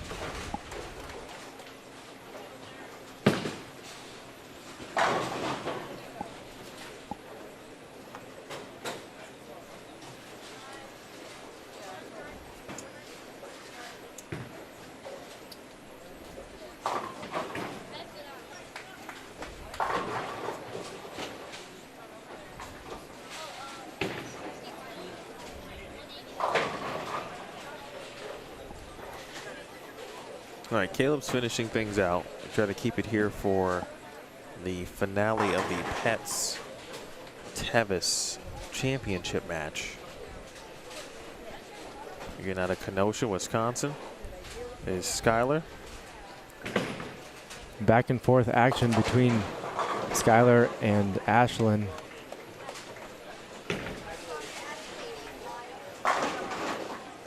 curious what the college situation might be looking like for Skylar. And that's assuming bowling is a part of her collegiate future. I tell you, Joss is he's got a little bit of a different step about him to me. Seems like he's on a mission. Right? Yes, he has looked very determined, especially since junior gold. Even before that, actually, before junior gold. And you know, he did make Junior Team USA. He didn't win junior gold. He finished second in his division. But he's just coming off a title. I mean, I think he is really stepping into what we all know he could be, what he knows he can be as well. And he is taking it to T green right now. He's got 6 out of the first 7. Yes, and he's got no signs of letting up. From his demeanor, he knows this match isn't over. He knows he's got to keep going towards the finish line. All right, so Derflinger, as you saw that messenger not connect. Ryan Carmichael, meanwhile. Carmichael split on the field. That looks like 212 to 20. 232. Oh, okay. So 232 is the final for Carmichael. And I've got to make sure I got this focused right. It's too far away for me to see. I think Sebi can max at 231. Yes, that is. Sebi opened in the 9th frame, 9 miss. Strike, he could strike out for 201. And Carmichael gets 7 for 232 to officially shut out Sebi from making the finals. All right, Nehemiah Kiefer, 213, 165.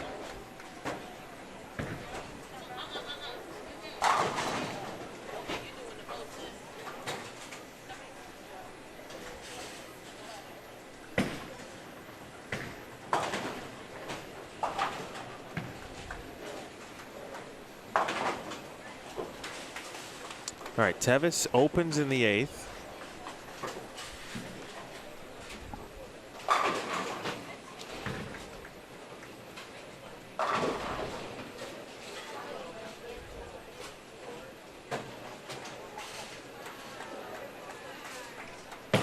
She can shoot 181. 224 out there for Skylar Pett. So this is hers for the taking.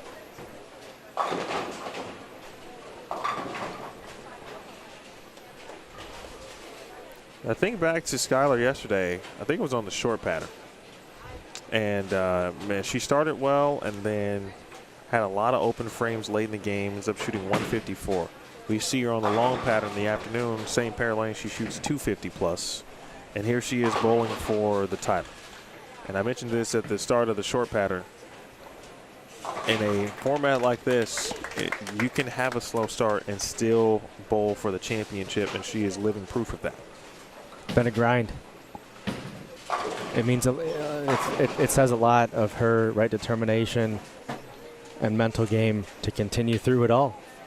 Big finish yesterday in the 9th game, and then comes here, sticks to her game plan, makes it into the qualifying makes the cut, and here she is battling it out.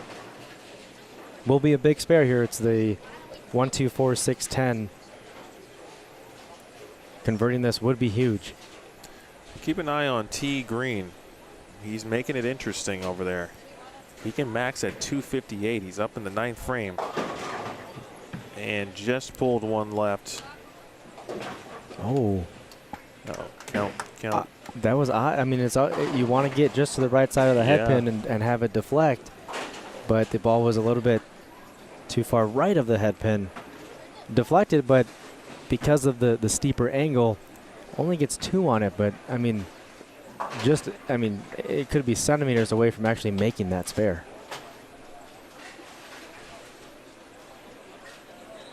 Now Ashlyn steps up in the 9th frame.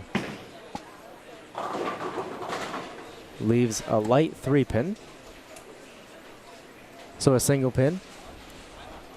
That was important for Skylar because now she cannot be shut out.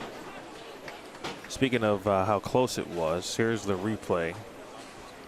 So the ball comes in just a little bit behind the head pin, which is where you want it, but the angle that it was coming in at was, we'll say, it's too thin, right? So nicks the 1 pin, head pin, and then deflected into the 6.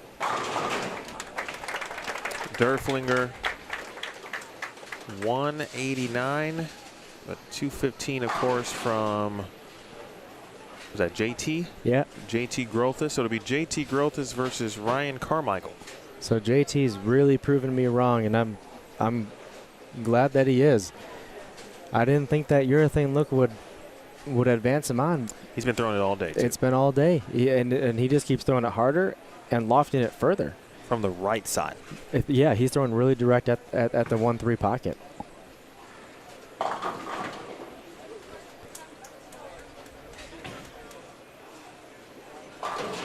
All right, so a spare and 9 or more is important here. Excuse me, for Ashlyn.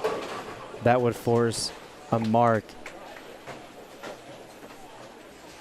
from Skylar for a chance to win. Spare 9 or more. Actually, 8 or more would be enough to force a mark.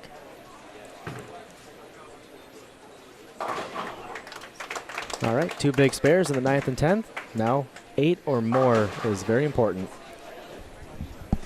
Anything less, or it's possible win or tie if Pets were to open.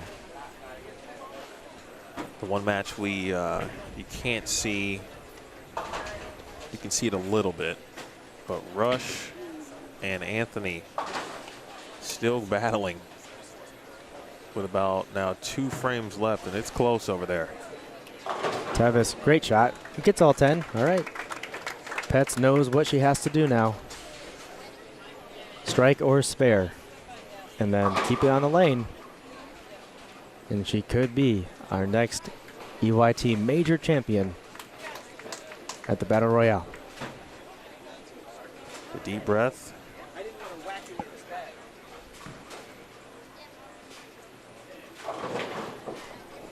That's a tough spare.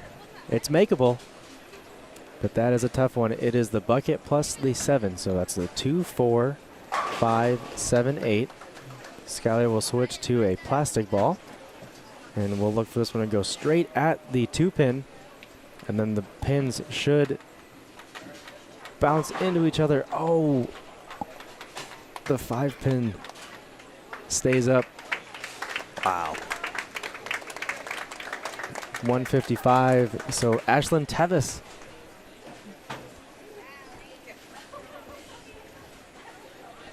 A very thin margin, 158 to 155. And Pets pretty much, again, put that spare ball right where she wanted on top of the 2 pin, but a little bit, I guess, too heavy on it, and no deflection to take out the 5 pin. Yeah, I thought she made that.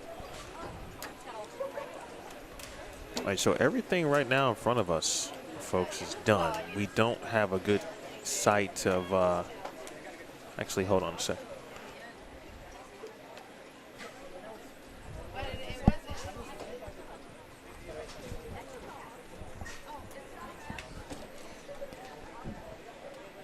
Emil's heading over to our far left camera, see if we can get Anthony Swanson and Rush Steen in their final 2 or so frames. Swanson, 10th frame, strikes.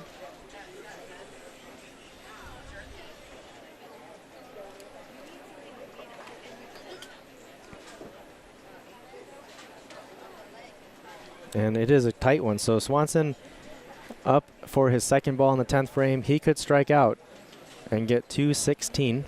Rush Steen could strike out for 228. If Steen does not strike out, it's 208. So what that means is here for Swanson, strike could give him a win, depending on what Steen does. And it is a flat 10 pin. So now 206 is the max score for Swanson. And that means strike for Steen on this delivery coming up. and he'll be a winner. He also could go spare and then good count and still be a winner there as well. So Steen with ball in hand, a chance to advance to the finals where he could meet Josh Weems in U18 boys division. Thank you. Rush Steen wearing an EYT Champions jersey. 42 feet medium pattern, strike or spare, and he will move on. Falls off his shot a little bit to the right. The ball does make it back. And he throws a perfect strike. A little shaky on the delivery, but the result is what he needed. And it was a strike. So Steen will move on to face Josh Weems, who will come on in just a moment, 27 and 28. And on 29 and 30, we are getting our practice shots completed between JT Grothis and Ryan Carmichael. And on our screen is Steen finishing his 10th frame.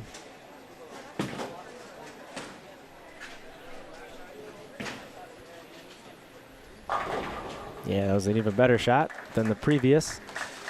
He gets all 10.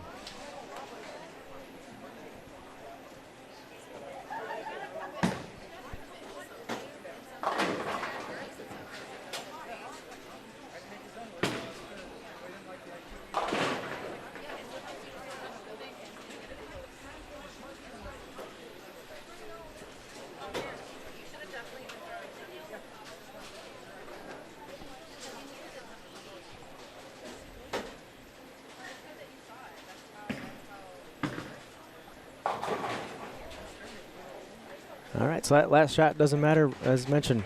Steen moves on, defeats Swanson 225. I believe 205 was the final.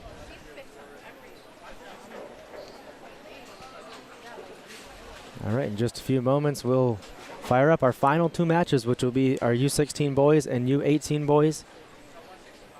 Our practice shots have been completed between Ryan Carmichael and JT Grothis.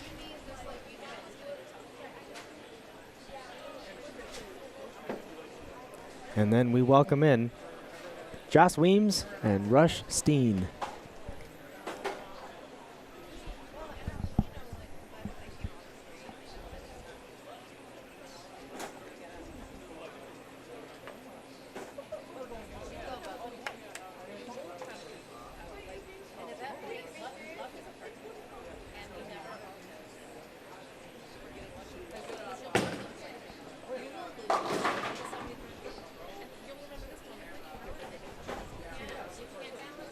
All right, that's the official first ball between JT and Ryan. One game, total pins. And we'll have our final two Battle Royale champions for this 2025 event.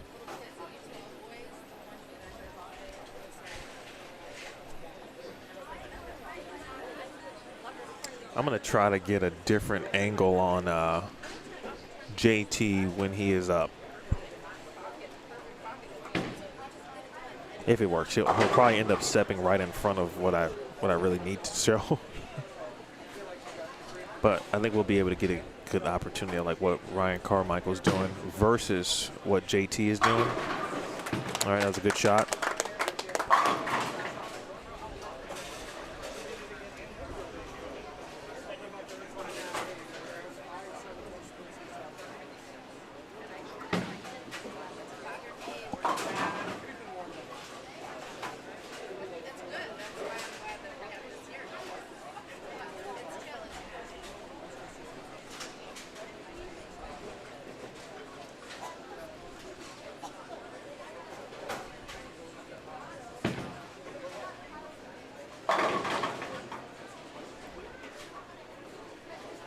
All right, for those of you still hanging on,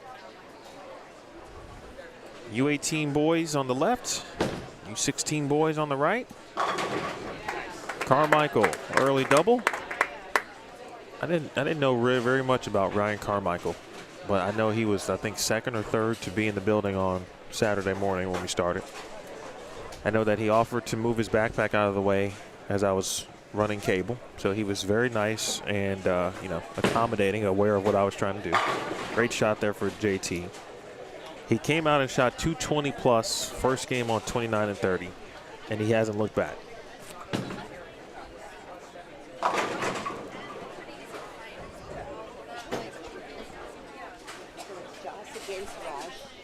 Yeah, I don't have much info on Carmichael either. His jersey yesterday, I believe, had the Northwest Indiana JBT on it. So I don't know if he's from Indiana. My guess is perhaps. Today's jersey's PBA Junior. I will refer to the chat in case they have some updates on Ryan. Practice shots on 27-28. JT, this is for score. 4-7. Covers it up. So spare strike spare. And double for Carmichael.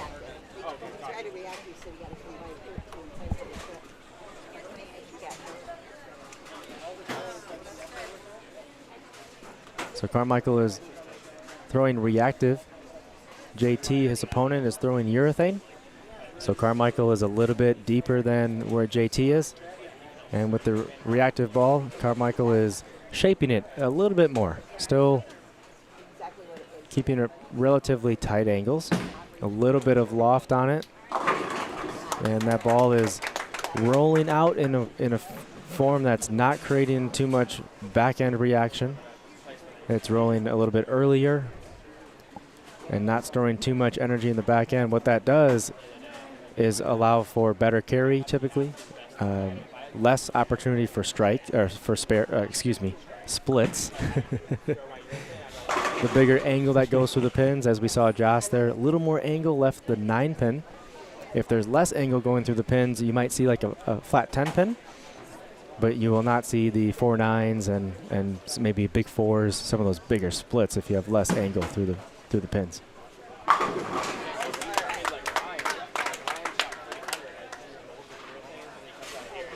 Young man's pretty impressive. All right, Weems, Steen underway on the left side of your screen. All right, so JT, all right, I'm gonna switch to the other shot for JT here. Watch where they are in comparison to each other. JT is just right at the laydown point between he and Ryan Carmichael. Pretty interesting how that style has been in play all day. And Riley, I mentioned this probably like game 4-ish, and I said, looking ahead to the finals, it doesn't look like too many people will have to get too far left. And with the exception of Mr. Bennett, who was kind of doing something no one else was doing in an effort to get himself to the finals or to the Eliminator finals, which he did do. He was the number at plus 55. That was a huge 242. Wow. That got him there. But everyone else had some kind of loft. Maybe, of course, ball choice, a very important part in that. But if you were playing 5th arrow or even 4th arrows because you wanted to and not because the lane said you had to. Yeah, it's a really good observation. It's the amount of volume that's in the front and middle part of the lane here. Anything deeper, if we move left and get deeper in that area, it's tighter, it's flatter, there's not as much room for error. And so what the bowlers have done is essentially 2 things, like you mentioned. We're lofting it and then balling down to maybe a weaker ball in some cases.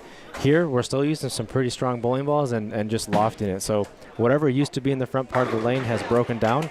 We're now lofting over it to basically take out maybe the first 5 or, in Grotha's, JT's case, about 15 feet of the lane. Carmichael with the front 5 to start this championship match, but this one is far from over. Overheard some spectators over my shoulder saying Carmichael is no stranger to a string of strikes. He threw 300 at the Junior Gold Championships.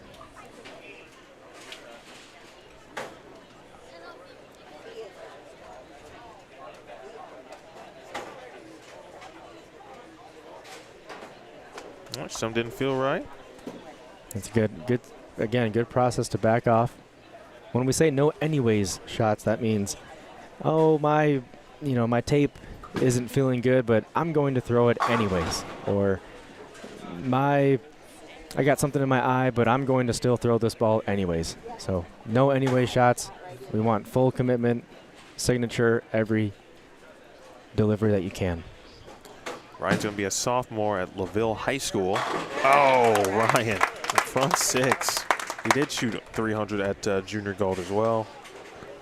And Helen's his former SYC champion, and I would certainly believe that.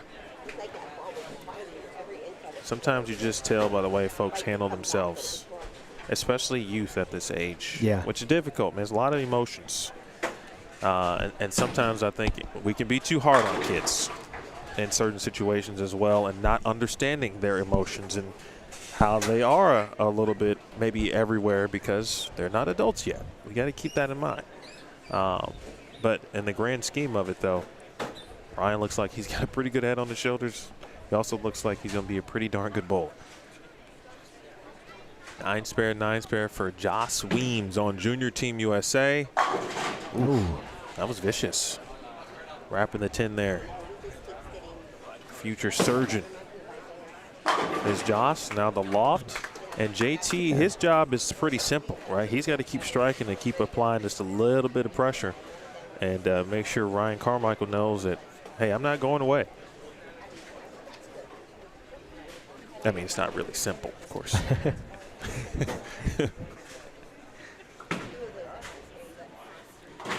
Oh, all right. Joss, I mean, hey, these are spares. He's making them, close. but they're a little closer than what we're used to from Joss. Usually they're dead on, but the last two were just a little bit on his tippy toes as he watched that go down the lane.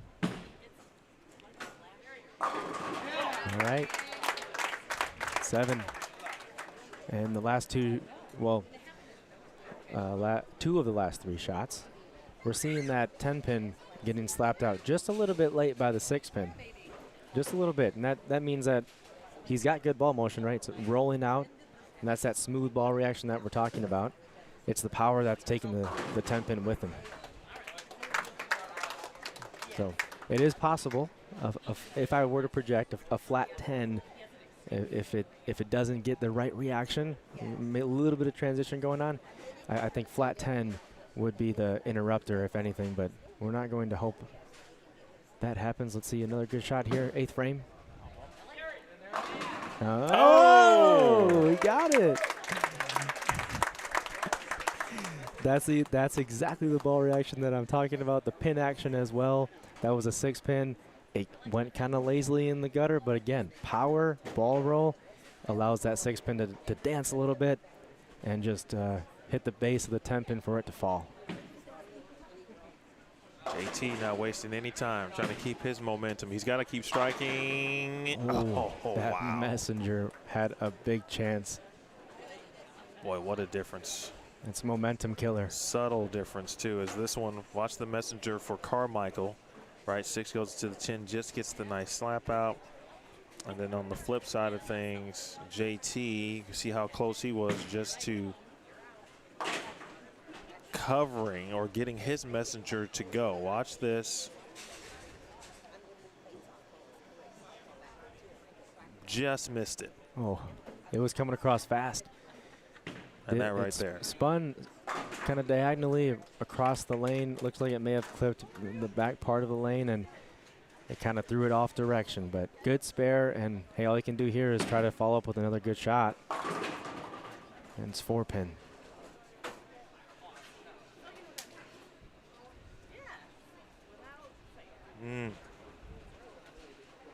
Boy, that's tough. Joss, those are the type of no-doubters that Joss was throwing against T. Green, who put up a fight. I want to see Joss here. That was a different ball than the left lane. I think he started with 2 different balls. I'm curious if he's going to use the same ball now on both lanes. And the answer is yes. So it seems like, that was a no-doubter, as you mentioned. Try to apply the same thing on 27, unless they might be a little bit different.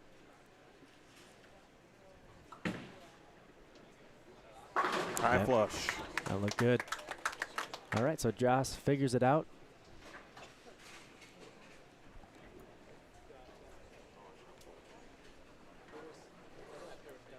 All eyes on Carmichael.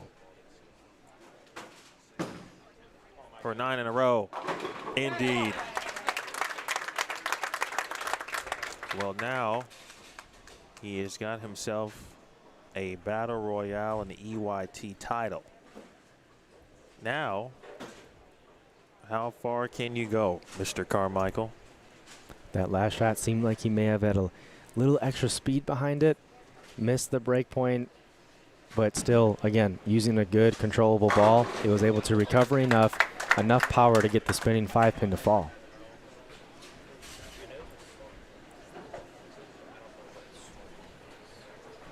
Joss and Rush are having a little side conversation. All eyes on Ryan Carmichael, front 9. Bang. All right. That Didn't one, like it, though. yeah, the rev rate got up a little bit on that one.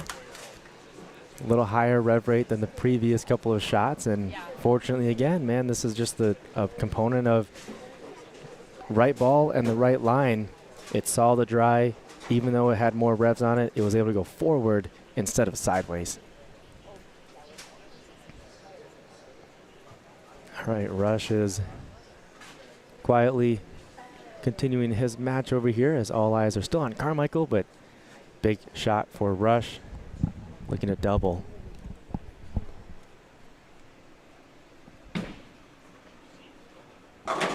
Ooh, powerful hit. Front 10, Carmichael. A sophomore in high school. Different look. Bang. It's hard to tell. I'm unsure if he made a small move or not. It looked a little bit deeper than his previous delivery. So maybe he might have moved like 1 and 1 left, or it could have been the same spot.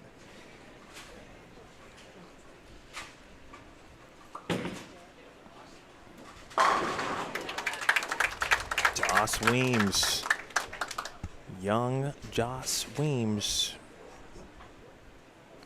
That was a tie match over here. But now an opportunity at perfection. Ryan Carmichael. He's locked up the U16 boys title. Now trying to add perfection to his resume here at the Elite U Tour. It's on the lanes. Ah. Nice run, Joss. Oh, sorry, Ryan. Well done. Well done.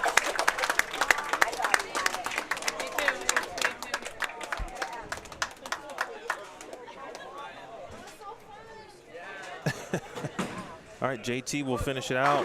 Great tournament for JT Grothus. You know, if you're going to lose, That's one way to win your first EYT. 299, 300, it's tough, but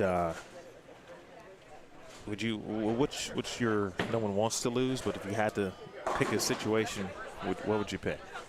Like if my opponent's going to go perfection at me, Yeah. That's my ultimate respect right there. No, absolutely, absolutely. And in those moments right there, I'm cheering for it, man. You know, and I shot. If I'm in JT's shoes, I shot 238. I was clean, 1 8 spare, the rest 9s. Hey, I bowled a heck of a game. Maybe I could have tried reactive like Ryan did and had a chance at 270-ish. But yeah, you got to just pay your respect right there and just cheer for the opponent in that moment. And just be proud with the, like you said, awesome tournament and a big second place finish. Still a really good showing for JT.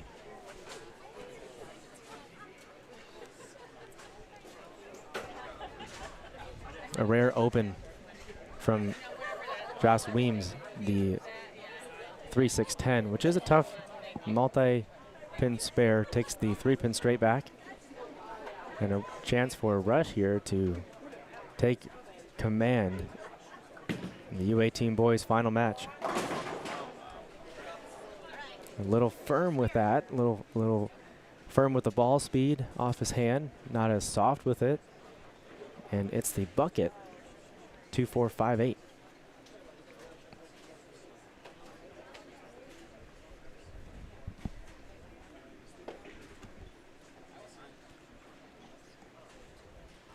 Couple of ways to shoot this one. We can go straight at it with a spare ball, or we can hook at it.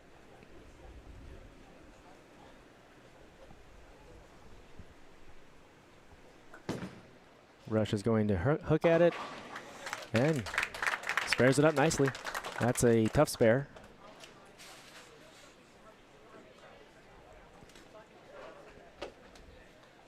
So after 6, it's just a 1 pin difference.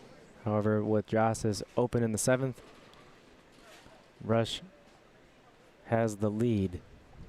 A potential 154 with a strike in the 7th would give him a 13 pin advantage.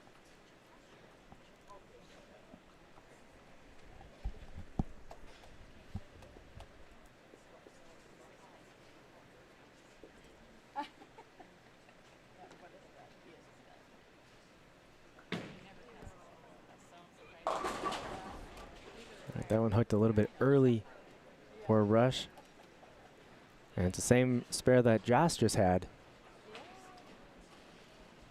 3, 6, 10. So we're testing the spare abilities right now. Bucket 3, 6, 10. Switching to the plastic ball. And we'll look for this to connect just right of the 3 pin.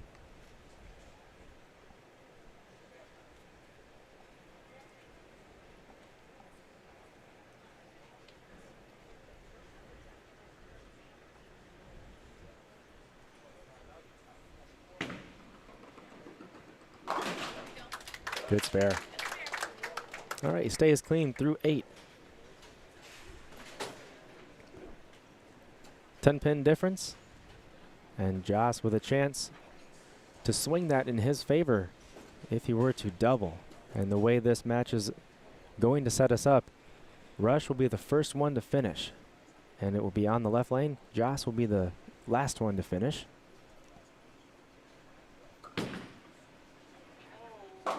Oh, Church. Disaster.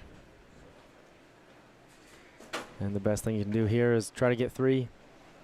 If you want to be greedy, you can try to really hit the 6 pin light and go for 4.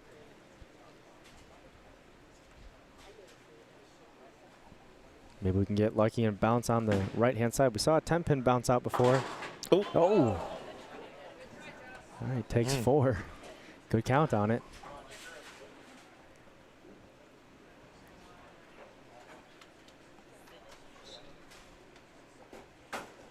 All right, now Joss has to reset here. Forget about those last 2 frames. Run into some choppy waters.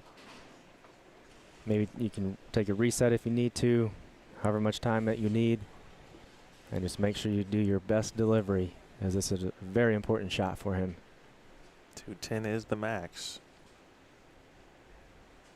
The counts that Rush has had the last 2 frames. He's still in it. That's a good break. Gets away with one. Good break. All right. He might be a little confused, Joss, here. Right? He goes high 2 times in a row. I have to guess that he makes an adjustment, and then he leaves almost a swisher, right? He still strikes on it, but it's a soft on the head pin.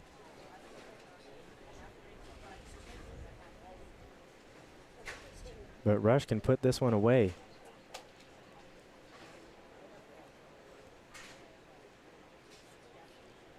Strike out for 231.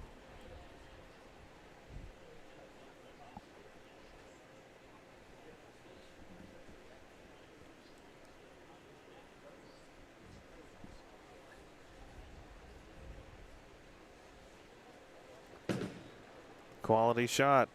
Bang. That was direct. We didn't mess around with that one. Rush kept it tighter. Didn't worry about floating it to the right. Didn't cover many boards. Just nice and direct. Ball didn't have much to do except just kind of lay there, and the power took over.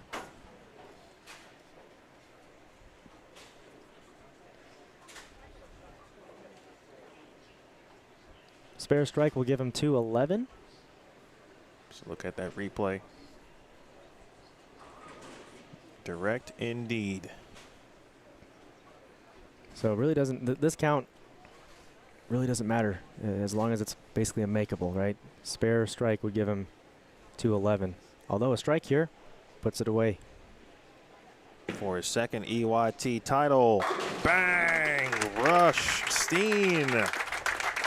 A champion again, and I think wearing his champion's jersey. How about that? Great shot, and congratulations, Rush. Major title at the Battle Royale this year, and those last two shots, perfect. I mean, again, he wasn't messing around with anything getting to the right.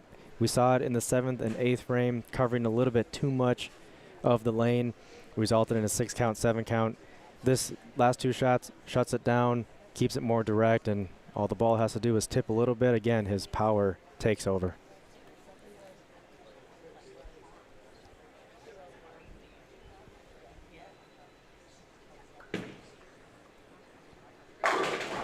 Oh, hey, good time for that one. Wow. Now, I do think one of the pins might have been slightly off spot. We were talking about, you said the true tap earlier. Yeah. Yesterday you said this. As if the 5 pin was off spot? Yeah, it's most likely the 5 pin. Could be the 8 pin. Most likely 5.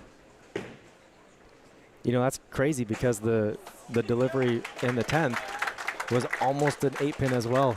It was the 8 pin that slid off just to the left. It was the last pin to fall. But good time for that one to happen, and Rush celebrating in the back here with his family. Hugs all around, high fives from his competitors. 219 comes away with the win. Well, Joss, another great event for Mr. Weems. Won in August. Will get second here at the Battle Royale. His 2025 season, though, is already off to a great start. 2025, 2026, speaking of Joss. Junior Team USA in hand, second at Junior Gold. Won an EYT in August, second here at the Battle Royale. And the year or the season is just getting started.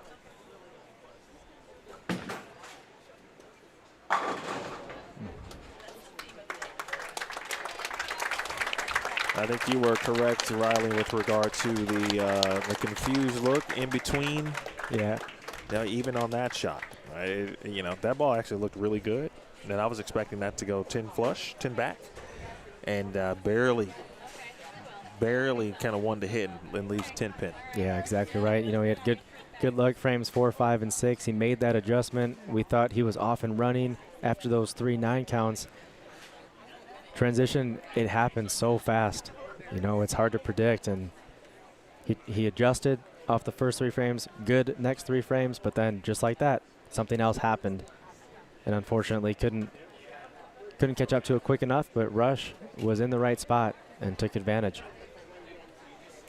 I'm sure, as I saw Matthew McConaughey watching from the great state of Iowa, and a lot of proud Steen family and friends of the Steen family. Rush is certainly one of their own, and one of your own got it done today in suburban Chicago. Presentation and awards time. Long way down to get the old backdrop.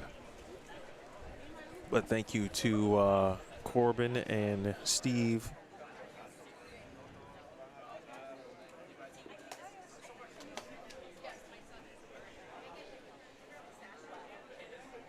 A lot of awards to give out today.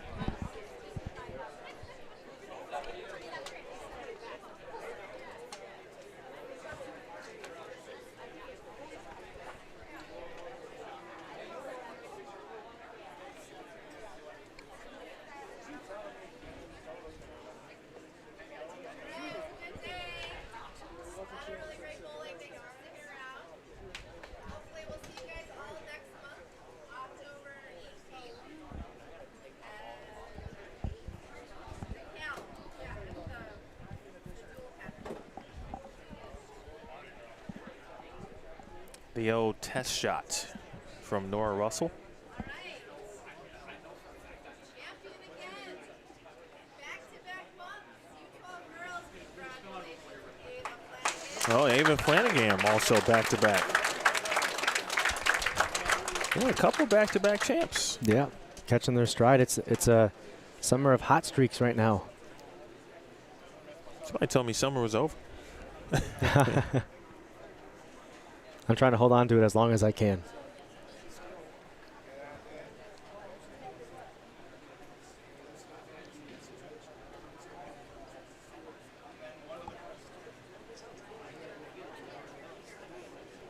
Battle Royale champions, the unique sash that comes with the win.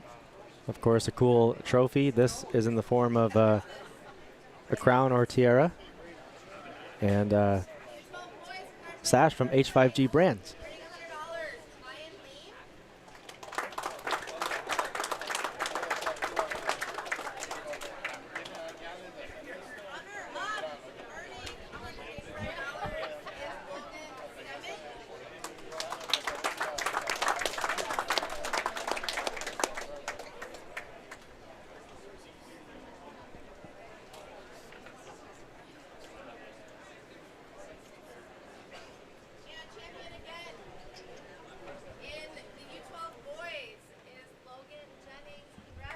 U12 boys, Logan Jennings from Minnesota.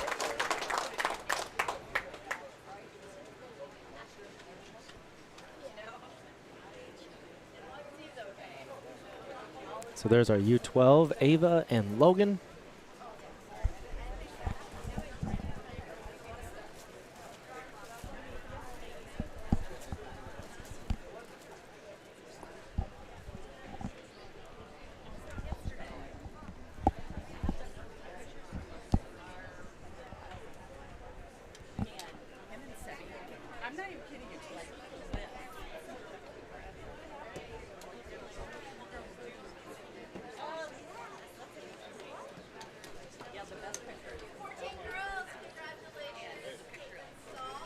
Our U14 division, new for this season, as we follow the USBC Junior Gold formatting. So now we have U12, U14, U16, U18, and then our U23 division. That U23 division is unique to the EYT. And after a little while off, it is Olivia Portillo back in the winner's circle like she never left, coming away with today's U14 division.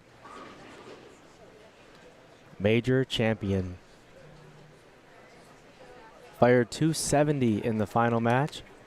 After going spare, she ended all strikes in that final match for a big 270. Runner-up, Leia Basevic.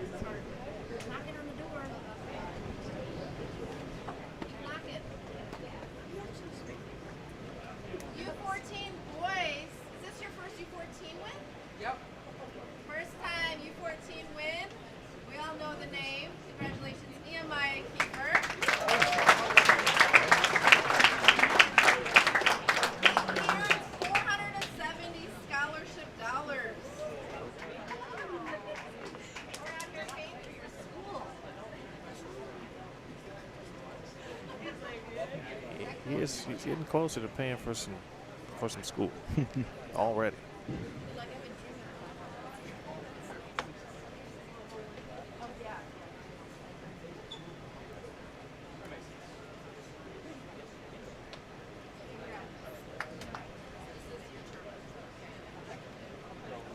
U16 girls, third place. Congratulations, Abigail Boston. And second place, we congratulate Ava Maza.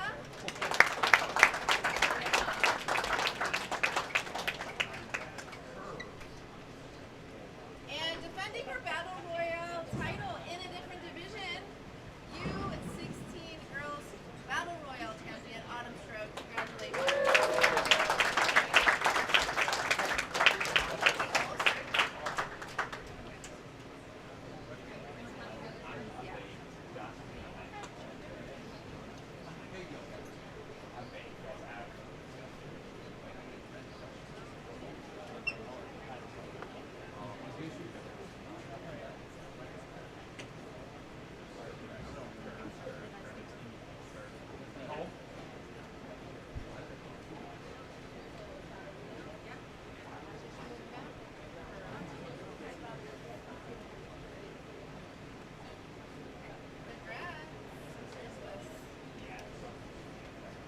Autumn earns $435 scholarship.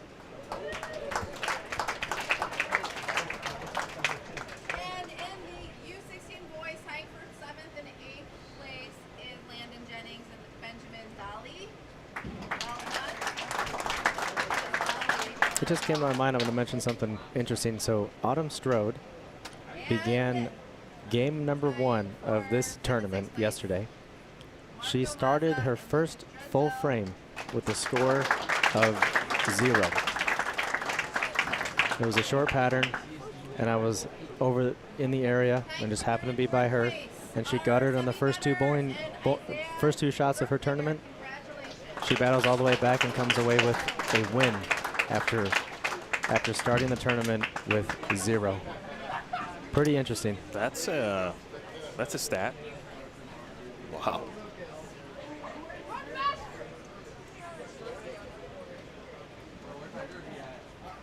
It's okay.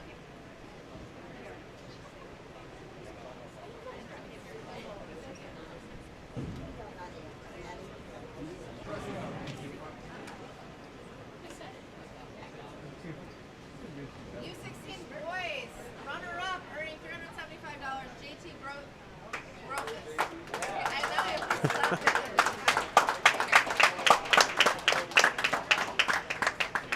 There's some tall individuals that are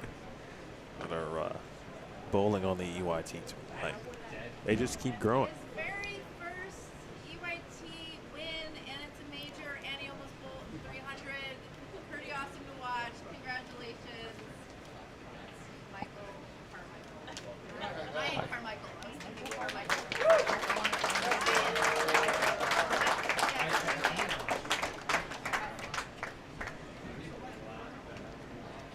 I'm gonna do Ryan and Mike.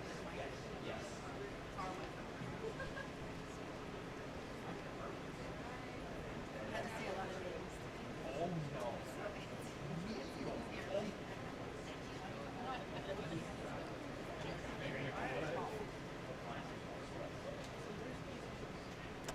Riley, as we watch these champions be crowned here, real quick, just the thoughts on, I forgot how many you said yesterday, but this is what number Battle Royale? I think you I said want to say 5 or 6. 6 one, I believe. All right, so Somewhere around there. from the first one to now, okay? And just think about just what's happened on this tour in those same amount of years. Like, give us your thoughts as the president of this wonderful organization. Well, I'm just proud of the longevity that we've had since I've been a part of it. And you're right. So let me add the context. To be to make sure I'm clear, the tour did not start in the last 5 years. Right. We're just talking about specifically since the first Battle Royale, which we believe to be 5 years ago at this point. Yeah. The Yeah. tour started, it's actually year 11 or 12 Yes. in the grand scheme of Yeah. Okay. Yeah, so the longevity of it, not only of the tour, but of the Battle Royale weekend. It's always been a 2-day event. I know it's a challenge for our bowlers, parents, and the staff, but just the longevity of running this event year after year is a big win for us, and I'd love to see it continue to happen. I think also just proud of the host center here, Joliet Town and Country Lanes.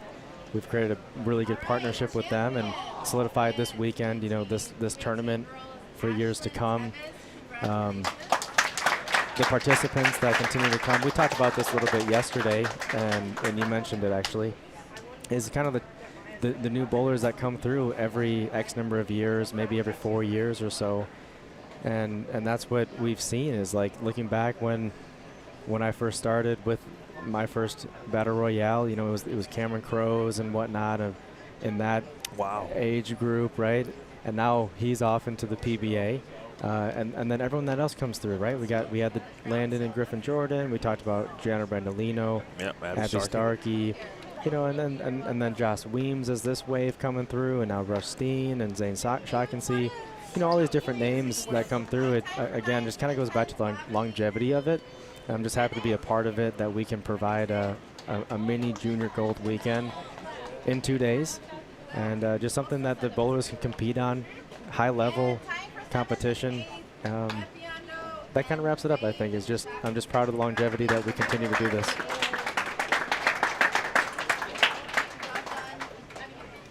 If there was an extra award, if you will, Brett Biondo, he didn't win. Didn't even get a chance to bowl for the title, but does not take away from what he produced and provided this weekend. Over the course of 15 games of qualifying, young man was absolutely incredible.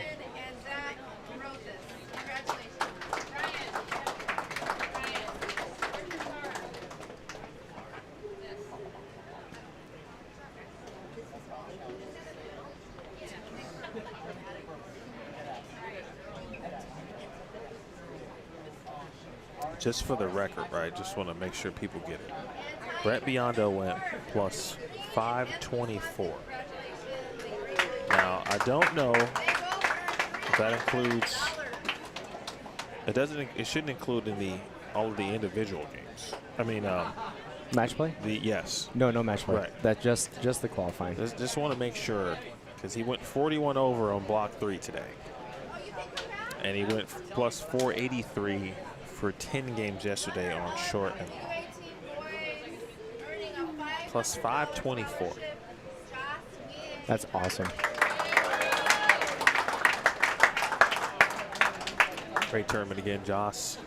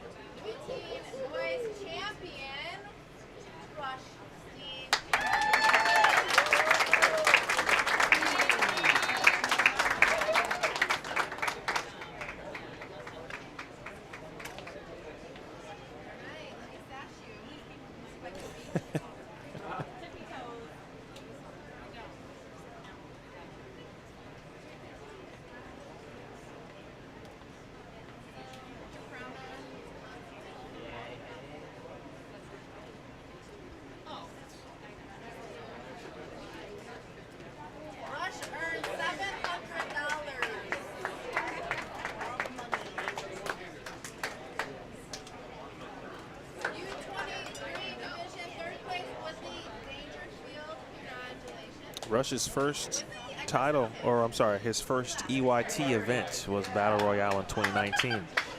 Thanks to Coach Steen for that note. Yeah, that would match up. That's the first, I believe that's the first live stream event that I did.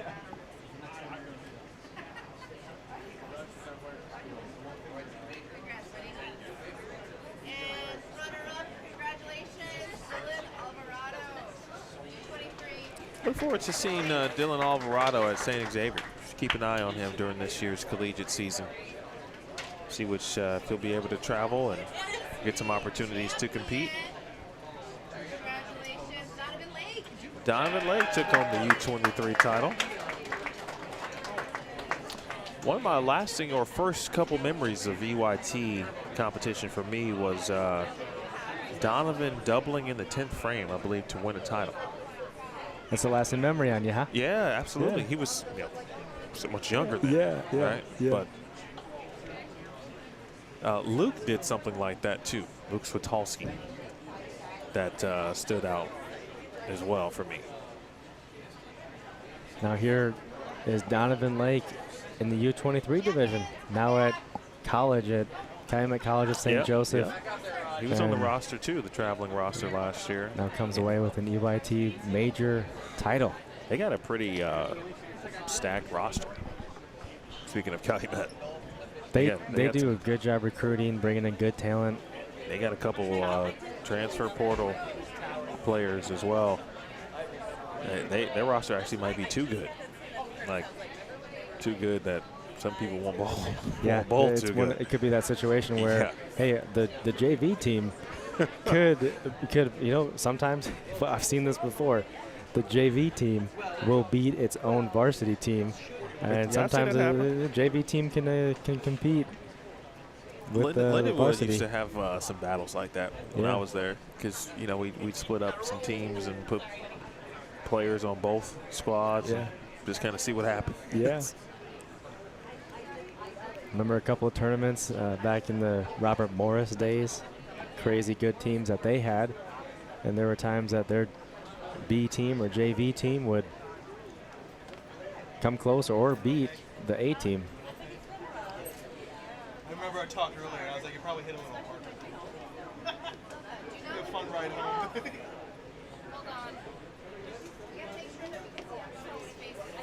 So a fun weekend and some really cool scores, fun scores that we had out there. We posted 2 of them on our Facebook page. We had 2 300s with Josh Weems and Devin, I forget the last name. McKinsky, yes, McKinsky. 2-handed righty, 2-handed lefty. And then in the finals, Ryan Carmichael, 299. Multiple 279s out there. We had Lucas with 289 and 285. Lucas Drisdell, that is. Game 1 of short and game 1 of long yesterday. And many other front 6, front 7s, front 8s. A lot of talented bowling that we had this weekend. It was a lot of fun to be a part of. This is fun, as it always is. And the interesting thing, as we've talked about this weekend, is just seeing the new players who, as we like to say on this tour, leave your mark, who are now some leaving their mark already. They left it today by taking home these titles, but seeing the new wave of athletes and also paying homage to those who have more essentially moved on. Those individuals will live in the EYT record books, and we will still refer to them because of the mark that they have left, and they have allowed this path to be paved and pretty smoothly, in fact, to allow these young people, these new players, to now walk a smooth paved road to what should be plenty of success on the Elite Youth Tour.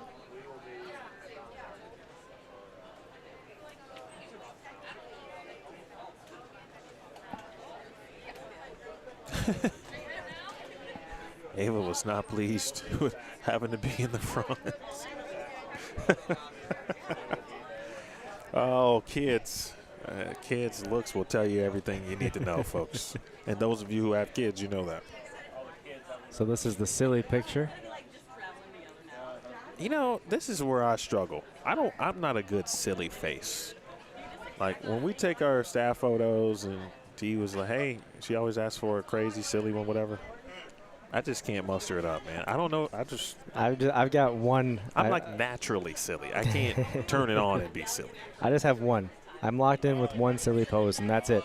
Well, at least you got one. That's all I got. That's good. So whenever it's silly, I'm like, I know what I'm doing. I got my silly pose. All right, folks. As we leave you, up on your screen right now, Popcorn for a Purpose, September 7th through the 11th. So it started today. It ends on the 11th. That is the Bowl TV, or I'm sorry, it's not the Bowl TV. It's not Bowl Stream TV. It's the EYT fundraiser. You can set up your own store of double good popcorn. $700, that's kind of everyone's goal. But as a player or a parent, you get a free entry to an Elite Youth Tour event. So if you can fundraise $700, you will get a free EYT entry. Of course, 50% of all sales from the fundraiser go back to the Elite Youth Tour. So that is Popcorn for a Purpose. Again, if you're unfamiliar with Double Good, it's very good. You should check it out. Popcorn for a Purpose. And then finally, let's see, our next event will be in October. And the date is leaving me. I gotcha. I think it's the 19th. No, the 18th. October 18th, EYT at Mardi Gras Lane. It is the dual pattern event. It's actually one of my favorite events, but I will not be present. Riley, will you be present? I'll be there. Riley will be there. So he will take you through the Elite Stream. I will be in Phoenix for a different event. So that's the next event on the Elite Youth Tour schedule. Again, we got Double Good Popcorn fundraising through the 11th. And then, of course, we'd like to thank all of our sponsors on the Elite Youth Tour: Fast Track Physio, Storm, H5G, Bullstream TV, Dexter, Turbo, and Gail Volschel. Thank you for all of your support and for helping change the lives of our young athletes here.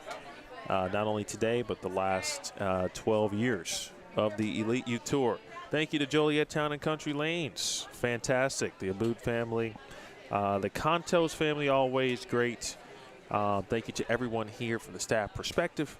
And, of course, speaking of staffs, can't do it without the Elite Youth Tour staff. Riley, the president. We had Corbin, Nora, a great photographer. Pat Brown was here for videography. Aretha, Melanie.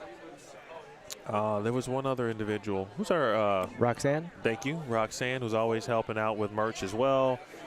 Megan, Steve, Jawan, and, of course, Deandra herself. Anybody else? Emil. Yes, me. And I think some of our youth council members were also helping out. Autumn Stroh was here on Friday helping sort and pack stuff. And I think some other individuals were helping during check-in these last couple of days. So we appreciate the youth council. And then that's going to be it, folks. Congrats again to all of our champions today. We'll see you in October. This has been a presentation of the Elite Youth Tour Battle Royale. You watch the Elite Stream live, courtesy of Bullstream TV. Again, thank you to